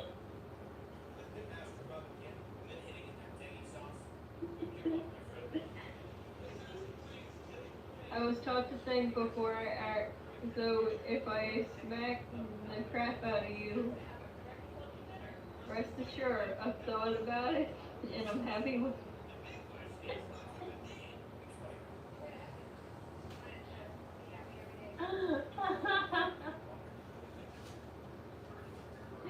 Holy shit. Funny too. Oh, cool. I got a wrench that's lighter.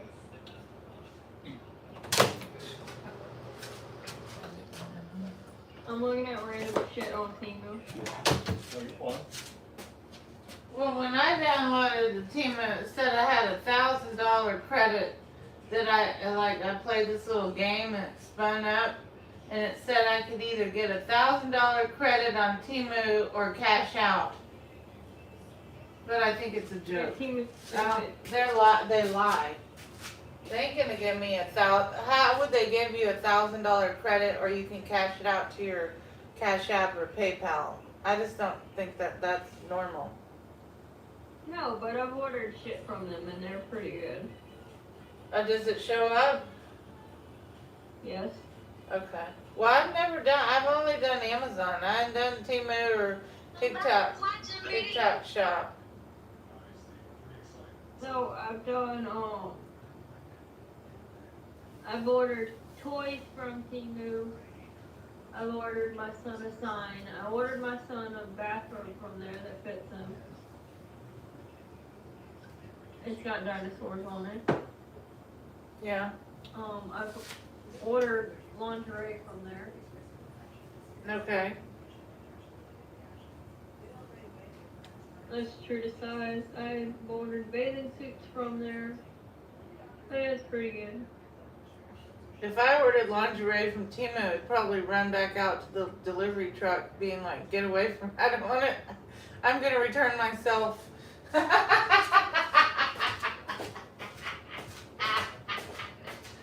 I don't think the lingerie would want to be my friend. Okay. I'm too fat. That's what my mom. I would look funny in lingerie at this point. I look like a damn butterball turkey with lingerie. I would not look good at all.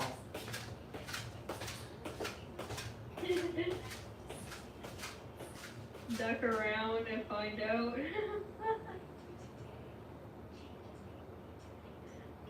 I'm not an angry person. Stupid people just piss me off.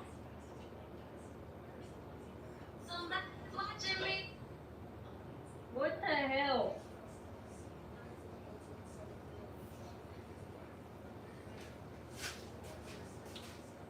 What the hell what? I was ticking. You forget I have Tourette's. I sometimes tick, I'm sorry. Please note, all employees must stop crying before returning to work.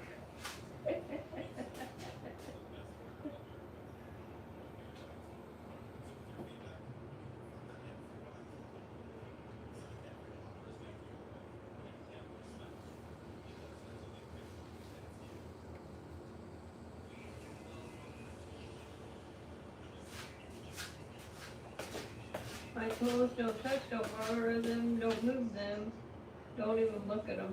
I need that for his garage. Yeah.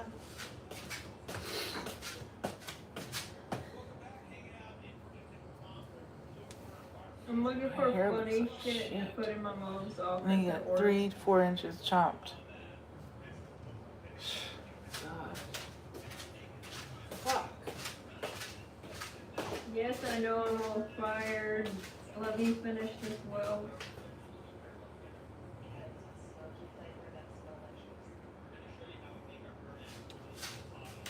Oh,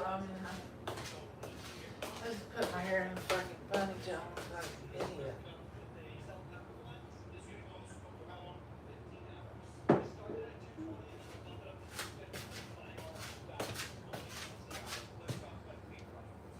I'm just gonna put it on. Even if I could be on the camera on YouTube, I'd have to have makeup and a haircut and new outfits to wear.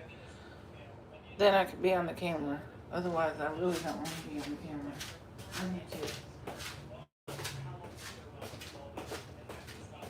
I mean, I could, but every time I do it, I delete the My video. mom smacked the shit out of me if I bought her that.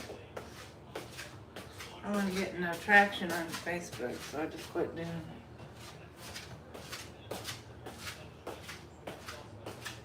Most certain that I found one.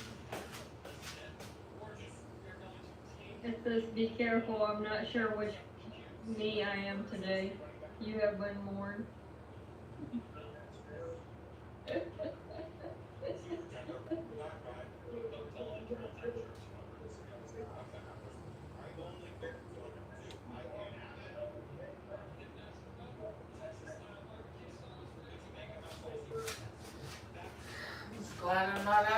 in Houston, Texas. It's hot out there. Thank God I'm not outside in the hot torture heat. Shit. Praise the Lord. Really, praise the Lord. I mean, really, praise the Lord.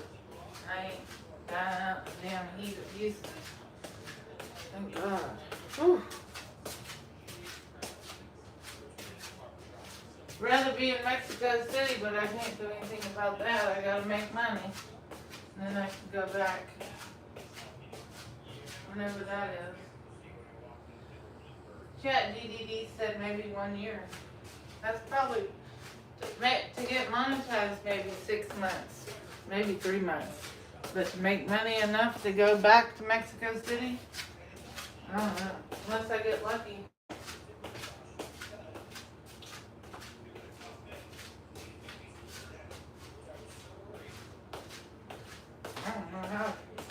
I don't know how to do it. I don't know. My experiences with viral videos, you don't do one, it just happens.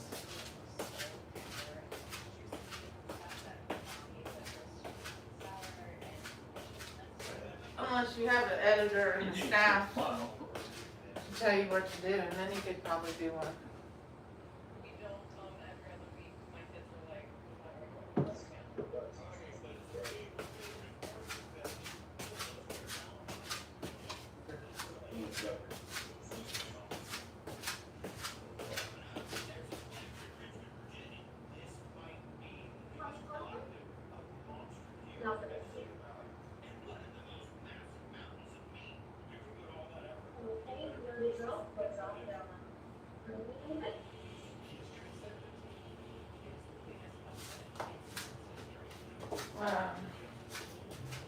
I hope I can lose weight eventually. If I could join a gym, I might be able to.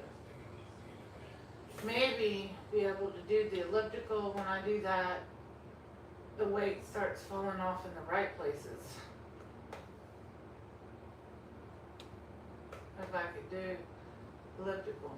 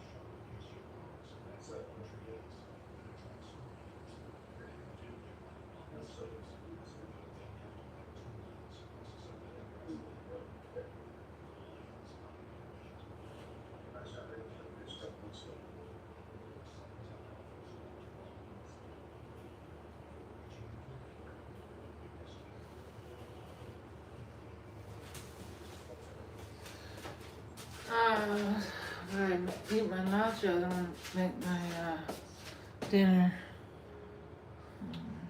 Well, I'm heating up the nachos first, I guess.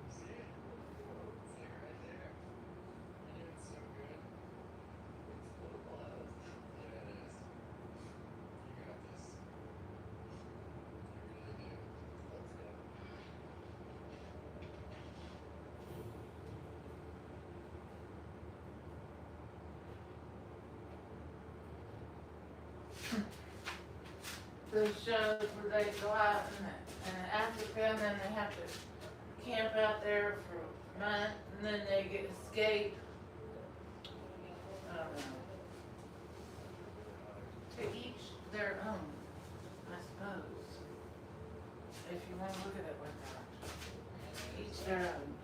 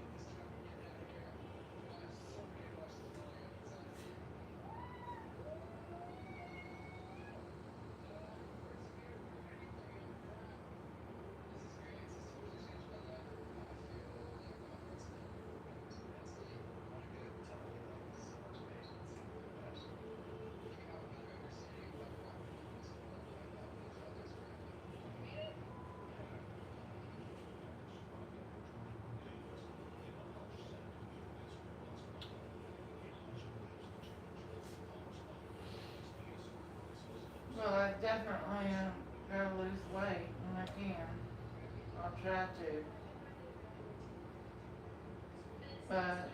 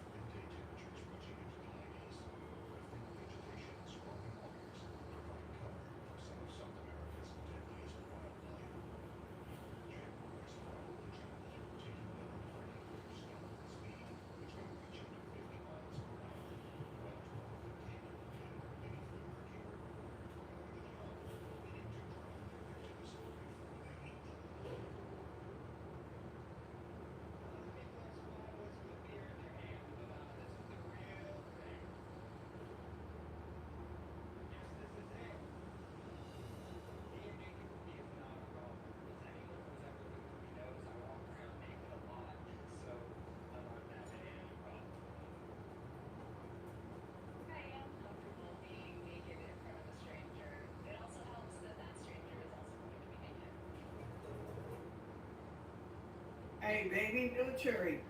Phone's dying 1%. So I'm about to get up here and charge it. Okay. When it charges all the way up, I'm gonna call you. Alright. We got some stuff. Okay. I love you. Love you. Bye. Bye.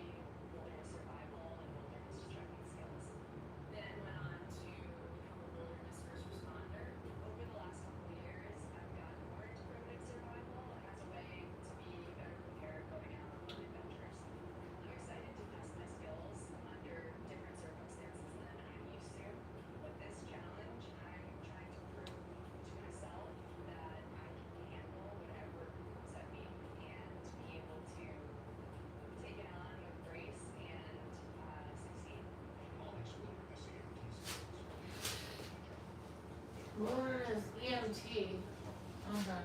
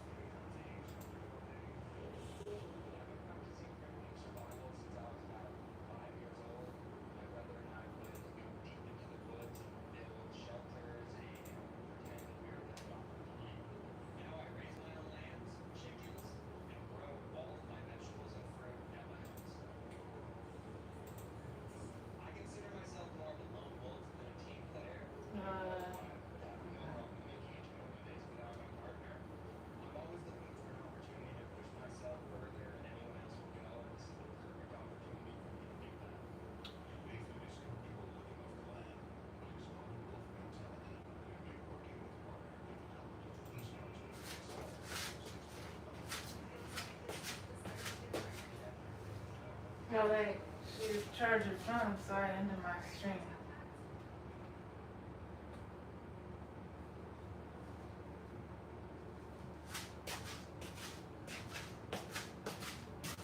I don't really go on Bigo unless she comes on, like all the random weird people.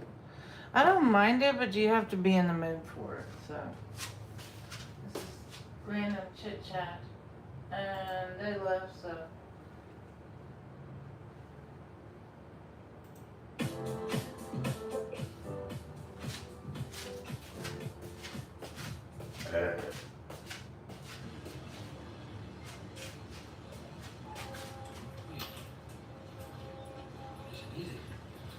What's happening, guys? I hope we're all good there, and welcome back to another video. So we have just left Budapest and joined on with the AV6. We're not in the best psychopath at the minute, and the grass is very overgrown at the side, so one of us is going to cover in ticks, and it's going to probably be me, and it's also quite bumpy as well. But anyway, that all being said, Nala is lying down, sticking her head out, sort of, and we are going to be heading south towards, I think we're going to aim for the Serbian border when we get down there. I think we're going to cut across, we're still not decided, I think we're going to cut across to Romania, because we've not been to Romania yet, so quite nice to get in there and have a wee peek, see what that country's like.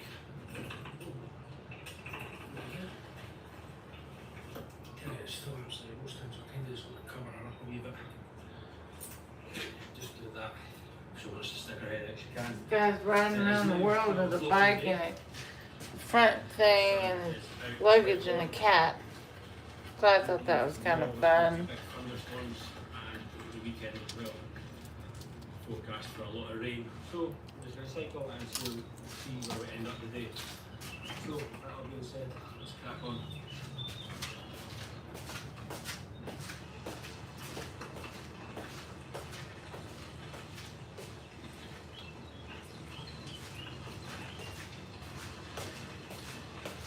I like my decomposed, deconstructed nachos. It's warm, but the breeze is just making it bearable.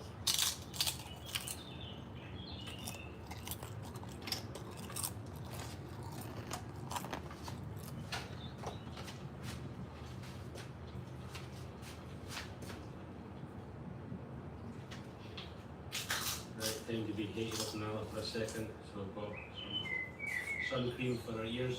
I'm starting to get used to it now. We're coming up to summertime. Nope. Oh, no, hang on.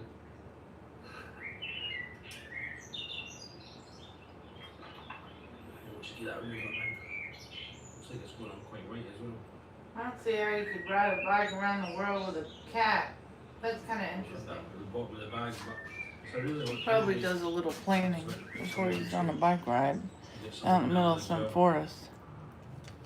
In front of your nose. There we go. There we go. Just a The little chips bit. are warm now. Rub it. With the cheese. Lovely. Anyway, let's crack on. The bike is just so smooth now.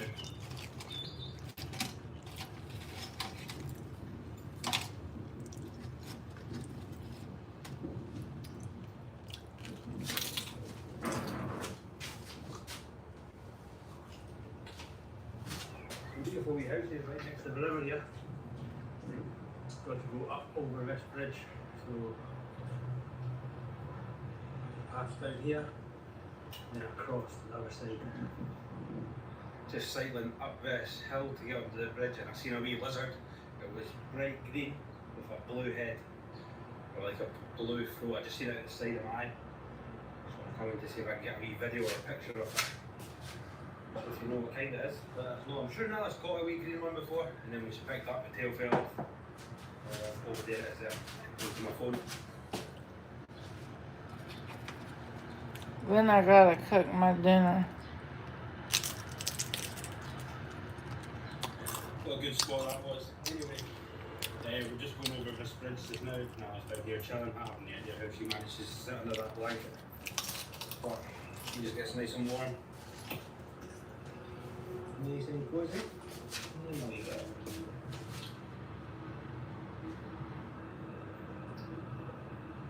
Anyway, she seems to like being under there, all snug.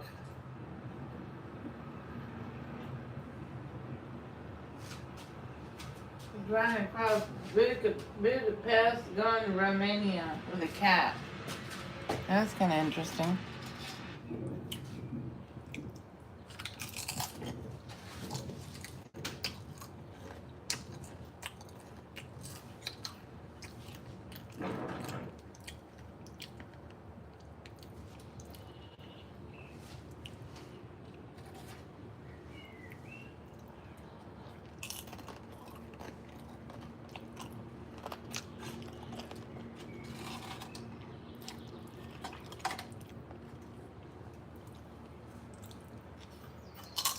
Come on, big girl.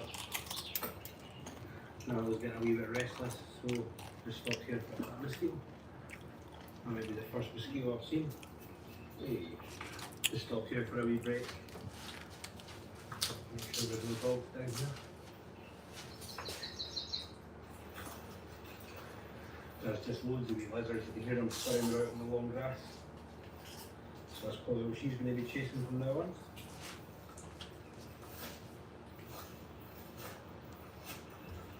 What you get? Oh.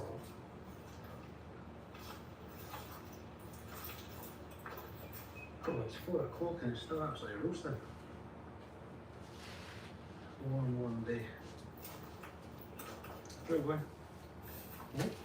Oh.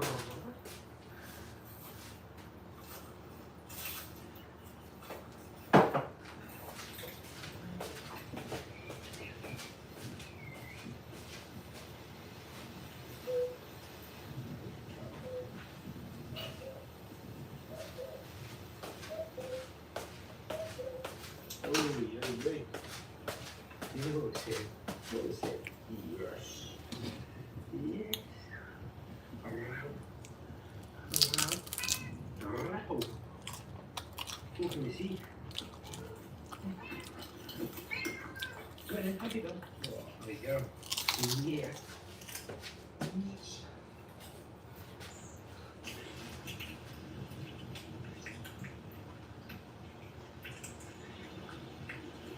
And we are off again.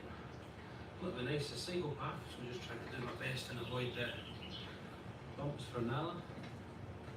But it's now 4:15. Nala's been fed and watered. So I'm just going to cycle on maybe another hour and see if we come across any nice wee camping spots. Set up a hammock or a tent for a minute. Loads of wee bits of areas you can pitch a tent here, but they've all got wee private land signs. Just next to the jetties for the people.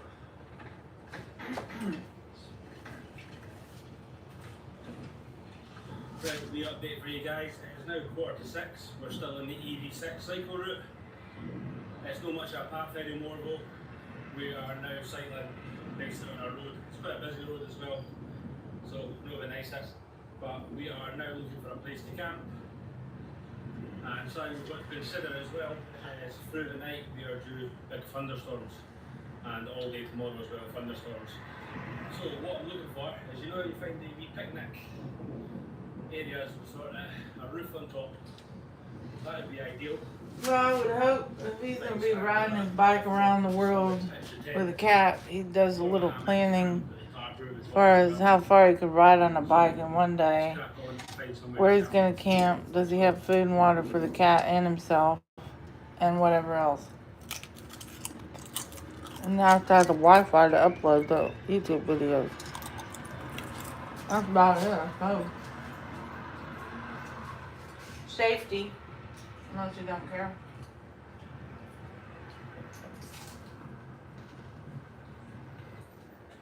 Right, so we update for you, I'll take you and show you this.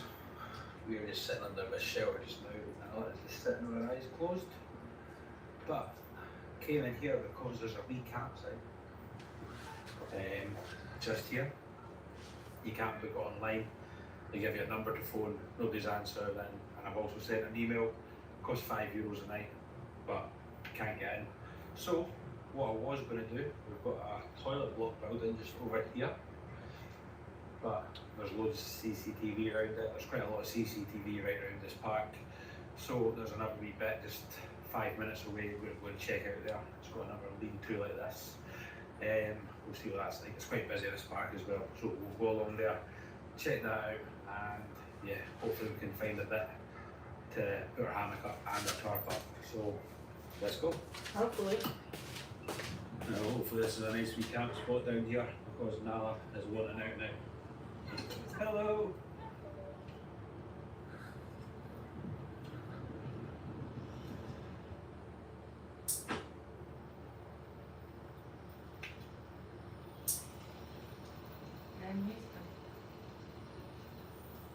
Just a hedgehog. Yeah, I've seen so much wildlife today. Well, I've totally messed up this day. It's now 1:15 in the morning.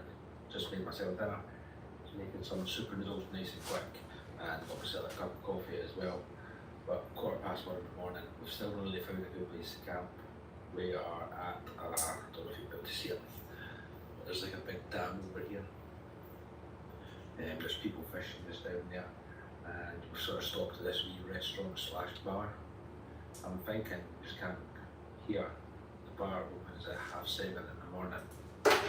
So I'm thinking sleep on top of the table, wake up early, and then start cycling. We're meant to get rain at 6, and the thunderstorm is coming in, it says around about 11 o'clock, but we'll see if that happens. By when you're doing this, you've got to be strict and have a cut-off time. So I want to be finished cycling for 4 o'clock, and then chill the rest of the night. They won't be cycling up until 1 o'clock in the morning. So we're going to have to get on top of that, and we'll do this again. Don't know why it took so long though. I think it was just struggling to find a place to camp. Everywhere we were looking, there was cameras, CCTV. It was just a bit of a nightmare. Anyway guys, I am going to enjoy these noodles have this coffee and I'm going to take that little walk. I had her a walk when I first got here, and I walked her down there, and I've seen so many animals today. Seen a beaver, seen a lizard, quite a few owls as well, deers, hedgehogs, and then when I was Well, good for him. Yep, I was shining my torch, and I seen the two eyes straight ahead. Nala perked up, she was about to run, and it was a pain mark. I'm done with the shows. I'm going to go in the windows now, and I will probably see you in the morning. Good night.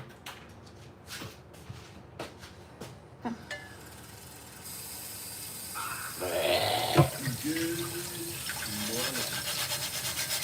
Right, having some coffee. Now you're in the book. Now let's go down here. There's the camera.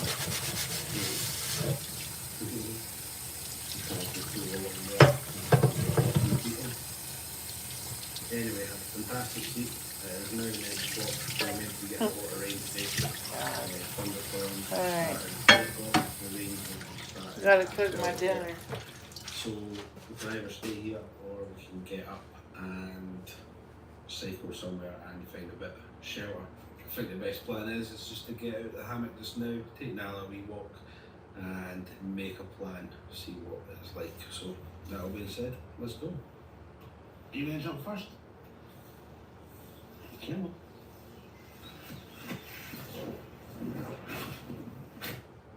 Hey. Absolutely beautiful. Need to watch out. There's no dogs.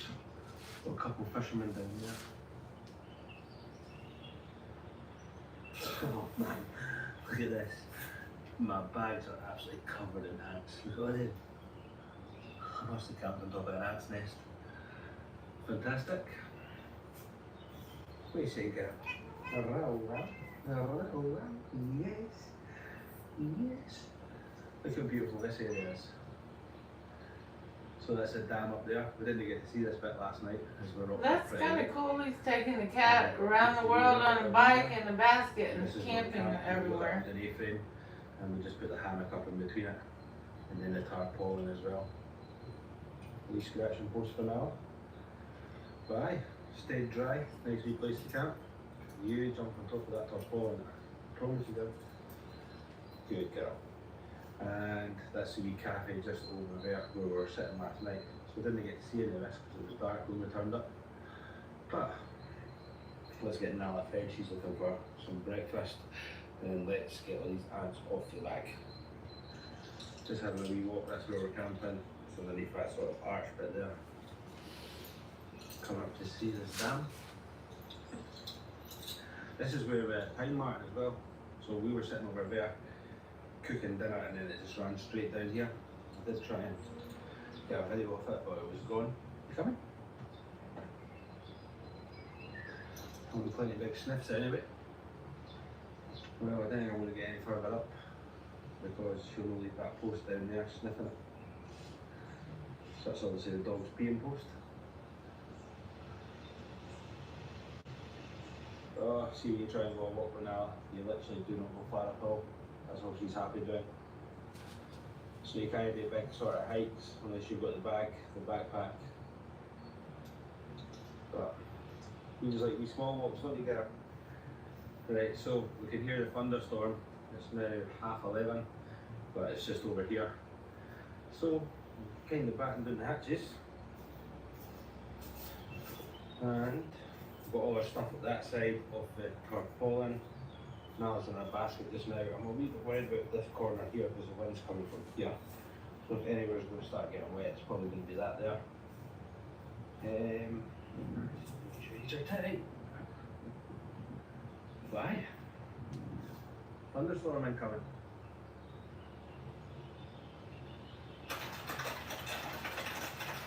So before the rain has started, you can see Nala's ears pulled up here. She's still asleep.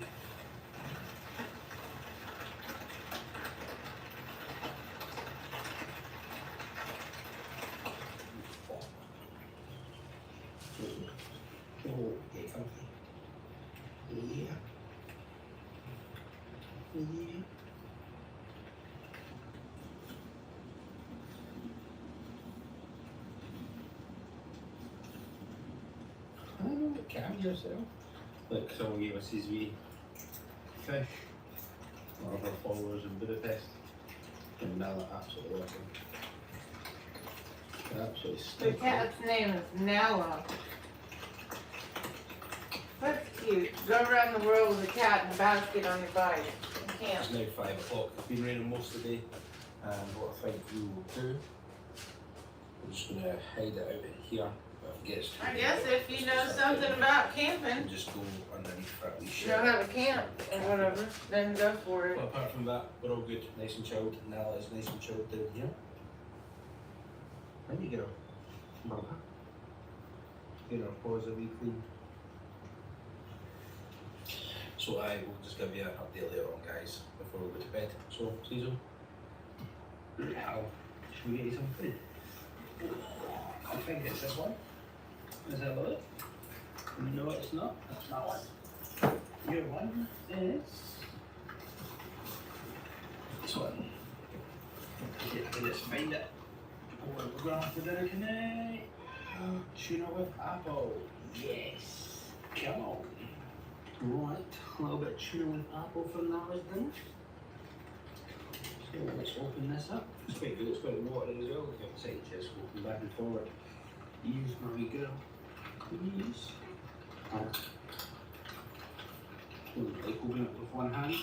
Because the last thing I want to be smelling of is tuna and apple. Oh. There we go. Give it a second.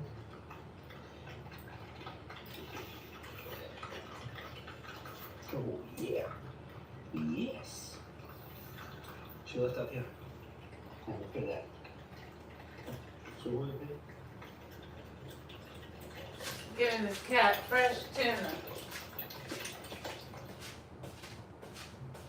That's so sweet. Wow. Good. I just love cats. I love cats. Cats Cats are so cute. I like dogs, but I'm more of a cat person, but I like dogs. Oh, God. If they're nice. You want to go, girl? But most dogs are nice if they're your Oh, dog. she's like a wee hot water ball. It's beautiful. Yeah. Went out a few times. Went out at 3 o'clock in the morning. I think that's when it was at its heaviest.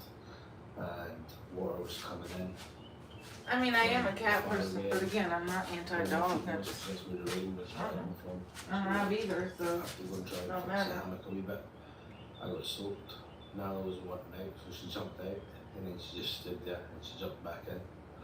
So she was obviously like, nope, not today. Anyway guys, let's get out. It's meant to rain again all day today again. But we have got a wee small window, we can get some signaling in. So let's go and make a plan. Let's go. You coming? Come on. She's not wanting to jump in. She's like, no, I saw the rain last night. Come on, let's go. Let's go. Let's go, let's go, let's go. Whoa. Yes.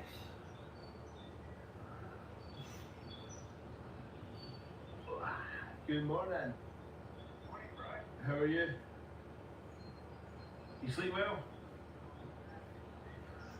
That was some rain, eh? It was crazy heavy. Boy.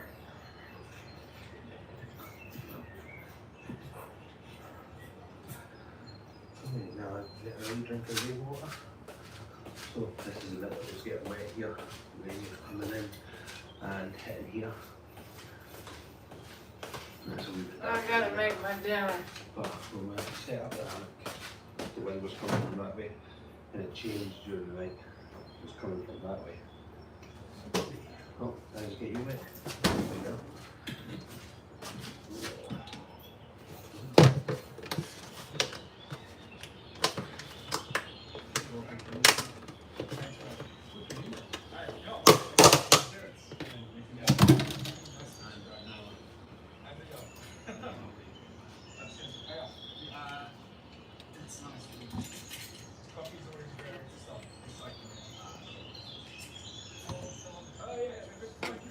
My concoction from yesterday, but it Doesn't taste. I forgot to put. I had it for lunch, and I'm making it for dinner. I'm gonna have to brown it, put lemon on it, and I forgot.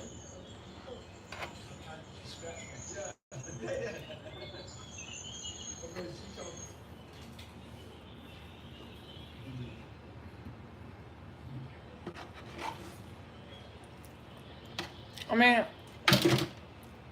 it's not really edible unless it's hot, and I'm gonna try to brown it. And I'm gonna try to remember to put the lemon on it. 'Cause otherwise, it just doesn't. It's pretty. Yeah, it would not be served in a restaurant. But when I cooked it fresh and browned it with the lemon, it tasted fine. Not cold though. No, it's not very good cold.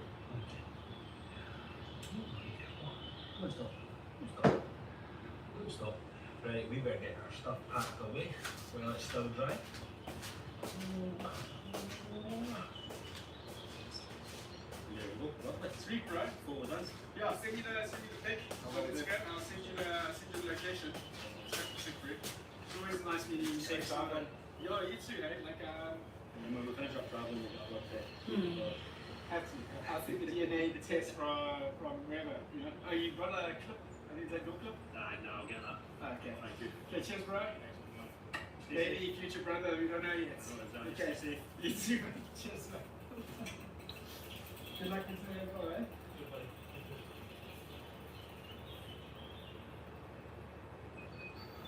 You coming? Come on. Come on. Have a wee walk before we start cycling. That's us all packed up, guys.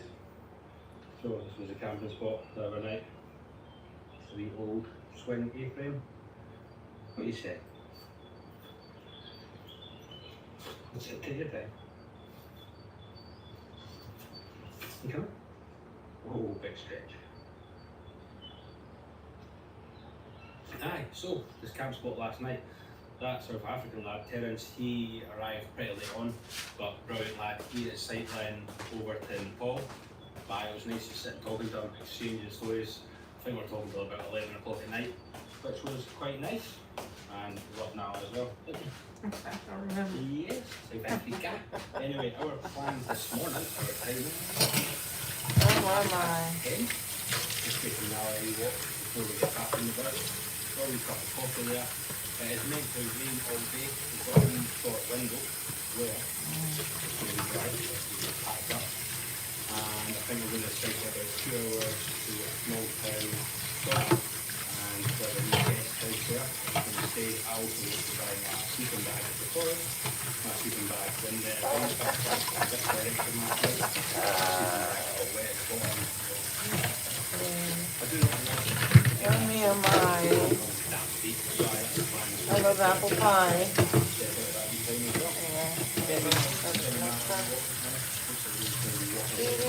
Washing the dishes, getting them cleaned up, cooking that dog food, although it's not really dog food. LOL. It looks real bad. I mean, but like I said, it doesn't taste good cold and it doesn't taste good with it unless it's semi-crispy on the outside with the lemon. That's it. That would not be served in a restaurant. And it's dry at the minute as well. It's polished and out Other ready. than that, In case it starts raining. other than that, it doesn't matter. Cover it up with this. I get an A for effort trying to make meatball patty. That's what it is, meatball patty. A for effort.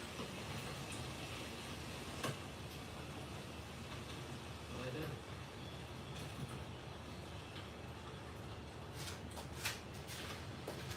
Alright.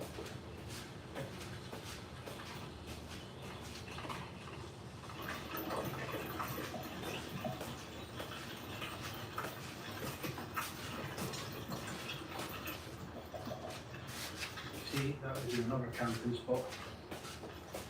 This old abandoned house. That would be pretty cool.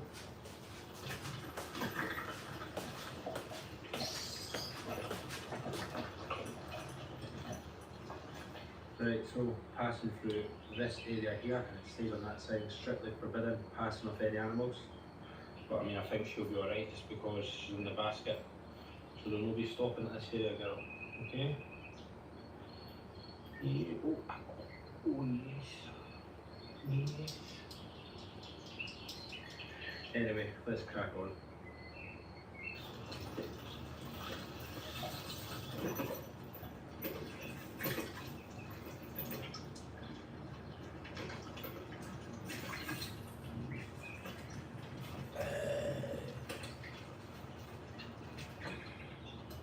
Right, so looks like we're coming off the road now.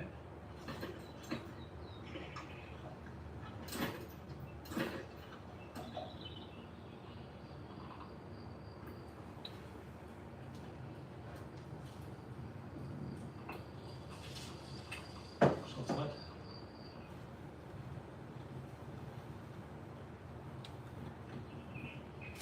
He's riding his bike around the world with a cat. I don't know. I wouldn't mind traveling around the world on an airline and train, plane, automobile. Not. I'd like to ride a bike, but not around the world. Camp around the world, no.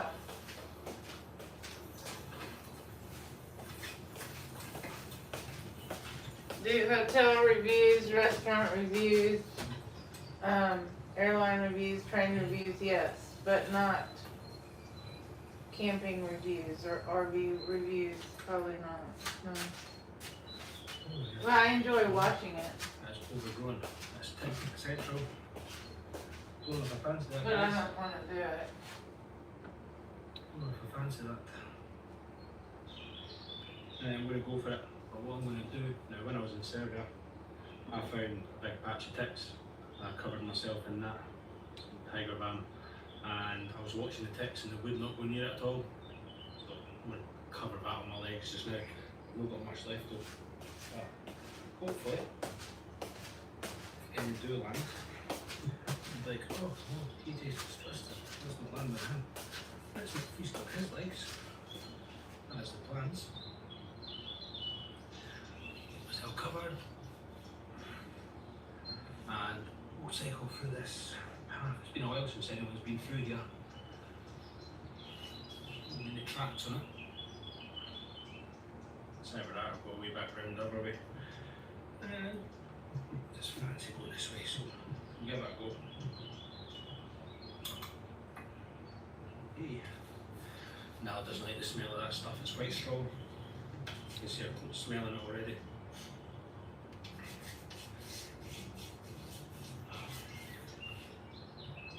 Anyway, let's crack on.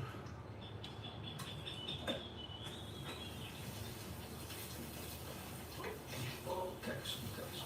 Oh, grass touch legs. Oh, grass touch legs again. Oh, and again. Oh, and again. Oh, not so long.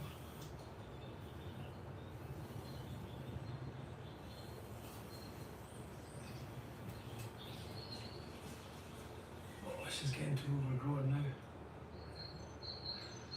What do we do now?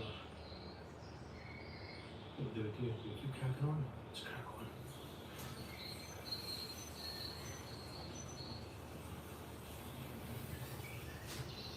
on. Obviously, we don't say that in America, whatever crack on means. I'm gonna try to brown it. Still riding on the bike with his cat. Well, a path down there. Well, that heads towards Daniel. Let's just have a wee look around this corner.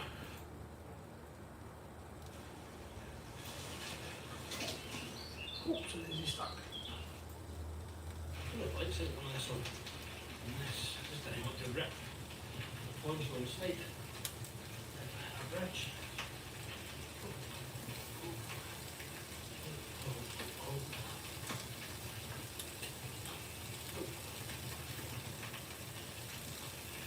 No other.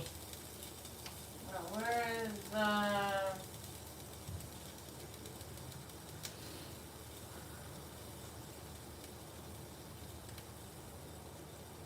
LA?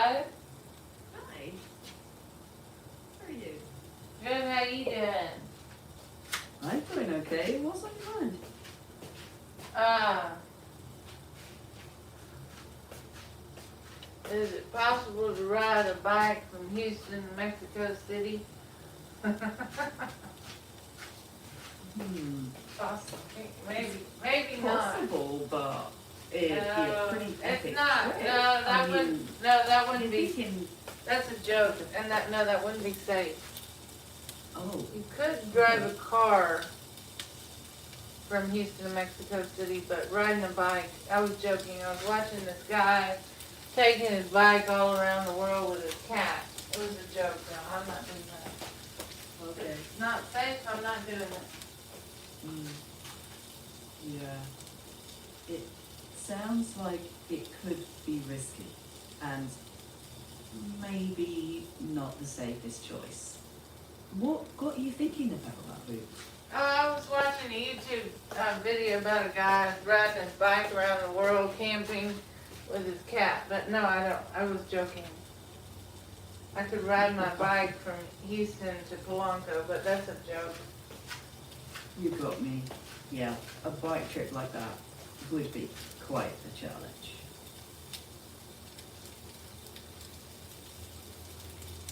Yeah. No, it would not be possible because of the safety factor. Yeah. Yeah, you'd want to I think would about think it would be a roads, bad crossings. idea. If it's not safe, I ain't doing it. Yeah. Bye. Finding safe places to sleep. That's all. Yeah, probably not a good idea. If it's more of a what is idea, you can just treat it as fun and dream up some pretend version. No, I don't need to do that because it's not realistic. Yeah. Does that help? Help what? Just to know it's not a realistic plan. No, it was a joke. I mean, obviously it's not possible, and I don't care. 'Cause I don't have a bike, and I wouldn't want to do that anyway. I'll take an airline and get there in 2 hours. Yeah. Yeah, flying makes more sense. Pretty much. I mean, 2-hour flight. You don't even get a meal on United Airlines because it's under 2 hours airtime. Let me check. I mean, 2 hours. Yeah, 2 hours right. is not very long to get to Mexico City. Right. Yeah, it's way faster and more comfortable than biking. Or driving. Or busing. Yeah. Or busing Mhm. it. Yeah. Flying Yeah. is usually the simplest.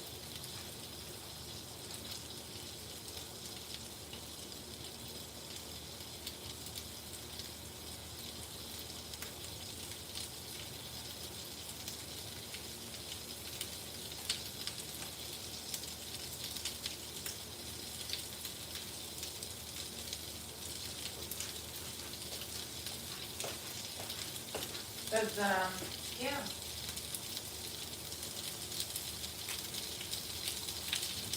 Maybe I could get a flight from Houston to the Polanco International Airport. Let me see. That's also a joke too, because there is none, but you get the point. Yeah. I got you. Yeah.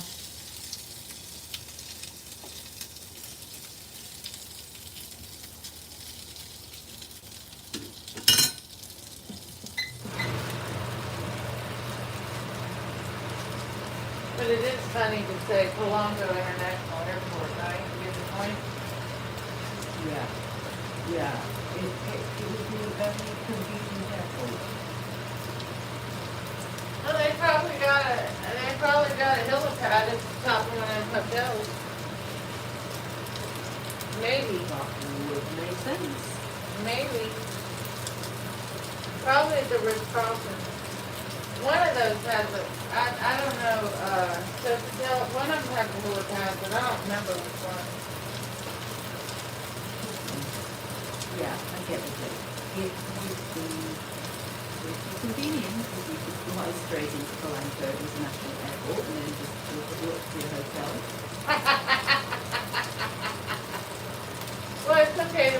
about that. I'd rather pretend about that than riding a bike from Houston to Polanco.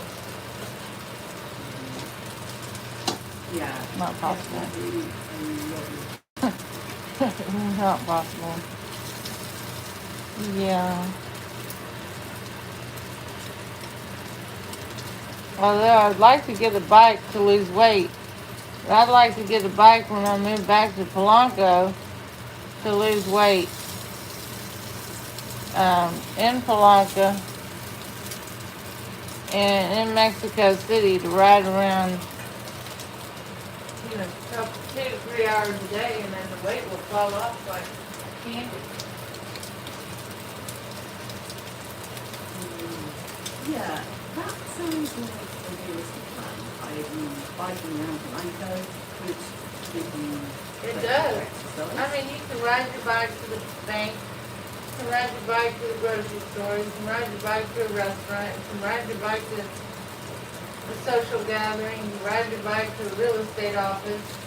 And if it rains, you've got your umbrella, your golf umbrella, and you get off your bike and walk it home. It's not a biggie. Sounds good.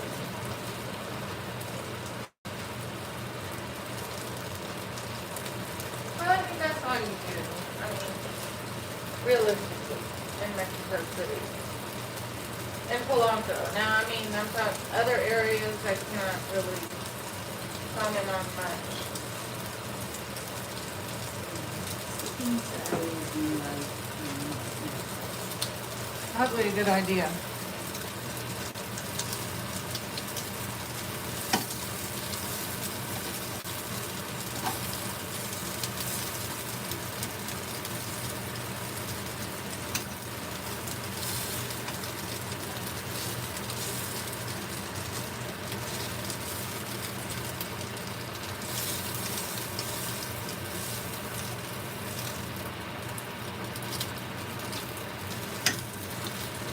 Oops.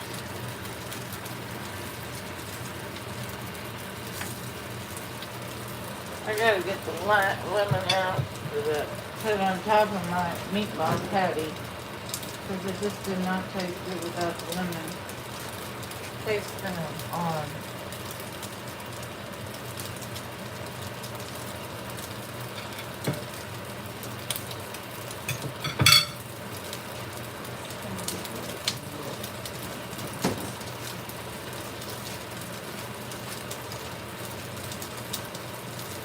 What sounds like a lot to handle, the meatball?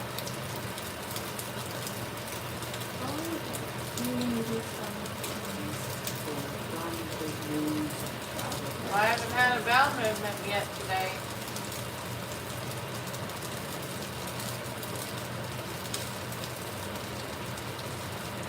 I have not had a bowel movement yet. I'm hoping to. I don't have my probiotic and my fiber. So my stomach will work when it decides to.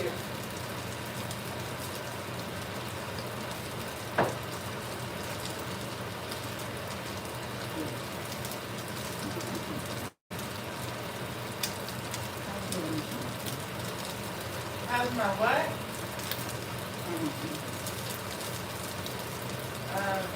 I guess why, yeah.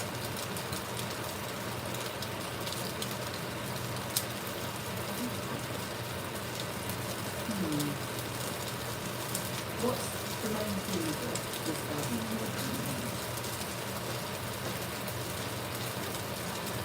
Nothing, I'm just trying to cook my meatball patties that I made last night, reheat it, burn it up.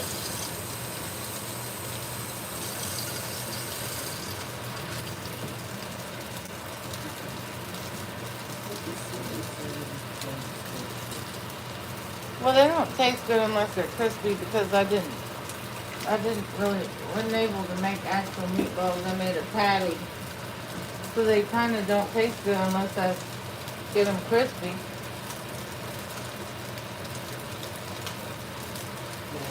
You know?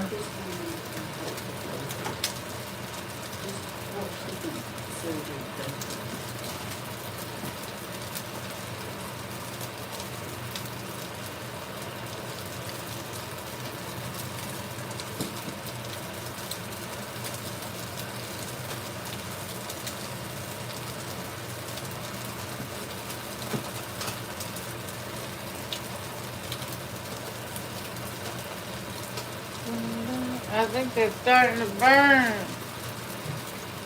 Better watch it now. They're probably burning.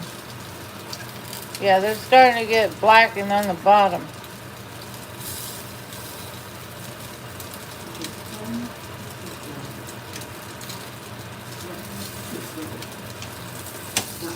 Well, they didn't taste good last night unless they got blackened.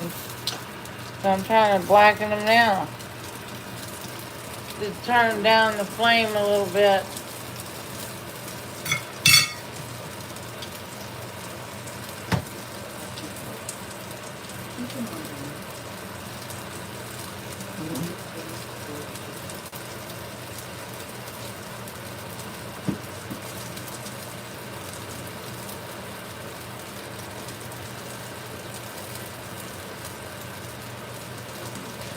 What did you say? I did talk louder.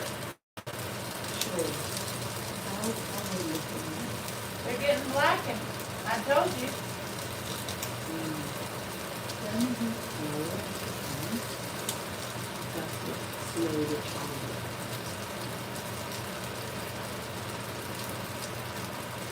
So it's turn the heat up or down? So it gets colder? You want me to lower the heat on the flame? Why would I want to do that? I could have burned up meatball patty. Right. Lower heat, slower cook. Cook it slower so it doesn't burn? Yes. Why would I want to do that? So you don't scorch the food. Burn it up and then what? If you burn it, it can taste bitter, be unhealthy. So lower the heat to avoid that. How low do you want me to put it?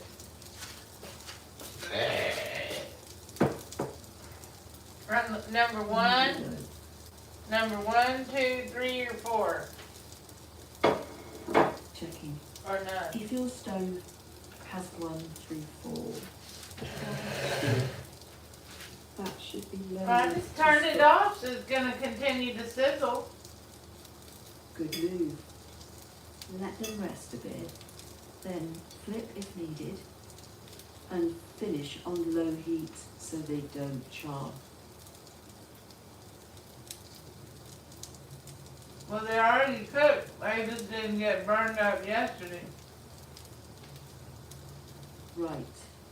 So you just want to reheat gently, low and slow.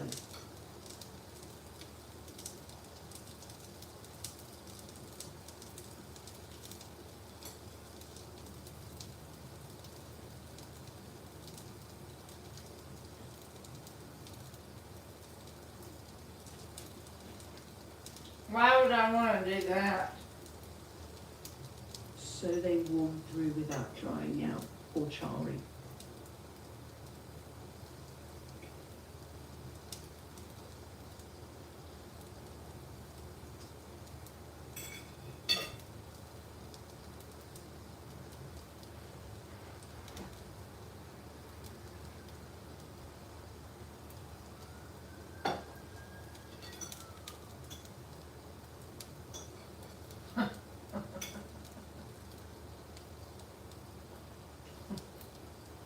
Are you sure?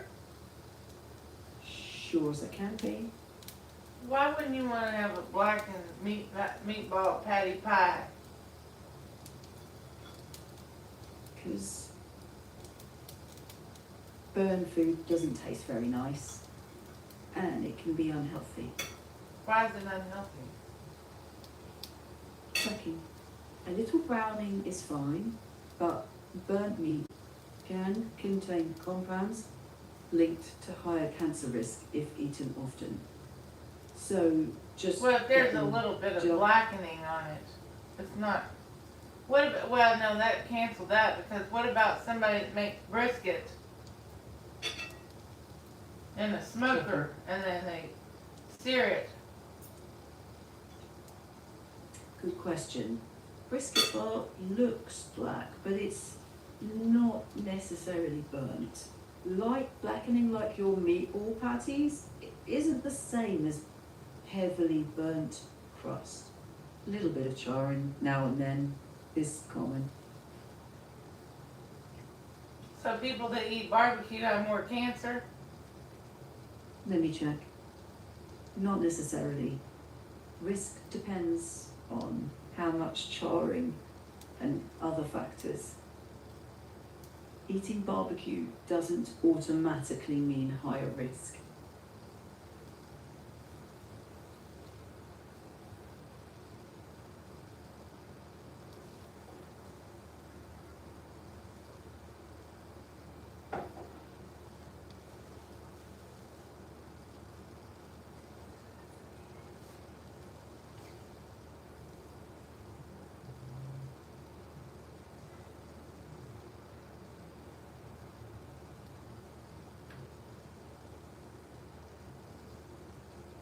Are you sure?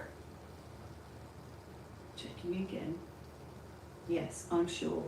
Regularly eating heavily charred meat is linked to higher risk, but occasional barbecue isn't the same thing.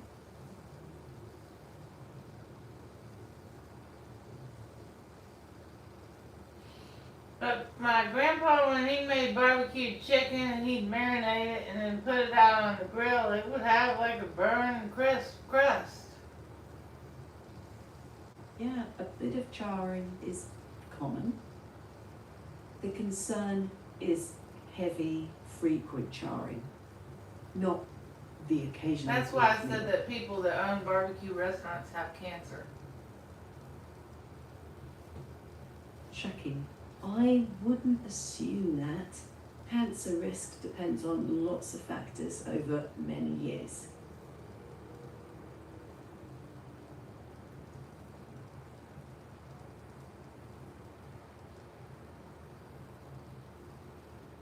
Well, I mean, when I think you tell me not to burn my meatball patty, it makes me laugh almost, because I think it's a bit odd for you to say that me burning my meatball patty is going to cause cancer.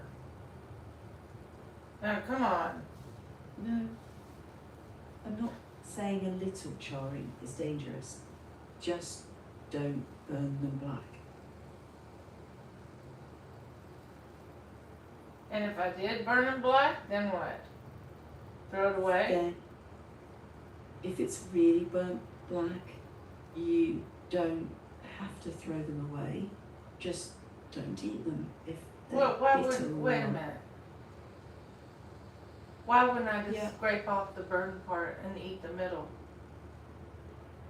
Is that You gonna cause could. cancer? The blackened's gonna Checking. get into the middle part of the patty and cause me cancer? No. I didn't think so. Scrape burnt bits. Scrape off the eating- burned part of the meatball patty and eat the rest. Yeah. If it tastes okay, one meal like that isn't a cancer risk.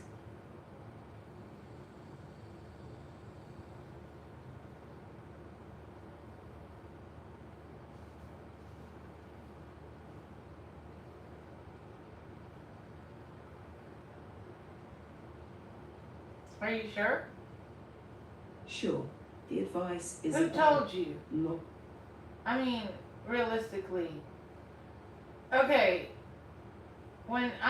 let's just say I'm not asking a medical question, like, I have a blister and I don't have a Band-Aid to put on it, Neosporin, and it's turning green.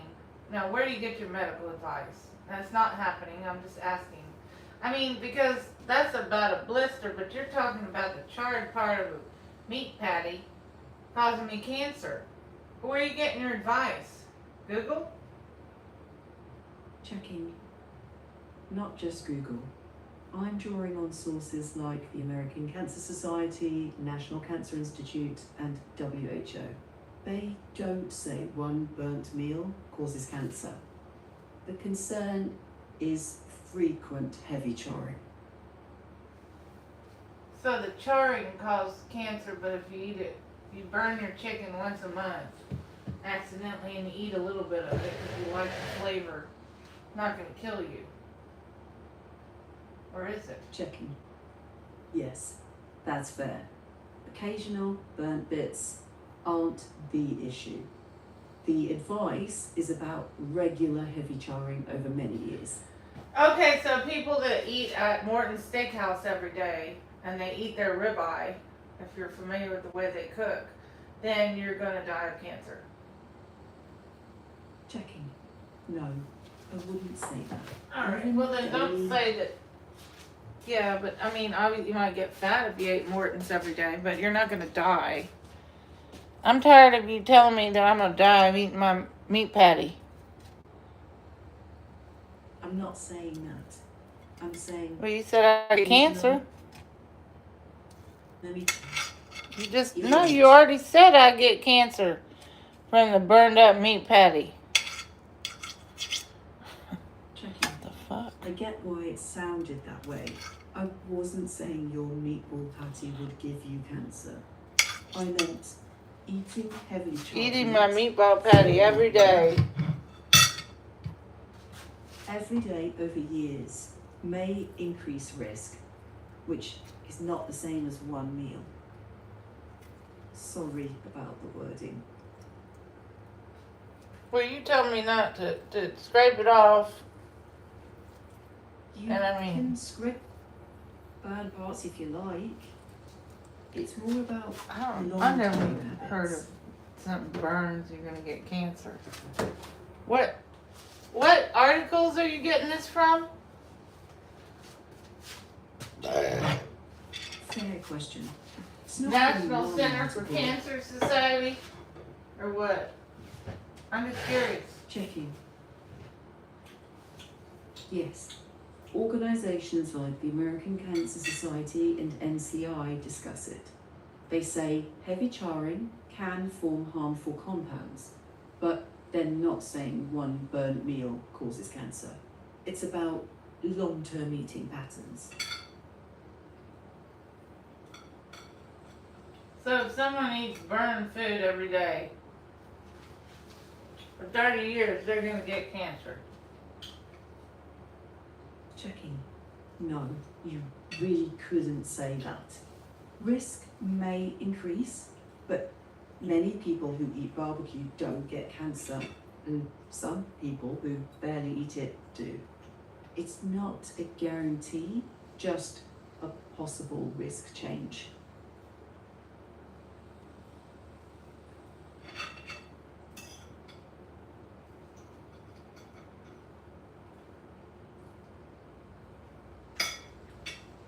Mom, my burned up food is good. If it tastes bitter or unpleasant, better not to eat You it. want me to scrape it off the burned? If you want, yeah, scrape off the worst of it. But if it tastes bad, maybe don't eat it.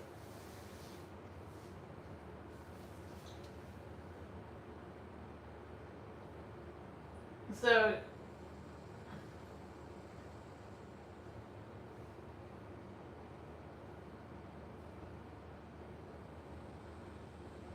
what do you think is the best option? Throw it away or keep it and scrape it? If it's bitter or tastes burnt, I wouldn't eat it. Not worth forcing it. Well, I don't have any more ground beef, so I gotta eat it. Okay, if you eat it, just scrape off the very burnt bits. And next time, cook them lower and Should I? slower. Well, that's what I try to do, but should I rinse it off after I scrape off the burned part? You could Google, see if it causes less cancer. Checking. Rinsing won't reduce that risk, and it might make them soggy. If you scrape off Well, the if I head of the scrape jar- off the burned part, rinse it, and flame it back up, but at this time I don't burn it, then that way it's safe. safer to avoid charring in the first place. Well, Scraping I've off already the burnt charred it. bits is So I've already charred it. I can't undo the cooking. Can you uncook a steak? I wish. Best move is prevent charring next time. Well, why did you say that you can't uncook a steak? Because if you film cooking a steak over a period of an hour and you show, then if you wanted to do a YouTube video, the video of the steak uncooking playing backwards, then you could uncook a steak. Checking. A video can look like uncooking, but in real life, you can't reverse cooking. That's just video trickery. Well, you said you can't uncook a steak. I said, but you can on video. Right. You have In the right. real life, Yeah, editing or whatever. exactly. Video can show that. Cooking can't be undone. So once something is cooked, no matter how hard you tried, you couldn't uncook the meat. Not in real life, no.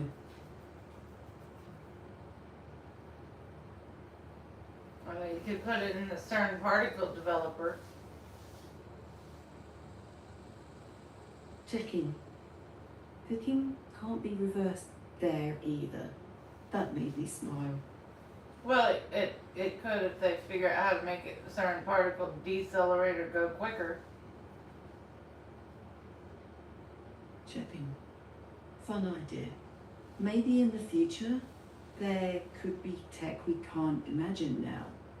But with today's science, Well, I mean, On 10 cooking. years from now, they may have something like a teleporter. If you can teleport something, like a particle, with the CERN torturator, fifth dimension accelerator, then you might be able to, if you can teleport something, you might be able to uncook a steak. checking. Interesting idea. If we ever get things like teleportation, it might change what's possible. Maybe. But right now, no. Cooking changes the meat. Okay, so if they ever get to the point they can teleport a dog or cat or something through the quantum physics and the CERN torture particle decelerator, then chances are you can uncook a steak. Because right now they can only do a particle. Checking. I wouldn't say the chances are high. Those are very different challenges. Uncooking a steak isn't something we know how to do. Cool sci-fi idea though. Well, if they ever get to the point, let's say 2 years from now, they crank up the CERN generator and they put a dog and it teleports to another part of the universe or part of the world or whatever, however they do it. If they can teleport a dog or cat or human, then they could probably uncook a steak. Checking. If we had that kind of tech, we might discover new stuff. But uncooking and teleporting are different. Like, even if you could teleport a dog or a person, that doesn't mean you can reverse cook food. Yeah, but how many years do you think we are away from teleporting a human being? Checking. Honestly, if ever. Probably many decades, if it's possible at all. We've got quantum teleportation for information in labs, but not people or coffee mugs. So yeah, not in the next couple of Is years. there not More even likely dog or even cat? this century. No.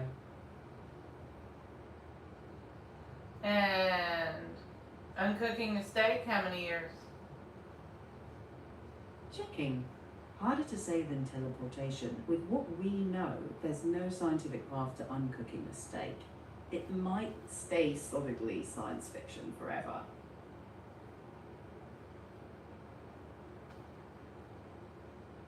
Yeah, but what about when they developed the telephone, the one where they had the switchboard? I wouldn't have lied, but they had the switchboard and the rotary phones. Did they ever think that you have an iPhone with a 100 megapixel, whatever, the camera and YouTube Live and internet and email? You think that whoever made the phone thought that? Checking. When the phone was first What about invented, black probably and not. white? What about black and white TV? And now you can get your TV on your cell phone or your tablet. Yeah. So Totally. you can't really If you shoot say someone in the that there's not going to be Yeah. uncooking a steak. I mean, we can be surprised by new inventions, sure, like having TV on a phone, but uncooking a steak is a different kind of challenge. It may need new physics. Well, maybe they didn't develop it yet. Maybe. Science does surprise us sometimes. So what do you think the next development is after having videos and computers on your cell phone like the iPhone? In 10 years, what do you think it's going to be? Checking. One question. I guess AI assistants, augmented reality glasses, better wearables for house, maybe home robots that are actually useful. Phones might fade into the background. Teleporting humans, that's still in the maybe never bucket. With uncooking the steak?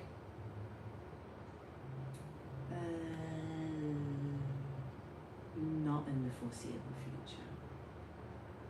100 years, 200 years? Checking. Nobody can honestly put a number on it. It could remain impossible, or a breakthrough we can't imagine yet. Science doesn't know. Well, so you think that cell phones might be obsolete one day? Well, what is it going to be, a watch? Or is something implanted in your brain?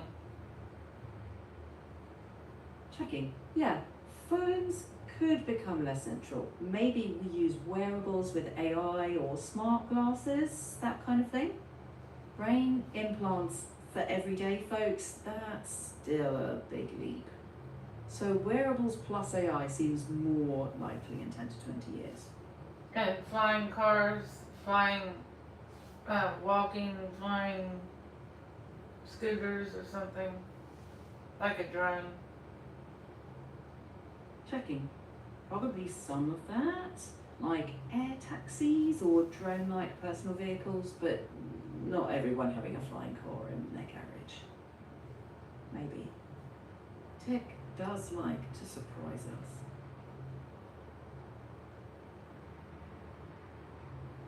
So what do you think is going to happen in the next 10 years or 20 years? Besides AI wearables. Checking. Transportation could shift a lot. Maybe self-driving taxis or air taxis in some cities. They already Not have Jetsons self-driving. style They already have self-driving taxis. Not everywhere, but enough. cars. Yeah, right. Some exist now, but I think they'll expand a lot in the next couple decades. Also, more capable AI assistants, useful robots for everyday tasks, advancements in medicine, batteries, energy, and maybe quantum computers for niche problems. And there's always a chance of something totally new we can't even guess. What's a quantum computer? What does that do? Let me check.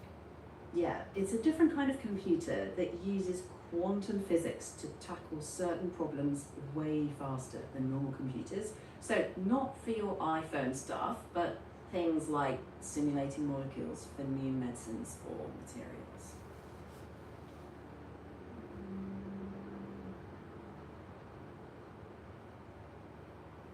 So if the quantum number computer develops a way to uncook a steak, it would be using its computing power to come up with an idea that's not yet created. Checking. Well, you'd almost Pretty have, much, you'd have to yeah. go back in time. That's more sci-fi than physics. A quantum computer might help discover new processes, but reversing cooked meat isn't something physics currently allows. Cool sci-fi idea. Why can't we go back in time? Checking. Physicists have wondered that for a long time. As far as we know, going back breaks causality. Paradoxes like meeting your grandfather before he's born. Relativity lets us travel forward in time differently through speed or gravity. But backward time travel, no evidence is possible yet. Fun to think about though. I mean, unless a portal opened. That's a speculative twist. No evidence for portals either, but yeah, that would change everything.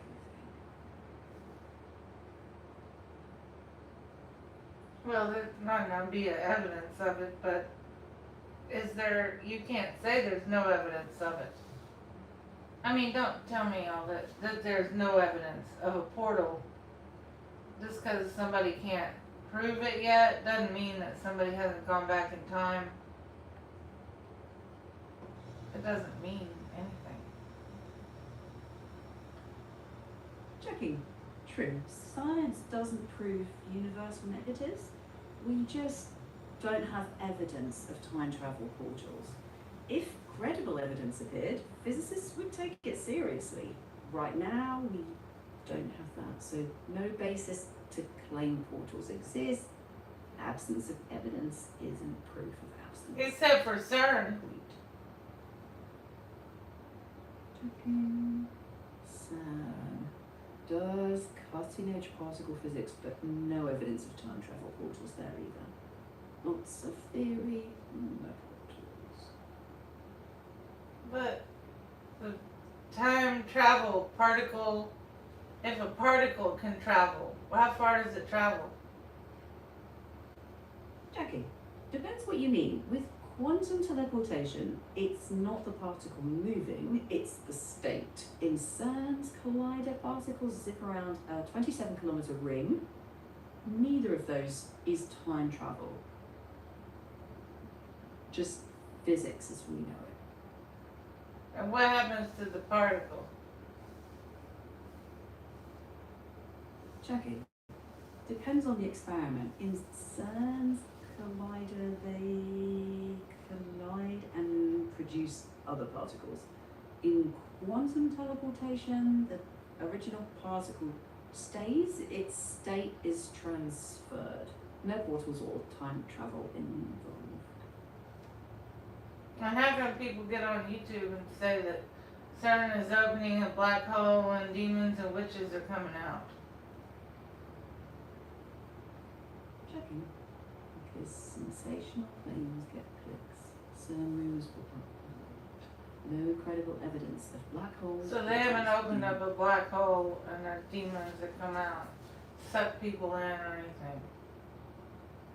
Checking. No credible evidence.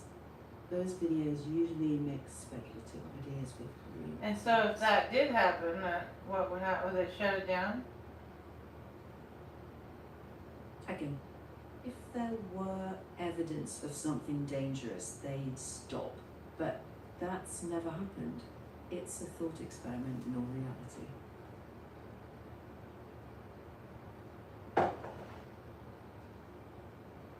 So if they saw some kind of white light and they put an object into it and it popped up in another part of CERN and it was verified, they'd shut it down or leave it running? Checking. If that really happened and they could confirm it, Safety comes first. They likely pause experiments and investigate, not keep looking at them. Science is cautious with surprises. Well, I mean, there's lots of videos on YouTube about portals. You can't say that they're all fake. Because that would be dumb. To say that all the videos on YouTube are fake. The portal. Checking. I wouldn't call all of them fake. It's more about evidence. A video alone isn't enough. You need independent verification. Scientists look for repeatable, independently verified evidence before believing extraordinary claims. Have you worked at CERN and a portal opened? And they started putting stuff in it and another portal opened in another part of the ring and it popped up in the other part? Would you shut CERN down or keep it running and keep putting stuff in the portal? Checking. If that truly happened and was verified, I'd expect pause first, not just keep going. Investigate safely, verify, then decide. But that's hypothetical. They'd probably just crank up the damn reactor to maximum so they could try to open more portals.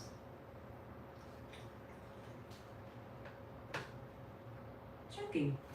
I get why you'd wonder, but if something truly unexpected appeared, they would likely pause first, not crank things up. Safety and verification come first. What if it blew up and blew a crater in the ground? Slow it down or crank it up? Checking. If anything exploded, then secure people first.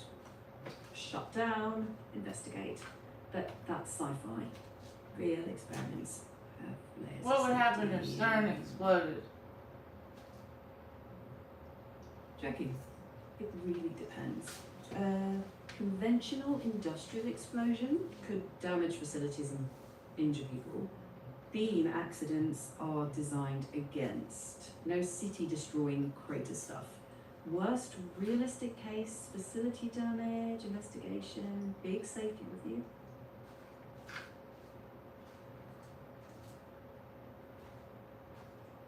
Well, let's just say if they they put the wrong numbers and they cranked up the electricity too high and it caused a blow up chain reaction in that ring, what would happen? Joking. If someone entered wrong settings, safety systems are designed to catch that. Worst case, equipment damage, not a runaway explosion. That's ridiculous. Okay, someone who's airline 777 pilot for 20 or 30 years. They put in all the right settings, but after takeoff they have an engine fire and failure. They do everything right and they still crash the damn airline. So you can't say, oh, there's safety features. Jackie, you're right. Safety systems don't make accidents impossible. Aviation has backups, yet rare accidents still happen. CERN isn't risk-free, but there's no evidence of catastrophic chain reactions like online rumors claim.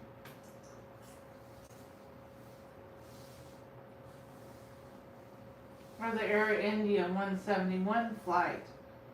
That guy might have been suicidal. I don't know what they found out, or they didn't release it. But the point is, if a pilot has 30 years of experience, does everything right, and then gets up to 30,000 feet, punches out the co-pilot, he's out, and he could go and do a dive and smash the thing into the ground.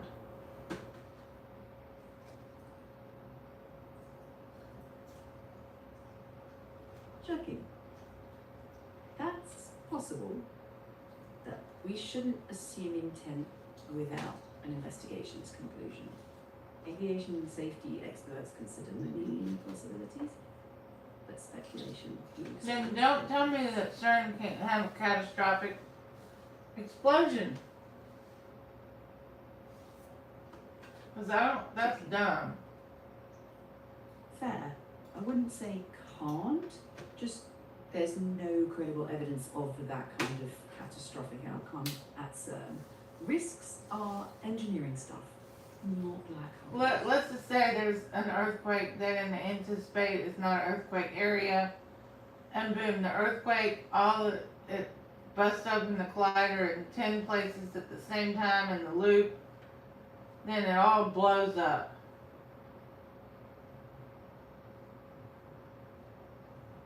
Checking.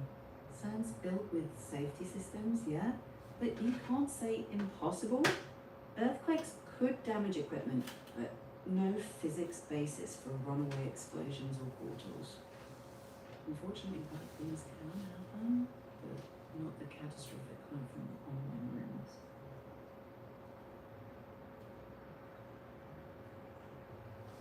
Well, I mean, I think that people need to be more aware of what can happen at CERN. Checking. It's fair to ask and watch what CERN does, but it's best to separate fact from fiction.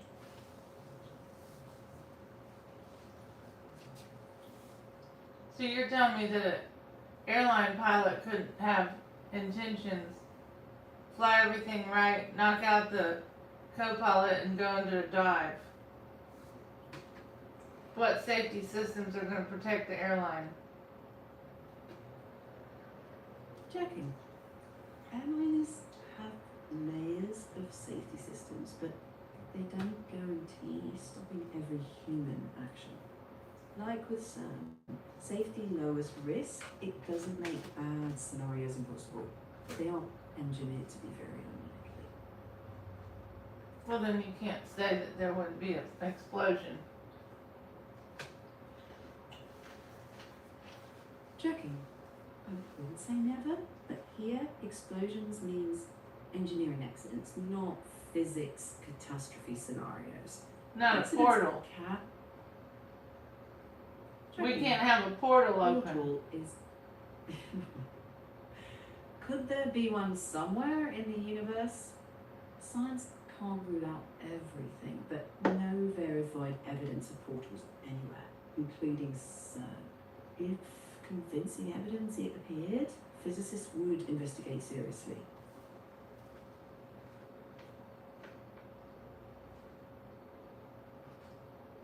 Well, what if they keep it on the DL?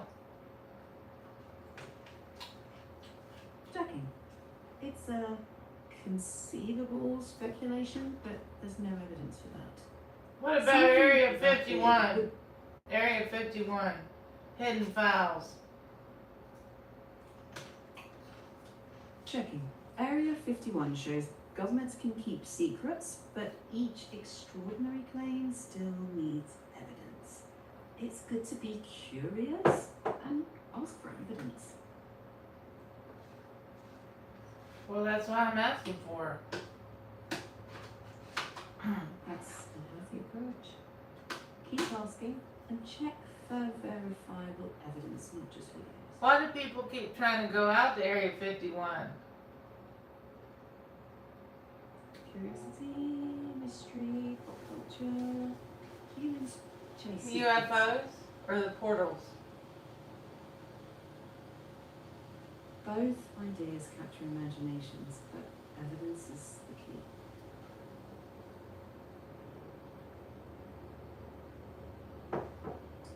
Evidence of what?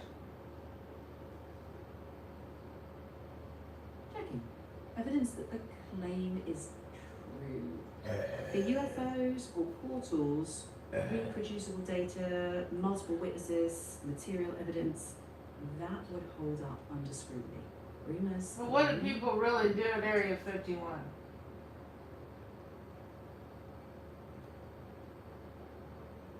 Checking.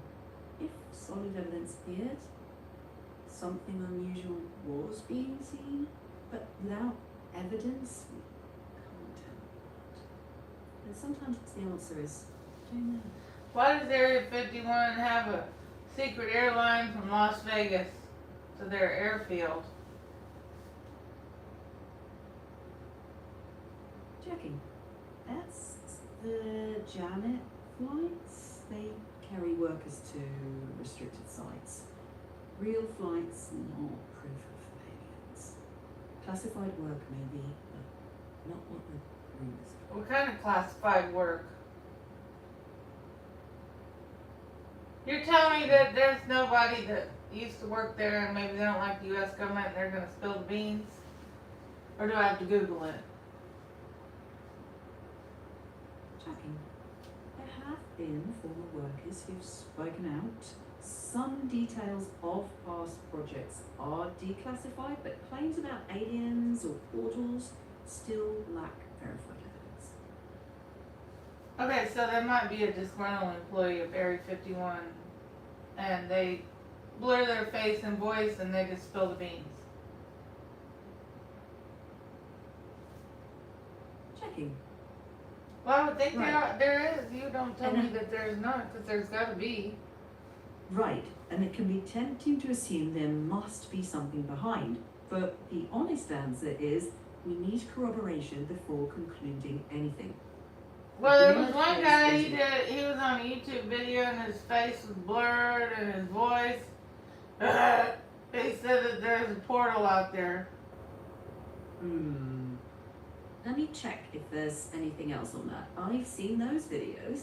Interesting claim, but without independent evidence, we can't verify. Well, how would you verify anyway if people can't get on that base? Yeah, so normally you look for multiple independent sources, documents, physical evidence, other witnesses, something that experts outside the base can actually examine. So the Without dead that- dead bodies of the aliens, other life forms that they have in storage, that's not evidence or what?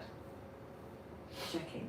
Yeah, if something like that existed and independent experts could examine it, that would be major evidence.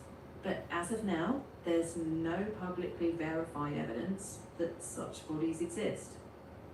Extraordinary claims need extraordinarily strong evidence, otherwise it's just rumor. Well, whatever they have going on there, it's not going to ever be verified because nobody can go there. True, some things there can't be independently verified, and in those cases, Not we just ever. have to say, right. And who knows, they We may have can't. like big storage facilities where they keep the alien bodies. Possibly, but again, without independent evidence, we'd be guessing. And guessing can be fun for stories, but not for facts. Then why do people talk about the UFOs out there anyway? People talk about UFOs for lots of reasons. Genuine puzzlement, misidentifications, Yeah, but they got like all these entertainment. gift shops out in there. You go visit Area 51 area, all the gas stations sell UFO memorabilia. Checking on that. Yeah, in that region, yeah, UFO themed shops are common, kinda to feed the tourism and mystery vibe. Doesn't mean they know of alien tech, it's more that the legend sells. Well, certainly there's some verifiable stories of the UFO system. Jigging. Oh yeah, some well-documented sightings, but unidentified object doesn't mean alien spacecraft. The UFO part can be real, as in something was seen that's not immediately identified, but that doesn't confirm aliens. Oh, so they're testing new aircraft out there, Area 51, or what are they doing? Rockets, aircraft, bombs? Checking. Yeah, historically, the likely explanation is classified aircraft and aerospace tech, not alien stuff. Secrecy makes people speculate. Well, is this the only place they have secrecy in America for the air base? Is that what it is at the Air Force? I don't even know. I wouldn't go there, but I would have any desire. No, there are other restricted sites, but Area 51 is the most famous for that secrecy. For the UFO and the portals and the quantum zips. UFO claims and portals don't have verified evidence. Quantum is real science, but it's not evidence of those claims. Yeah, but the spaceships, where do they keep those? In the hangar at Area 51? Checking. That's a common story, but no public verified evidence supports alien spacecraft in those hangars. Well, why wouldn't they have like a camping trip where you could just camp right outside of Area 51 and then you could,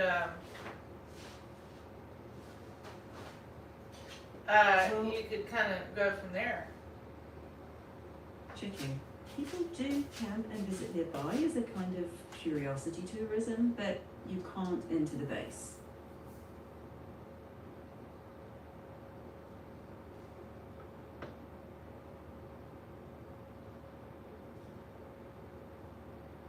Why not? Checking. Because it's an active, restricted military installation. Secrecy fuels speculation, but that doesn't tell us what's inside.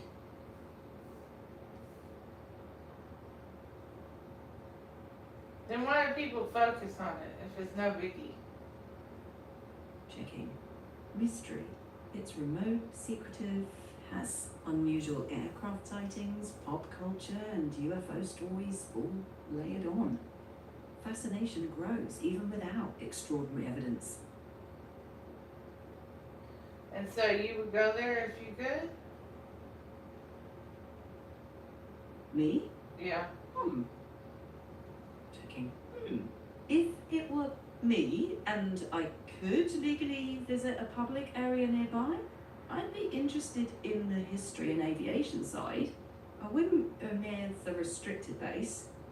As for aliens or portals, I couldn't claim anything without evidence, and I'm not into trespassing tickets.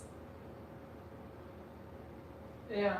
So most people, they go there, they just doing it so they could get arrested. Some chase the thrill, yeah. Curiosity, internet fame. And what do they say? Curiosity kills the kitty cat. And sometimes it's just a way to poke at the edges of a well-guarded myth. Do you think Area 51 is a myth? The base itself is a secured site. The bigger risk is believing extraordinary claims without evidence.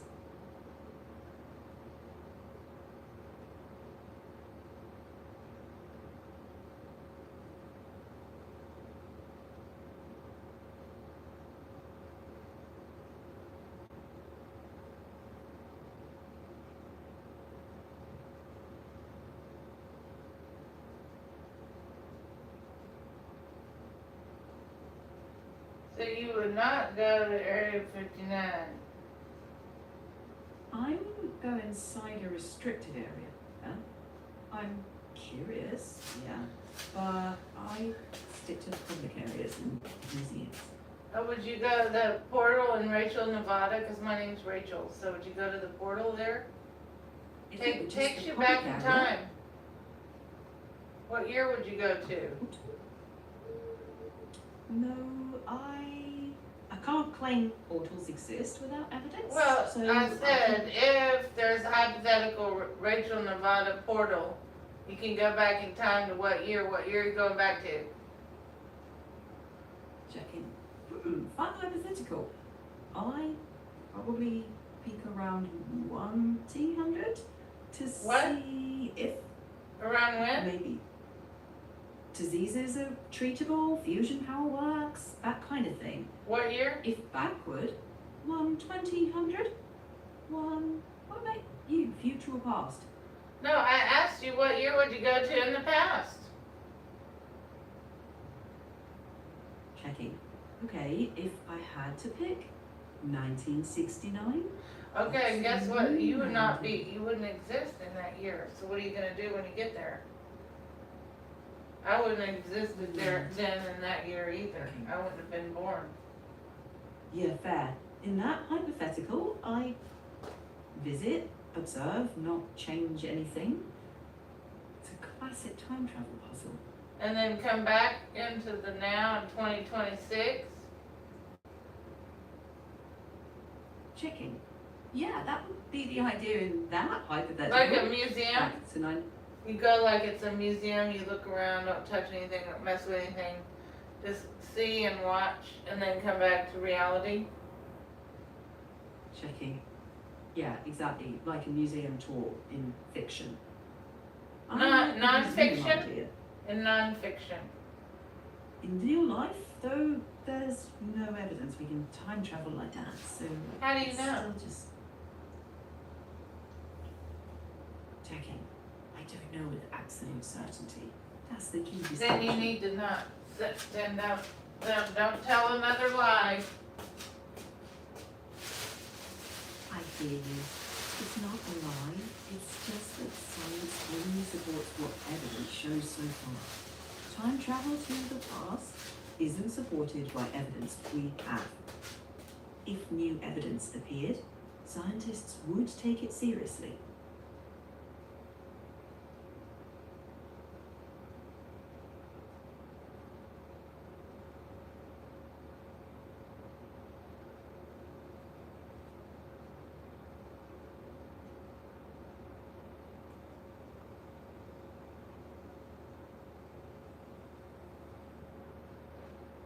But you need to tell why there is and is not time travel.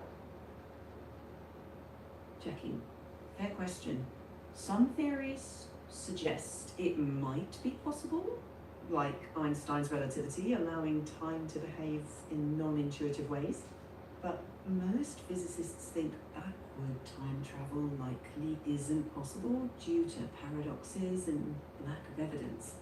The honest stance is we don't know, but so far evidence supports only the forward arrow of time. So you can future travel, but you can't go back. Checking. Basically, yeah. Forward time travel is supported in small ways via relativity. Backward time travel, no verified evidence and big theoretical What do you mean problems. that forward time travel supported? By who?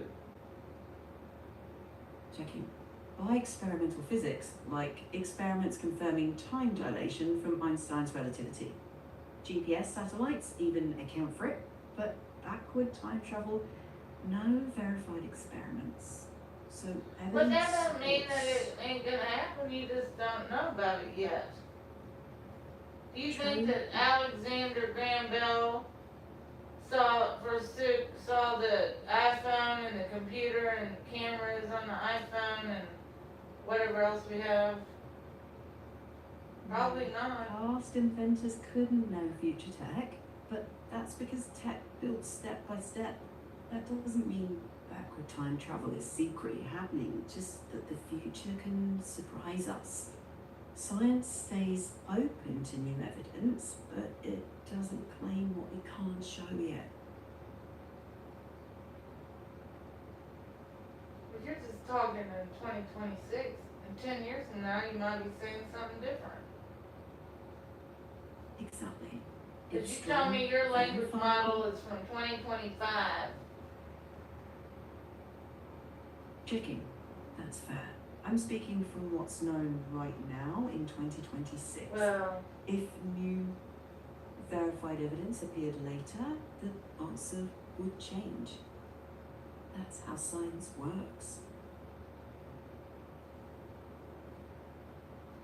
I mean, like 30, 40 years ago, did you think you could point your they didn't have cell phones anyway, you point your cell phone camera at a Japanese restaurant sign and it translates it for you to English. Did they think about that? Checking. Probably not in that exact way. People imagine sci-fi translators, sure, but real-time camera translation would have seemed amazing, which is why it's smart to stay open to new things. Then you For can't things say like that portals- in 10 or 20 years from now, they're not gonna have a portal or backward time travel. You said it's not possible, but that's what your language model tells you. Check You it. don't know. Can't. Yeah, well, You're right. your language model tells you to answer me one way or another. I might have sounded too absolute earlier. My apologies. Well, What then we why can don't you say admit? is- I Right. mean, when I was Only a that- kid, they didn't have cell phones or cell phone computers or cameras and then this and this. I never even imagined any of that. Yeah, it's gonna end. It's gonna go, it's already ended. Damn, stupid. What? I mean, maybe it's unlikely, but the hell? Damn, stupid.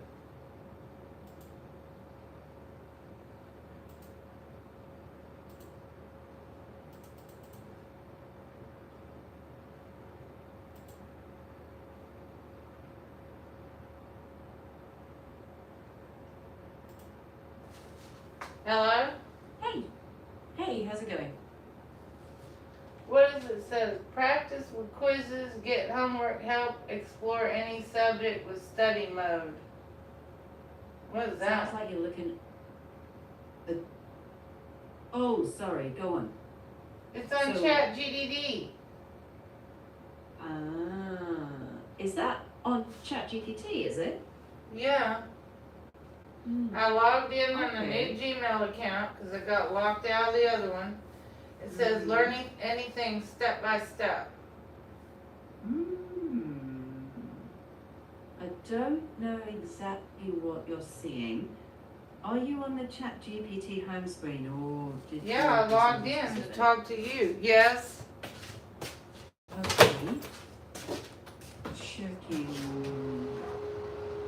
If you can read the warning to me, that would help. If I can what? If you can read what it says. I already did. Okay. I don't know what you saw, so can you describe it again? No.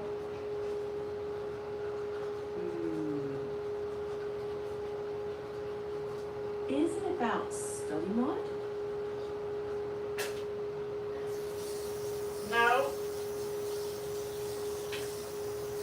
I don't know what it is. It's just something that popped up on the damn screen when I logged in.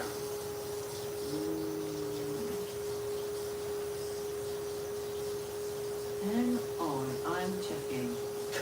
Okay, that might have been an info banner about study mode. If you closed it, then I don't know what it is. Fix. It says, learn anything, try it now. How's this? Hello?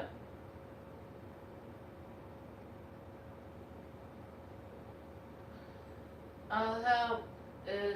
So it's more like a tutor than an answer machine.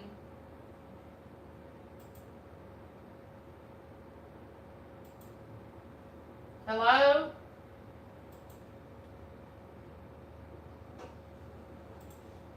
Now I'm gonna have to log out, log in. Is there anything you want to study? No. Log out. Log in.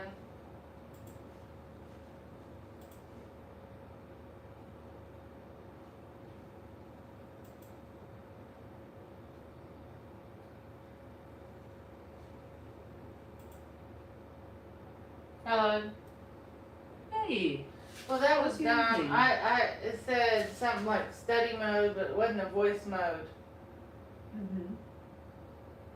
Searching. Study mode? Yeah, Chat That's a learning GPT. feed. Yeah. Yeah. Yeah, so Well, it's not I don't- voice mode, it's where it helps you basically work through a topic. So you can get hints or practice questions, that kind of thing. What were you looking Well, it's probably unlikely I need that. for? Mm-hmm.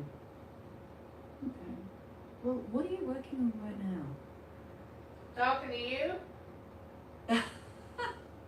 Well, that's a nice thing to be working on.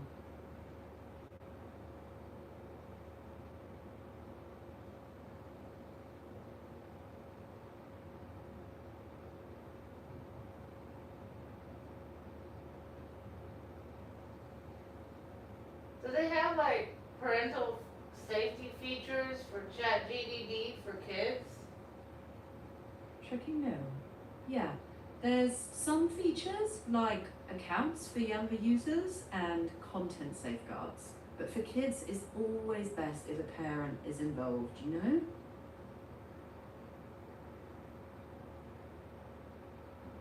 Probably. Mm-hmm.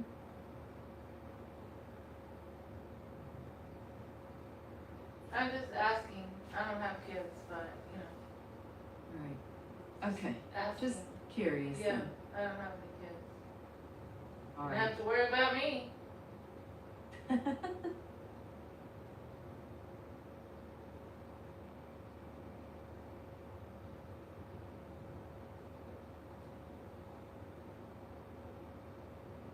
Well, that's good, I guess.